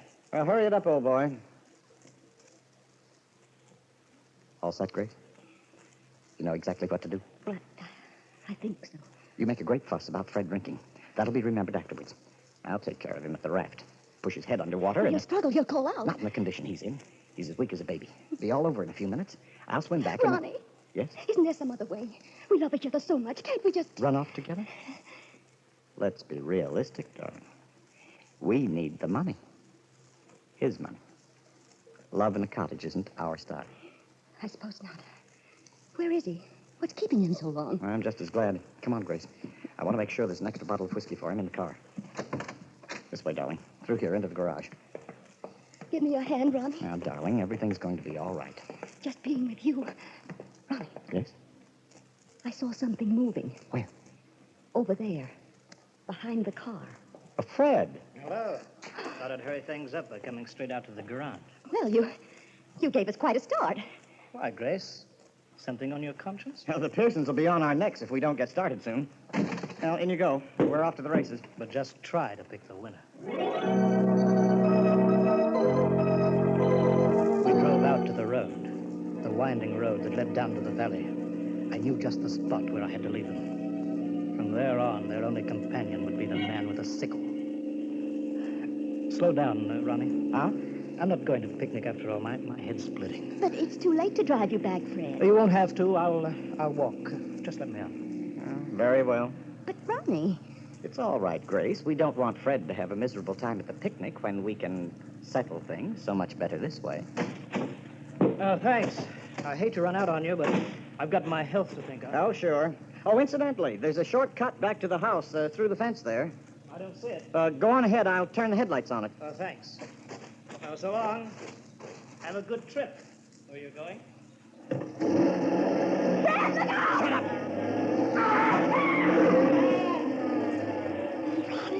Ronnie, you ran him down. You killed him. That's what we wanted, isn't it? Not out here on the road. It'll look like a hit-and-run accident. We'll double back at the bottom of the hill and pretend we came from another direction. Oh, we won't get away with it, Ronnie. It's no use. They'll catch us this time. Snap out of it, Grace.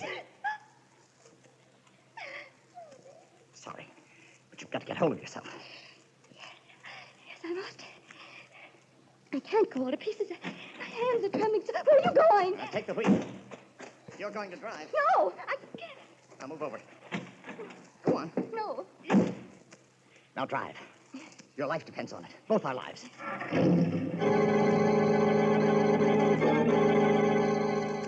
I started down that steep zigzag road, and slowly, my nerves relaxed. As the car swooped around the curves, I felt a strange acceleration. Easy on these curves, Grace. It's a sheer drop if we go over the cliff. Are you scared now, Ronnie? Well, I want to keep my neck in one piece. You needn't worry. I'm a good driver. Fred always said What's the matter? nothing. Keep your mind on the road. There's a hairpin bend ahead of here that... Hey, look out. Okay, I see it. I pushed on the brake. The pedal went all the way to the floor, but nothing caught. Nothing. No, Grace. Now, do you know what I was doing there in the garage? I disconnected the brakes. He did it. Fred. The fence, Grace. The He fence. disconnected them. Yes, Grace. I meant to kill you and Ronnie between Grace, slow down. Oh, Ronnie, fast. I do something. Slow down. It's coming after you. It's too late now. That long drop to the rocks. Ronnie. See you soon, Grace.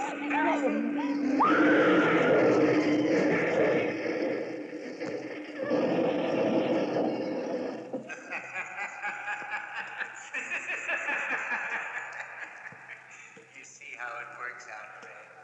And you, Grace, you made one little mistake the night you killed me. You thought that company in crime made it easier. But it doesn't. Murder is a lonely business. A very lonely business.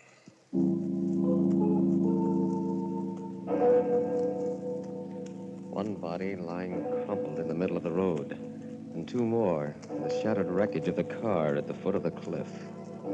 3 people, lonely no longer, as the clock strikes 12 for murder at midnight.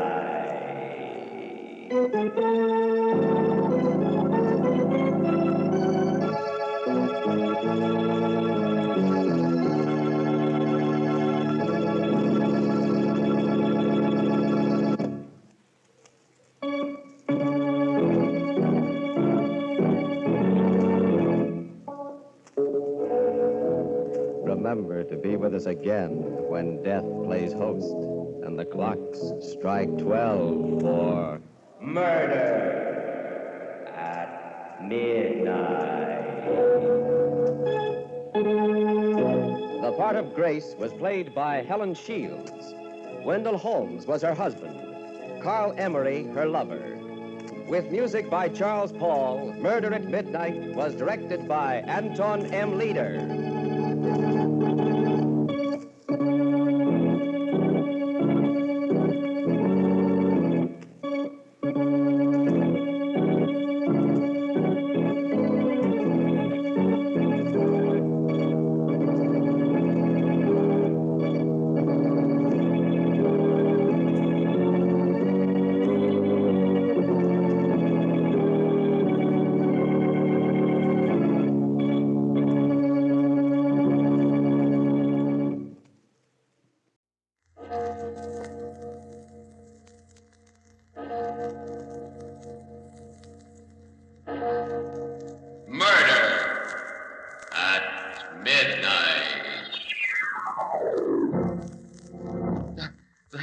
They'll hang me like a common criminal, and I didn't mean it. You know I didn't. Oh, stop whining, Gerald. Take your medicine like a man. What?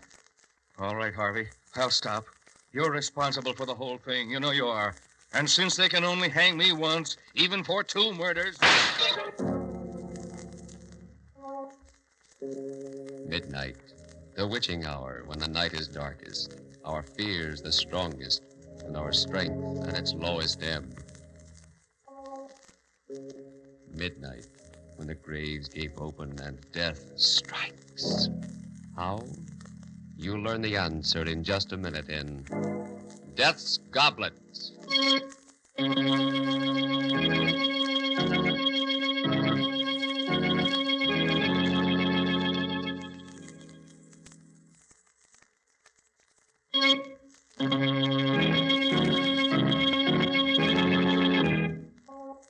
And now, Murder at Midnight.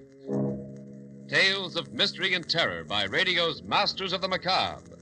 Our story by Sigmund Miller is Death's Goblet. It all began at one of Arthur Cunningham's parties. He always gave a party when he came back from one of his trips abroad. I went there with Gerald, my partner, and his wife, Susan. Beautiful Susan. Did I care for her? People used to say so. But she was too self-centered a woman for me. Now, I like to look at her just as I like to look at anything that's lovely. That was all. As for Gerald, well, he was rich, which was the only reason he was my partner. But suppose I start at the beginning, at the moment we got to the party and Arthur came over.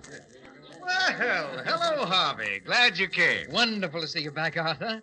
You know Gerald and his lovely wife, Susan. Of course. Hello, lovely wife. Gerald. It's nice to see you again, Arthur. Good trip, Arthur? Marvelous. You're just in time for a drink.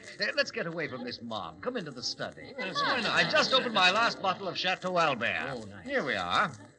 Oh, someone get the glasses out of the cabinet, will you? Large parties make me very nervous. You know, I'm much traveling. Here we are. Hi. What an odd goblet this one is. Oh, put that one back, Susan. Why, what's wrong, Arthur? Use any of the others, but not that one. Oh, I'll be careful of it if that's what you're worried about. Oh, it's not that. I just don't want you to drink from it. What's all the mystery about, Arthur? Well, you'd all think I was mad if I told you. Take a look at it. It's a very strange-looking glass. Yes, looks Venetian, possibly from Murano. It is. This red spot here on the side. Yes, it's supposed to be a drop of blood. That's very odd. How do you know that? Well, Gerald, this goblet has a legend, a terrible legend. And, of course, none of you will believe it, but the story is that anyone who drinks from this goblet will kill someone. Oh, that's wonderful. And you believe it? Why, yes, Gerald. You see, I've had proof. Good heavens. I once drank from this goblet. What? Arthur, you're joking. You mean that Yes, Susan, it was justifiable homicide, but after I drank from it, I did kill someone. He was a thief and he attacked me, but still I killed him. Well, you never told us about that. And it's not anything that I care to remember particularly. Oh, how terrible for you, Arthur. Where did you get the goblet? From a murderer. A man who killed his wife. They were auctioning off his estate. Extraordinary. May I look at the glass, Arthur? Yes, if you like. Everyone stared at the goblet in silence as I held it to the light. It had a delicate brown tint, reminding me of old blood, except that it sparkled and glittered. The spot of red did look like a drop of blood about to roll down the side. It seemed ridiculous that this inanimate object could make men commit murder, and yet there was something about it that fascinated me, and suddenly I wanted to drink out of it. You seem very interested in my goblet, Harvey. Yes, will you pour some wine in it for me? What? No, Harvey. This happens to be one superstition I believe. Everyone who has ever put his lips to this goblet has killed. I don't know why it's so, but it is. Oh, it's silly, of course, but why tempt fate? Oh, nonsense, Gerald, nonsense. I'm going to drink out of it. You'll have to pour the wine yourself, Harvey. All right, I will. Well, here's, health and long life. No, Harvey, I won't let you. Oh, why, Susan, you shouldn't have done that. You've spilled some of Arthur's best burgundy and ruined a good tablecloth. It doesn't matter. I'm glad you did it, Susan. I won't let you or anyone else drink from that glass. It's strange to get so distressed about a ridiculous legend. I don't think murder is ridiculous. You know, I'd like to get rid of it. I was thinking of destroying it.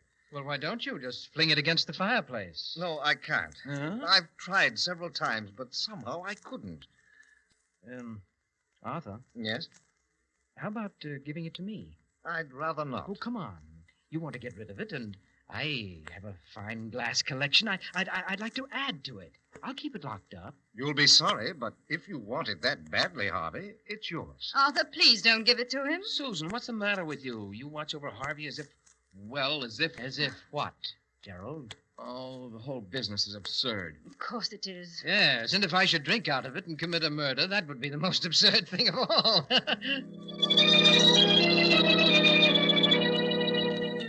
I kept the goblet on the mantelpiece in my library where the lamplight made it glitter. I discovered that the red drop was not paint. It was ingrained in the glass. Oh, very cleverly. One night, both Susan and Gerald were at my home. As we chatted, I got up, went to the mantelpiece, and idly toyed with the goblet. That goblet?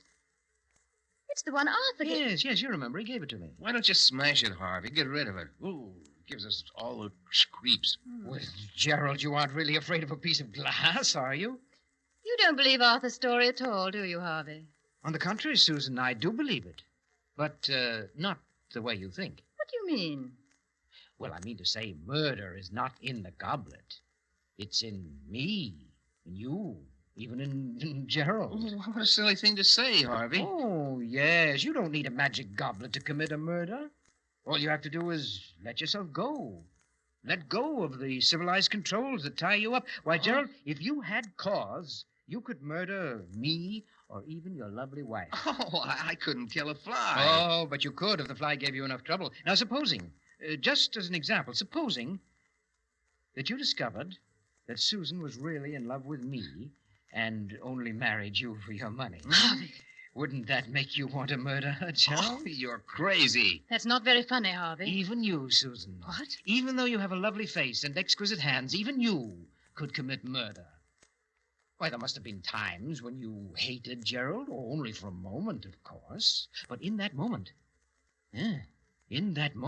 if you were not so civilized... Stop it, Harvey. Why, you could even put your lovely hands around my throat. Oh, stop it, Harvey. You're not that important to her. And then just why are we on this gruesome subject? That's Harvey's idea of humor. Susan looked at me, a touch of red at the point where the cheekbones make the skin taut.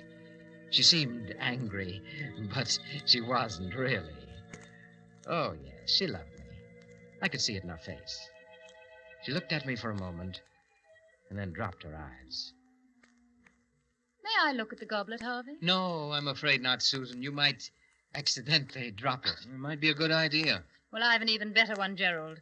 And that's to go home before we get really serious about this murder business. I sat there staring at the goblet after they left. It fascinated me, glittering in the lamplight. And as I looked at it, it almost seemed as if the red spot of blood was, moving, rolling down its side. Why shouldn't I drink from it? Why? And before I knew it, I'd taken it down and put it on the table. I got a bottle of Burgundy, opened it, and I poured slowly, filling the goblet just up to the red spot. And then I drank from it. It seemed to me that the wine had a different taste, although I had drunk this wine often and knew its taste well. It was delicious. I had another. It was heady, and it made me a little dizzy, although I felt fine and free. Yes, light and dizzy. But after a while, when the dizziness wouldn't go away, I decided to go for a drive, even though it was close to midnight. I drove fast. The speed and power of the car gave me a feeling of great exhilaration. I took the turns at full speed, enjoying the danger of the sharp curves. Then I came to a long, level stretch of road. I pressed down hard on the gas. The needle of the speedometer slowly moved upward. 60, 70, 80, 85. The road, like a black ribbon, rolled up in front of me. And then I suddenly saw him, but it was too late. I struck him with my right fender. He never made a sound. The car swerved a little from the impact. My heart in my throat. I stopped. Then I backed up. Backed up. Backed up. Backed up to where the body was lying sprawled grotesquely on the edge of the road. One look was enough. He was dead. But no one had seen the accident. I stepped on the gas and drove off.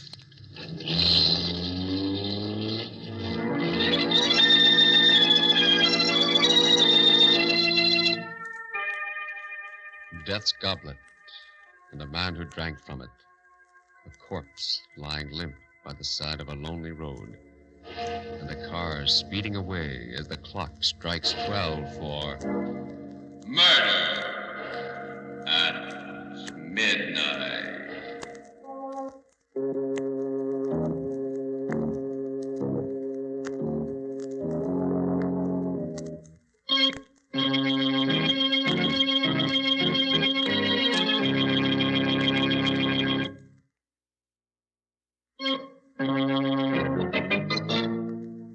And now, back to Murder at Midnight. Harvey challenged the curse of the goblet and found it true. He had just killed a man after drinking from it. Let's listen to him as he continues the story of Death's Goblet. I knew now that the story of the goblet wasn't a myth, and I also knew what I was going to do about it. The next night, I got Gerald to come to my house to do some work. Oh, I can't make head or tail out of your cost estimates, Harvey. Well, now, really, Gerald, it's very simple. Just concentrate. Why can't you take care of it like a good fellow? I'm awfully tired. Well, all right. Let's stop for a couple of minutes. Have a drink? Oh, what are you doing, Harvey? The goblet. Why, you don't really believe that story of Arthur's, do you? Well, you're much too intelligent for that. Well, you only pretended in front of Susan, didn't you? Well, oh, yes. Had to pretend. You know, women. Well, of course. And even if you did believe it, I have a feeling that basically you're pretty reckless, aren't you? Used to be pretty wild when I was a young fellow. On a motorcycle once. And... Yes, I know, yes. Well, let's drink up. Find me a victim, will you, Gerald? Huh? Well, you know, according to the legend, I've got to murder someone. Maybe even you. Harvey the murderer. Yes. Very nice wine. How about another? Right. Well, here's to your lovely wife. And how about switching glasses? Huh? Well, you might as well get a kick out of it, too. Okay. Here goes. I watched the fool swagger as he drank down the wine. In an hour, when he was alone, he'd be shivering with fright at what he'd done. Well, I did it. You certainly did. By the way, Gerald. Yes? I checked Arthur's story about this goblet. Yeah? And it seems that he's right. Everyone who ever put his lips to this goblet has committed a murder. You mean... Well, of course, it's all coincidence, but then again, who knows?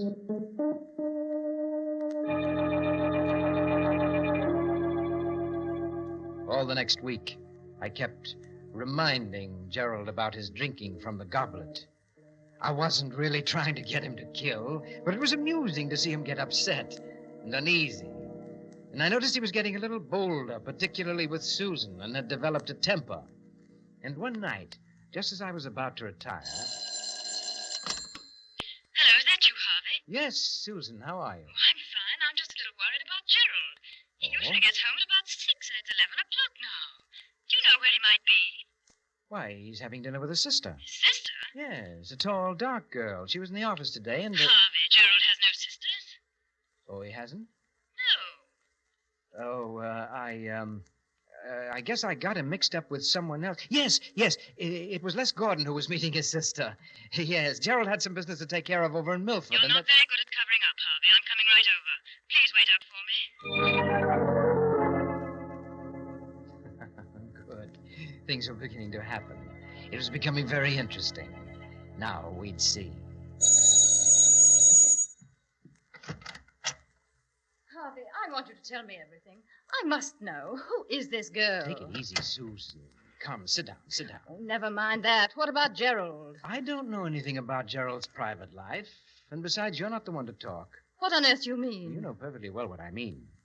You don't really care for Gerald. Actually, you're in love with me. Harvey. Well, you are, aren't you? Maybe. Sometimes I think I am. Oh, but you're too cold-blooded. I'd never be sure I could trust you. As a matter of fact, you'd like to get rid of Gerald. Why do you say that? Well, I'm just putting your thoughts into words. You never really loved him, did you? But Harvey... And he's finally become unbearable, hasn't he? Oh, Harvey, if you only knew. Do you know that the last time Gerald was here, he drank out of that goblet of Arthur's? It's possible that he wants to get rid of you, too. Oh, stop it, you hear? Well, I'm just telling you what I think you ought to know. Oh, we'll see. I left word at home that Gerald was to meet me here. And if he does come, well, we'll see. We sat and waited, not talking much. Susan's face was pale and agitated. It was most exciting. Susan, with all her charm and embellishments, was really a fierce animal underneath. I could almost hear her rage seething. Are you expecting anyone? Just Gerald. Well, let him in. Oh, hello, Harvey. Susan, what's up? Why did you leave word to meet you here? It's almost midnight. Where have you been all the evening? At Milford? With whom? What's going on, anyway? What are you so excited about, Susan? What were you doing in Milford? Why, I went there on business. Oh, really? You've been behaving very strangely lately, Gerald. If you don't love me, why don't you say so like a man? What? This is all your fault, Harvey. You've been filling her head with poison. I had nothing to do with this. I told her that you went to Milford. All he did was to make me see clearly something I've felt for a long while. And I think this is the time to do something about it. Sue, are you out of your mind? Put that gun down. You remember it, don't you? You gave it to me. Said it might be useful in an emergency. Harvey, take that gun away from her. She's liable to shoot. She won't shoot. She's only trying to frighten you. Am I? Let's see. Oh, my shoulder. Give me that gun. Give no. Harvey, she's dead. Yes, Gerald. And you killed her. But it was an accident. She shot at me, and I was only trying to get the gun away from her. You know that's what happened. I only know that you drank from that goblet and that you killed her. What? But...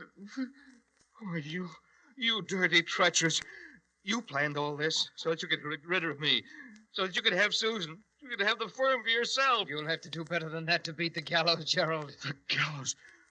Please, Harvey. We've been friends for a long time. You can't let me down. You wouldn't have pressed the trigger if you hadn't had murder in your heart, Gerald. You shot her because you wanted to. That's what I saw. I believe in telling the truth. Harvey, I'll turn over the business to you. I'll do anything, if you'll just... I don't accept bribes, Gerald. All right. But I'll fool you I'll call the police myself. Well, there's the phone. I'll prove my case in court. They won't convict me. Operator, give me the police. Hello? Police department? This is Gerald Hamilton. I just accidentally shot my wife. And my friend's home. Yes, she's dead. The address is 411 Grove Street. That's right. I killed her. Accidentally. Yes. I'll be waiting here. Cigarette, Gerald? Oh, treating me like a condemned man, huh? Well, I'm not going to die. All I have to do is tell the truth about everything, including you. Oh, but you forget, Gerald, there must be fingerprints, your fingerprints on that gun. That won't look very accidental, will it? But Harvey... You did it, Gerald. I saw you. If you don't back me up, they'll hang me like a common criminal. Please, Harvey, don't let them do that to me, please. Oh, stop whining, Gerald. What? All right, Harvey, I'll stop. You're responsible for this whole thing. You know you are. And since they can only hang me once... You raised the gun, but I'd been expecting it. I grabbed his hand, pushed it against his chest. My finger pressed on his and on the trigger. And suddenly, he went limp. You won't get away. My alibi was perfect. All I had to do was wait for the police that he himself had called. The minutes ticked slowly away. And then...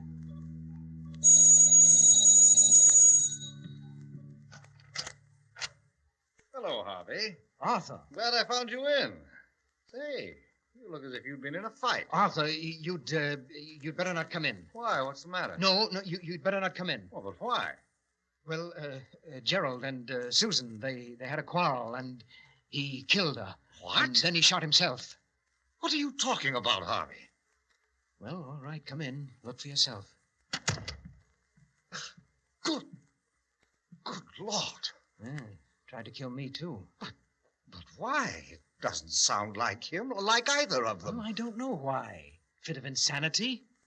Or maybe it was the goblet. Your goblet.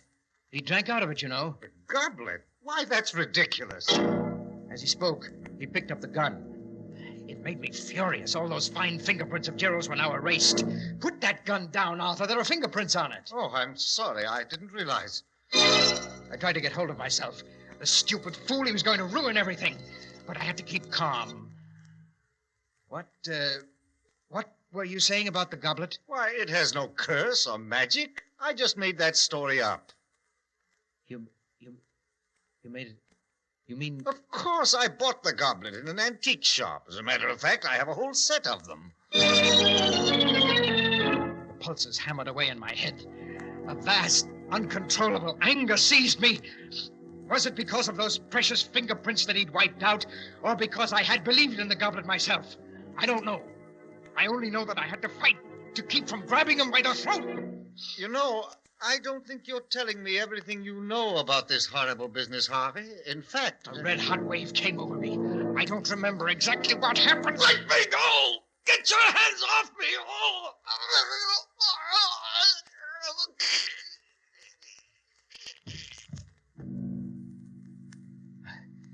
Arthur's body is lying there, too, now. Next to Susan's and Gerald's. But the police will be here any minute, so I have to hurry. First, the goblet. There. That's done. No. Some of the broken fragments still glitter in the lamplight. I've got to crush them, grind them to powder under my heel.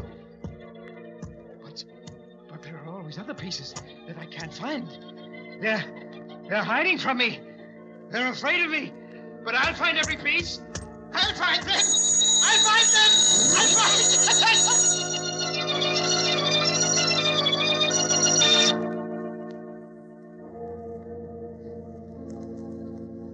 Three bodies lying huddled on the floor, and a madman crushing the fragments of the broken goblet to powder as the police car drives up and the clock strikes 12 for Murder at Midnight.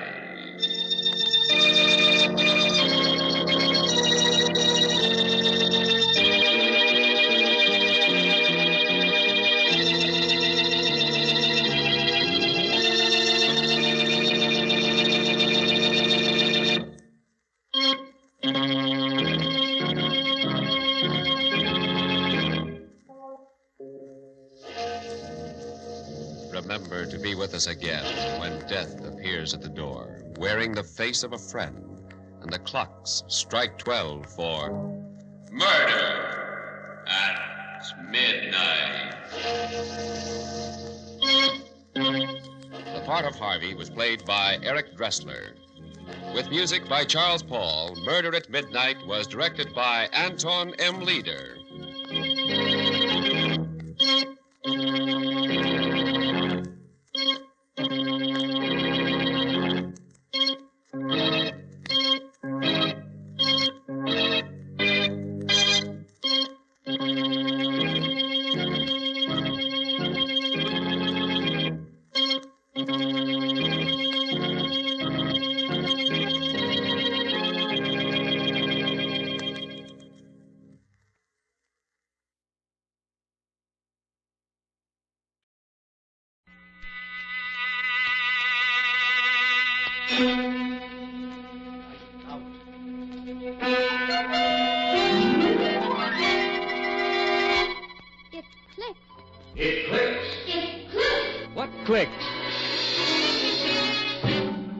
The Eversharp Schick Injector Razor, made by Eversharp, manufacturers of Eversharp Schick Injector Razors and Blades, and famous Eversharp Precision Writing Instruments. Hideous things come out of the darkness to prowl the tortured earth. Evil hands stretch forth to seize. Evil eyes are watching. Unholy voices whisper and quarrel in the fearful silence. Death stalks. Loathsome, horrible death. Dare you put out your lights and listen to Boris Karloff in a story of horror in the deepening darkness? Dare you listen to... Lights Out?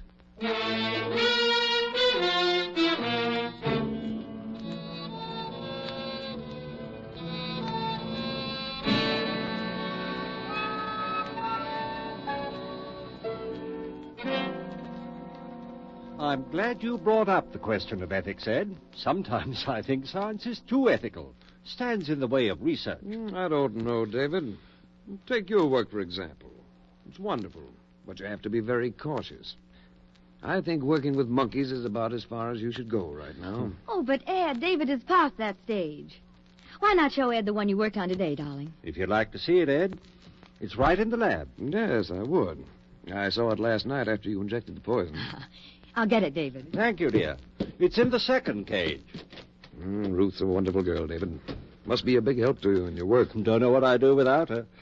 But if she ever gets too interested in pure science, I'm going to lock her out of the lab and just make her go back to being a wife. How do you find time for a wife? Now, look here. All you practicing surgeons think the research man is a machine. Not me, Ed. Ruth means more to me than all the discoveries I might make.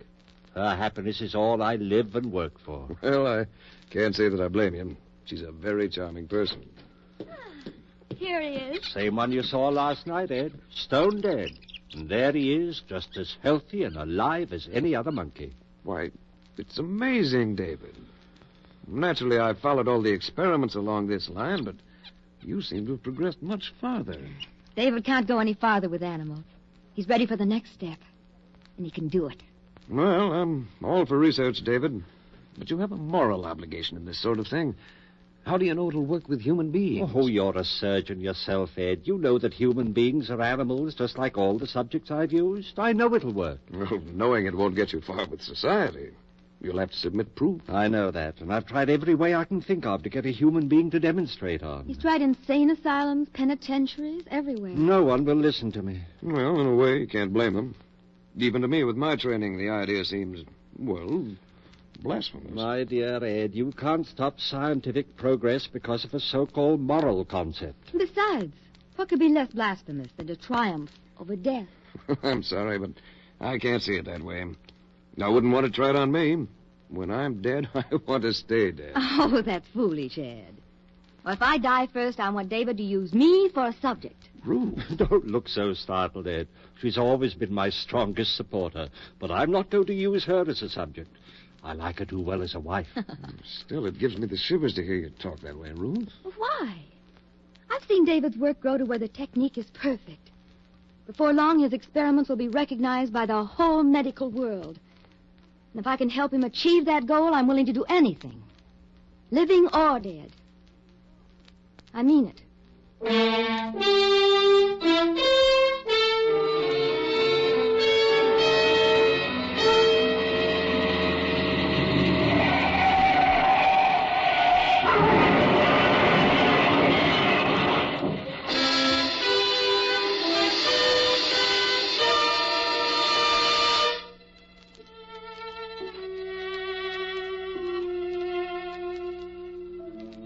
She said she wanted to do it, Ed, living or dead. David, you're surely not going to hold her to that. Not now. Of course I am. She meant it. But I called you over here tonight, Ed, because I need help. Don't tell me that. That I want you to help me bring Ruth's... To bring her here? That's exactly what I mean. David. Will you help me? Or must I bribe some stranger? David, why don't you give this thing up? It's inhuman. Ed, if I succeed, I'll have Ruth back. Don't you see how much it means? Well, yes, if you're successful. Oh, I've no doubt about that. Look, I've got my laboratory record. 714 times I performed the experiment on guinea pigs, rabbits, monkeys. 714 times it's been successful. Don't you see? But, David, this is no laboratory experiment. Ruth was your wife. She is my wife.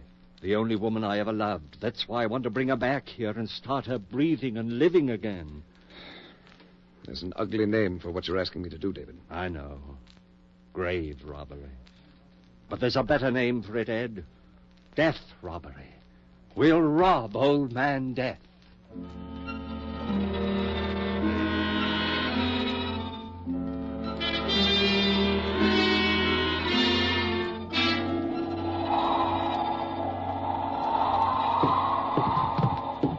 Kick the door shut. On the operating table. I must say you are completely equipped. It's surgery just as well as a lab. Everything we need is here. There. Well, it's done. Not yet. You mean you want me to stay? Ed, listen. Ever since Ruth, well, I guess I've leaned on you for everything. I won't ask you to stay, but I do need you. Just a little longer. All right, David. I'll stay. Ruth will be the first to thank you when we succeed. David, I'll always doubt this until I see Ruth living, breathing, smiling again. It won't be long, just a matter of 15 or 20 minutes. If nothing happens. What will you do if your operation doesn't work? Then you'll have just one more job to do as my friend. And that? Will be to bury both of us. Oh, now look, David. If Ruth isn't alive again within a few minutes, I'll have lost her forever. And I'll have proved that my whole life's work is useless. I'll have reason enough to use any of a dozen tricks that any good surgeon knows. End the whole business. Oh, but don't look so horrified, Ed. We won't fail. Let's begin. I should remind you once more, David, that you're usurping powers that belong to God Almighty. I like to think that Providence has wisely held back the knowledge of things like this until we knew how to use them, and I know how. Hand me that large beaker. All right. I'm not going to back out on you, David. What shall I do? Do. You'll work as you haven't worked in surgery before. Thank heavens I've got your skill on my side. Now then, first strap the sphygmomanometer on her arm. I just happened to think of something. Keep moving. This is all a matter of timing. Yeah, but, David... Here are your instruments. And I want the incision right here where I'm shaving the hair. Make a small incision just at the fontanelle while I prepare the solution. David, have you considered... Please, work fast. But, Dave... What? She was embalmed, you know. Of course I know that. I've something to replace the blood and counteract the fluid. It's ghastly. Finish the cut. I know what I'm doing. Well, that's all for the incision, but after all... That'll work nice. Now cut away the dura mater. Entirely? Leave the brain exposed? Yes, I'll fix that. I've done it 700-odd times. Well, this is no guinea pig or monkey. Well, I hardly need reminding. Sorry. What's that? A compound I've synthesized myself. What is it? I call it digamma-paradamine. Oh, I know that isn't chemically correct, but it's as close as I can get to it. I knew that something like it must exist. Took 3 years to track it down. Took me that long to make the first drop of it. Oh, you know what you're doing, all right. Yes, I do. Now then, if you're finished, take the leads from that storage battery there and attach the positive to the silver plate on the shelf. Put that at her feet. I feel as if I were doing something unholy. Place the tip of the negative in the incision you made in the skull. Be sure the tip of the wire actually penetrates the pia mater. David, what if you bring her back? I will bring her back. But what if you bring her back and find she comes back without her soul? What? Her soul? Yes. You're a surgeon, and you believe in a soul? Well, I hesitate to say there is no such thing. You've seen a good many deaths, haven't you? Have you ever seen any evidence that the soul escapes at death? Perhaps I couldn't recognize the evidence. Let's put it this way, then. If there is any soul, it either leaves the body or stays with it at death. Now, no reputable surgeon or physician has ever been able to report the slightest evidence of the soul's having left the body. So, the soul, if there is a soul, must stay with the body, a part of it. I'm ready now, if you've finished. Everything's set. Good. Close that switch, then, at the battery. Watch the meter and keep the current between plus and minus 5 of 150. There's a rheostat on the edge of the table. All right? All right. Now, I'm going to inject 10 cc's of adrenaline in the brachial artery. Adrenaline? Adrenaline and something else. There. God, she's beautiful, Ed. Yes. She was. She is. You'll see her in a few minutes, just as she was. I wonder what you'll have to tell us. Nothing. Death is only a transcendental sleep. Do you really believe that, Dick? Oh, well, what's the difference? How's the current? Let's see. What? Well, it's jumped to 180. Good. Bring it back to 150. That's the result of the injection. On a dead body? Let's say suspended animation. There are still a few things in surgery you don't know, aren't there? I never dreamed of a reaction like that. I'll show you more. Help me swing this lamp over here. But let the ammeter go. It'll hold steady for a minute now. But it might jump again. No, it won't. I've been all through this before. The reactions are exactly the same as the others. Well, this lamp. X-rays? No, it's a modification of the cathode ray. And just another of my developments. I call these our theta rays. Why do you call them that? Well, most rays are named for the first few letters in the Greek alphabet. Alpha, beta, gamma, and so on. Well, that explains theta. Didn't you say a theta? Yes. But theta was called the letter of death by the ancient Greeks. Well, that's right. It was the first letter in the word thanatos. Death. I see. A theta without death. Maybe I was too sentimental. Maybe. At least human for once. Let's not argue. Here goes the ray. Now, quickly. The solution. Inject it? No, pump it. I built this pump especially for it.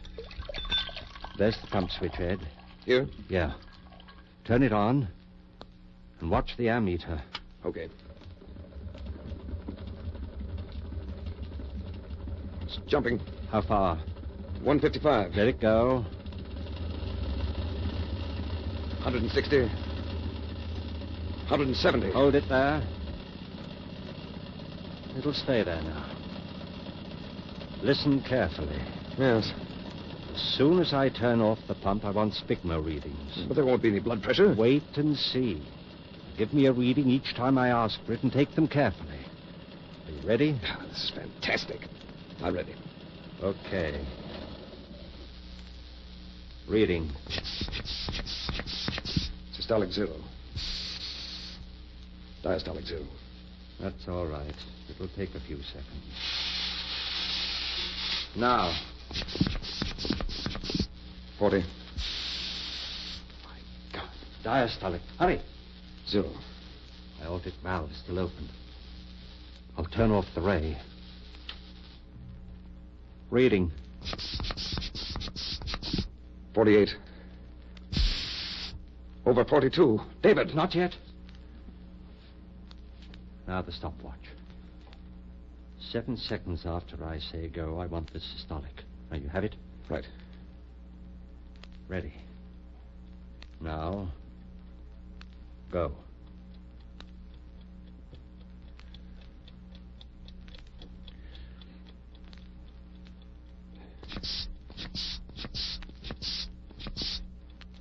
60. Good. Just what it should be. Lord, Ed. Look at my hand. Well, I don't wonder. Ruth, darling, just a few more minutes. All right, Ed. Now the ray again.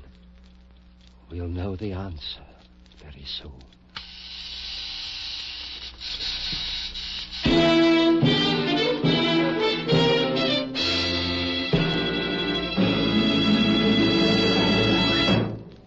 The second act of Lights Out, starring Boris Karloff, will follow in just a moment. But now, listen to the sweetest shaving song ever written. Push-pull, click-click. Changes blades that quick. Push-pull, click-click. With the Eversharp Schick Injector Razor, yes, it clicks for men everywhere. Because the Eversharp Schick Injector Razor is the world's one and only razor with the automatic blade changer. No blades to unwrap. Fingers never touch the blade. Just push-pull, click-click. And a keen new blade is automatically locked in correct shaving position instantly. It clicks because the Eversharp Schick Injector Razor makes shaving 50% faster, 100% safer, 200% smoother. Just try the Eversharp Schick Injector Razor for 1 week. See for yourself the difference. It's a $1.75 value. Special now, only $1.25, complete with 20 blades. For the shave of your life, the rest of your life, switch to an Eversharp Schick Injector Razor. Get yours tomorrow. Push-pull, click-click. Buy an Eversharp Schick.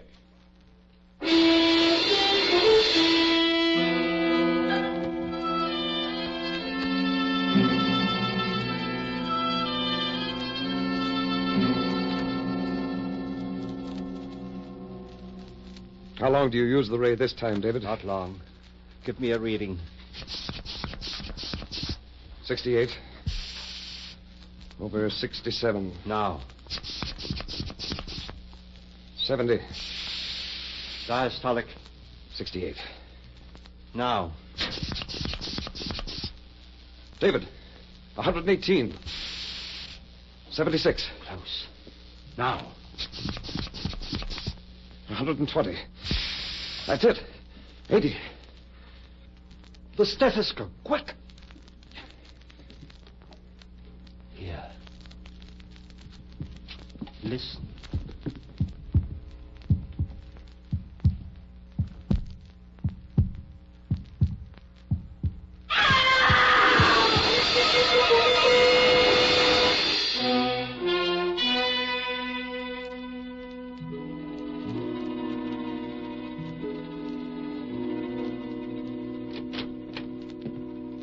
Asleep? Yes, almost a coma. She's all right otherwise? As far as I can tell, her respiration's normal, pulse just a tiny bit fast, and the reflex is slow, but apparently all right. David, I feel I must apologize to you. Apologize? Why? Well, for doubting you, I suppose. You'll learn to believe me. Very calm on the face of all this. Do you realize that you've performed a miracle? A miracle? I brought my wife back to me, as I promised her. It's an unholy thing, but... But we've conquered death. Is that unholy? We have conquered death. May God forgive us. She'll only wait now. How long has she been asleep? Let me see. 11 hours. Hasn't spoken at all? Not since that first scream, when she fell asleep. Have you given her anything? Just a few drops of brandy. Have you tried to wake her? No, but I think I'll try now. Oh, wait a minute before you do. Why? Well, I hate to keep harping on this business about a soul, David. I realize this is no place for a philosophic discussion, but I can't help wondering why Ruth screamed when she first came back to life. I think there's a logical explanation. After all, it must have been a physical shock. Well, that's true. It must also be true that there was a great mental shock involved. I think that's why she screamed, and I'm wondering whether there's been a permanent effect on her mind. Or, as I prefer to think of it, her soul. Oh, you're simply borrowing trouble, Ed. I've never seen any sign of permanent damage in my other experiments. Don't forget that Ruth was a human being. Well, there's only one way to find out. I'm going to wake her. You're not afraid? Afraid? Of what? Ruth. Ruth. Wake up, darling. Ruth, dear, it's David speaking. Wake up, dearest. Ruth. Ruth. There, darling. No wonder it scared a poor girl. Ruth, it's David, dear. I kept my promise and you're alive again. Oh, you're all right, honey. It's David. You're... Ruth. Ruth. David, what's the matter? Ruth. Guarded her mind. No, David. Her soul.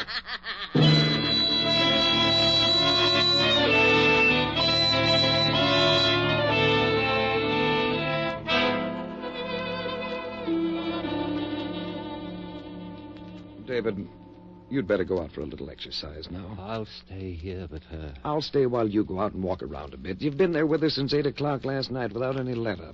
Go on, I'll stay. Ed. I know, old boy. I'd give anything myself if we could undo what we've done, but... Ed, what can I do? Well, there may be something. Let's try an experiment when she wakes up again. What kind of an experiment? Well, let's see if we can talk to her, get her to say anything. If we can get a flicker of intelligence, maybe we can teach her, build up from a small fragment. Maybe it might work. I'm going to wake her up and try it. But not now. Why don't you take a walk? Relax a little. And get something to eat while you're out. Eat? I can't eat. I'm going to wake her. Ruth. Ruth. David, why not let her sleep? She's waking up now. Ruth. Hello, Ruth. Are you waking up? Poor child. Poor child. There. She repeats after me. A little. Maybe it will work, Ed. Ruth. David. It works. Seems to. Ruth, say I want a glass of water. Seems to. I want a glass of water. Water. It's too long for her. Ruth. Say, Ruth loves David. David. Ruth loves David. Loves David. Ruth loves David. Ruth loves David. Ruth loves David.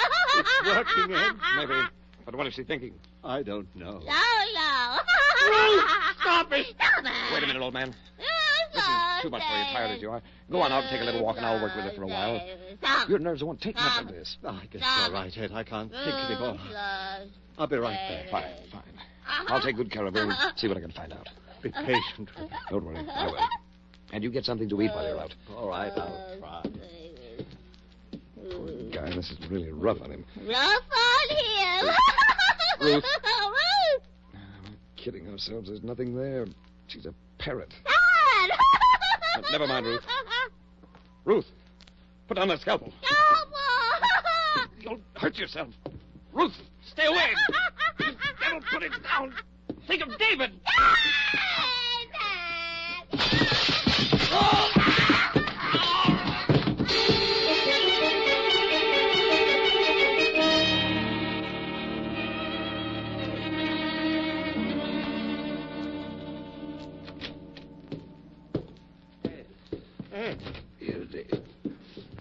Ed, for God's sake, what happened? Ruth.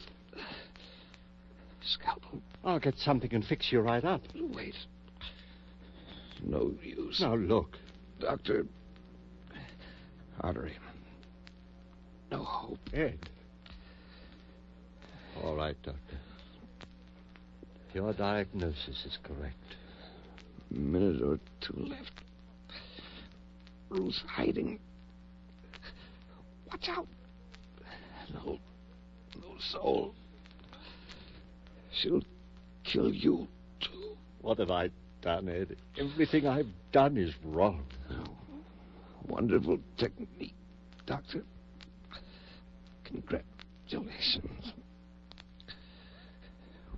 What about soul? Ed. Ruth. She's somewhere in the house. What if she gets out and a scalpel in her hands?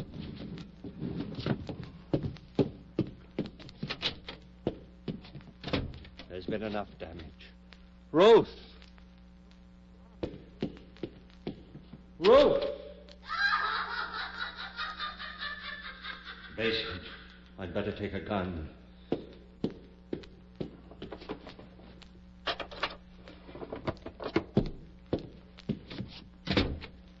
Ruth!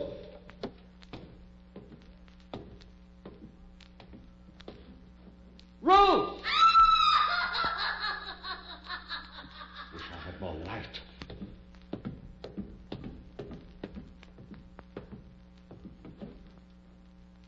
Ruth!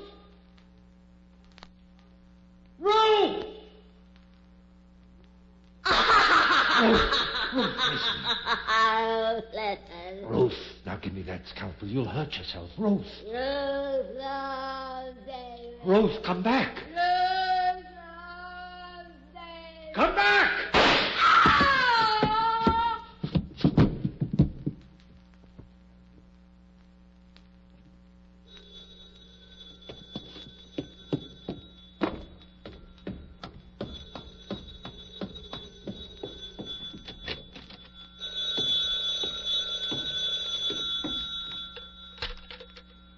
Hello? Yes? Oh. Hello, Doctor. Well, I've been busy in the lab. No. No, there's nothing new. Just an experiment. No. Like so many experiments, it just didn't work out.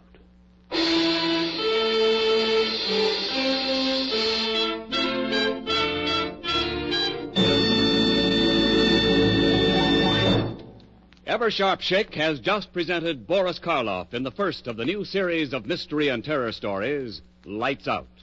In just a moment, we'll tell you about next week's story. But first, no matter what kind of razor you use now, here's a challenge. There's a better, easier, faster way to shave. Eversharp Schick Injector Razor has banished forever 90% of the nuisance that makes shaving such a chore. Ends nuisance number 1, no time wasted. Eversharp Schick Injector Razor has been proved at least 50% faster. Ends nuisance number 2, it's safer. Patented guard bar prevents skin irritation, even under nose.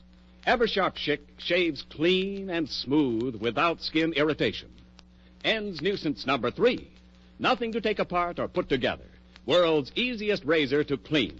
Just rinse, shake, put away. Ends nuisance number 4, no blades to unwrap. Fingers never touch the blade. Just push-pull, click-click. Because Eversharp Schick's the world's one and only razor with the automatic blade changer that locks a keen new blade, the world's sharpest blade, in correct shaving position instantly. Yes, it's 50% faster, 100% safer, 200% smoother. So for the world's quickest, easiest, cleanest shave, change to Eversharp Schick Injector Razor. It's $1.75 value, but special now for only $1.25, complete with 20 blades. Buy yours tomorrow.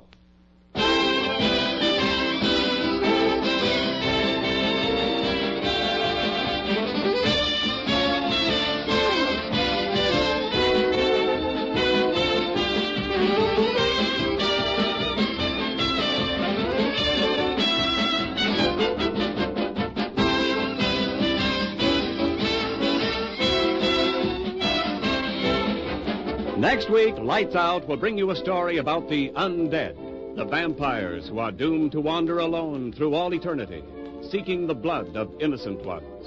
Be sure to listen next Wednesday night at the same time.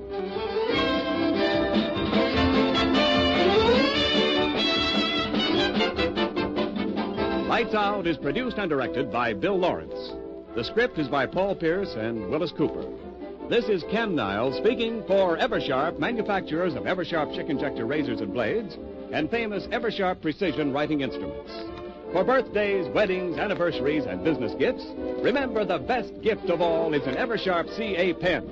Buy yours tomorrow during the sensational Eversharp CA pen sale. Buy now and save as much as 60%. This is ABC, the American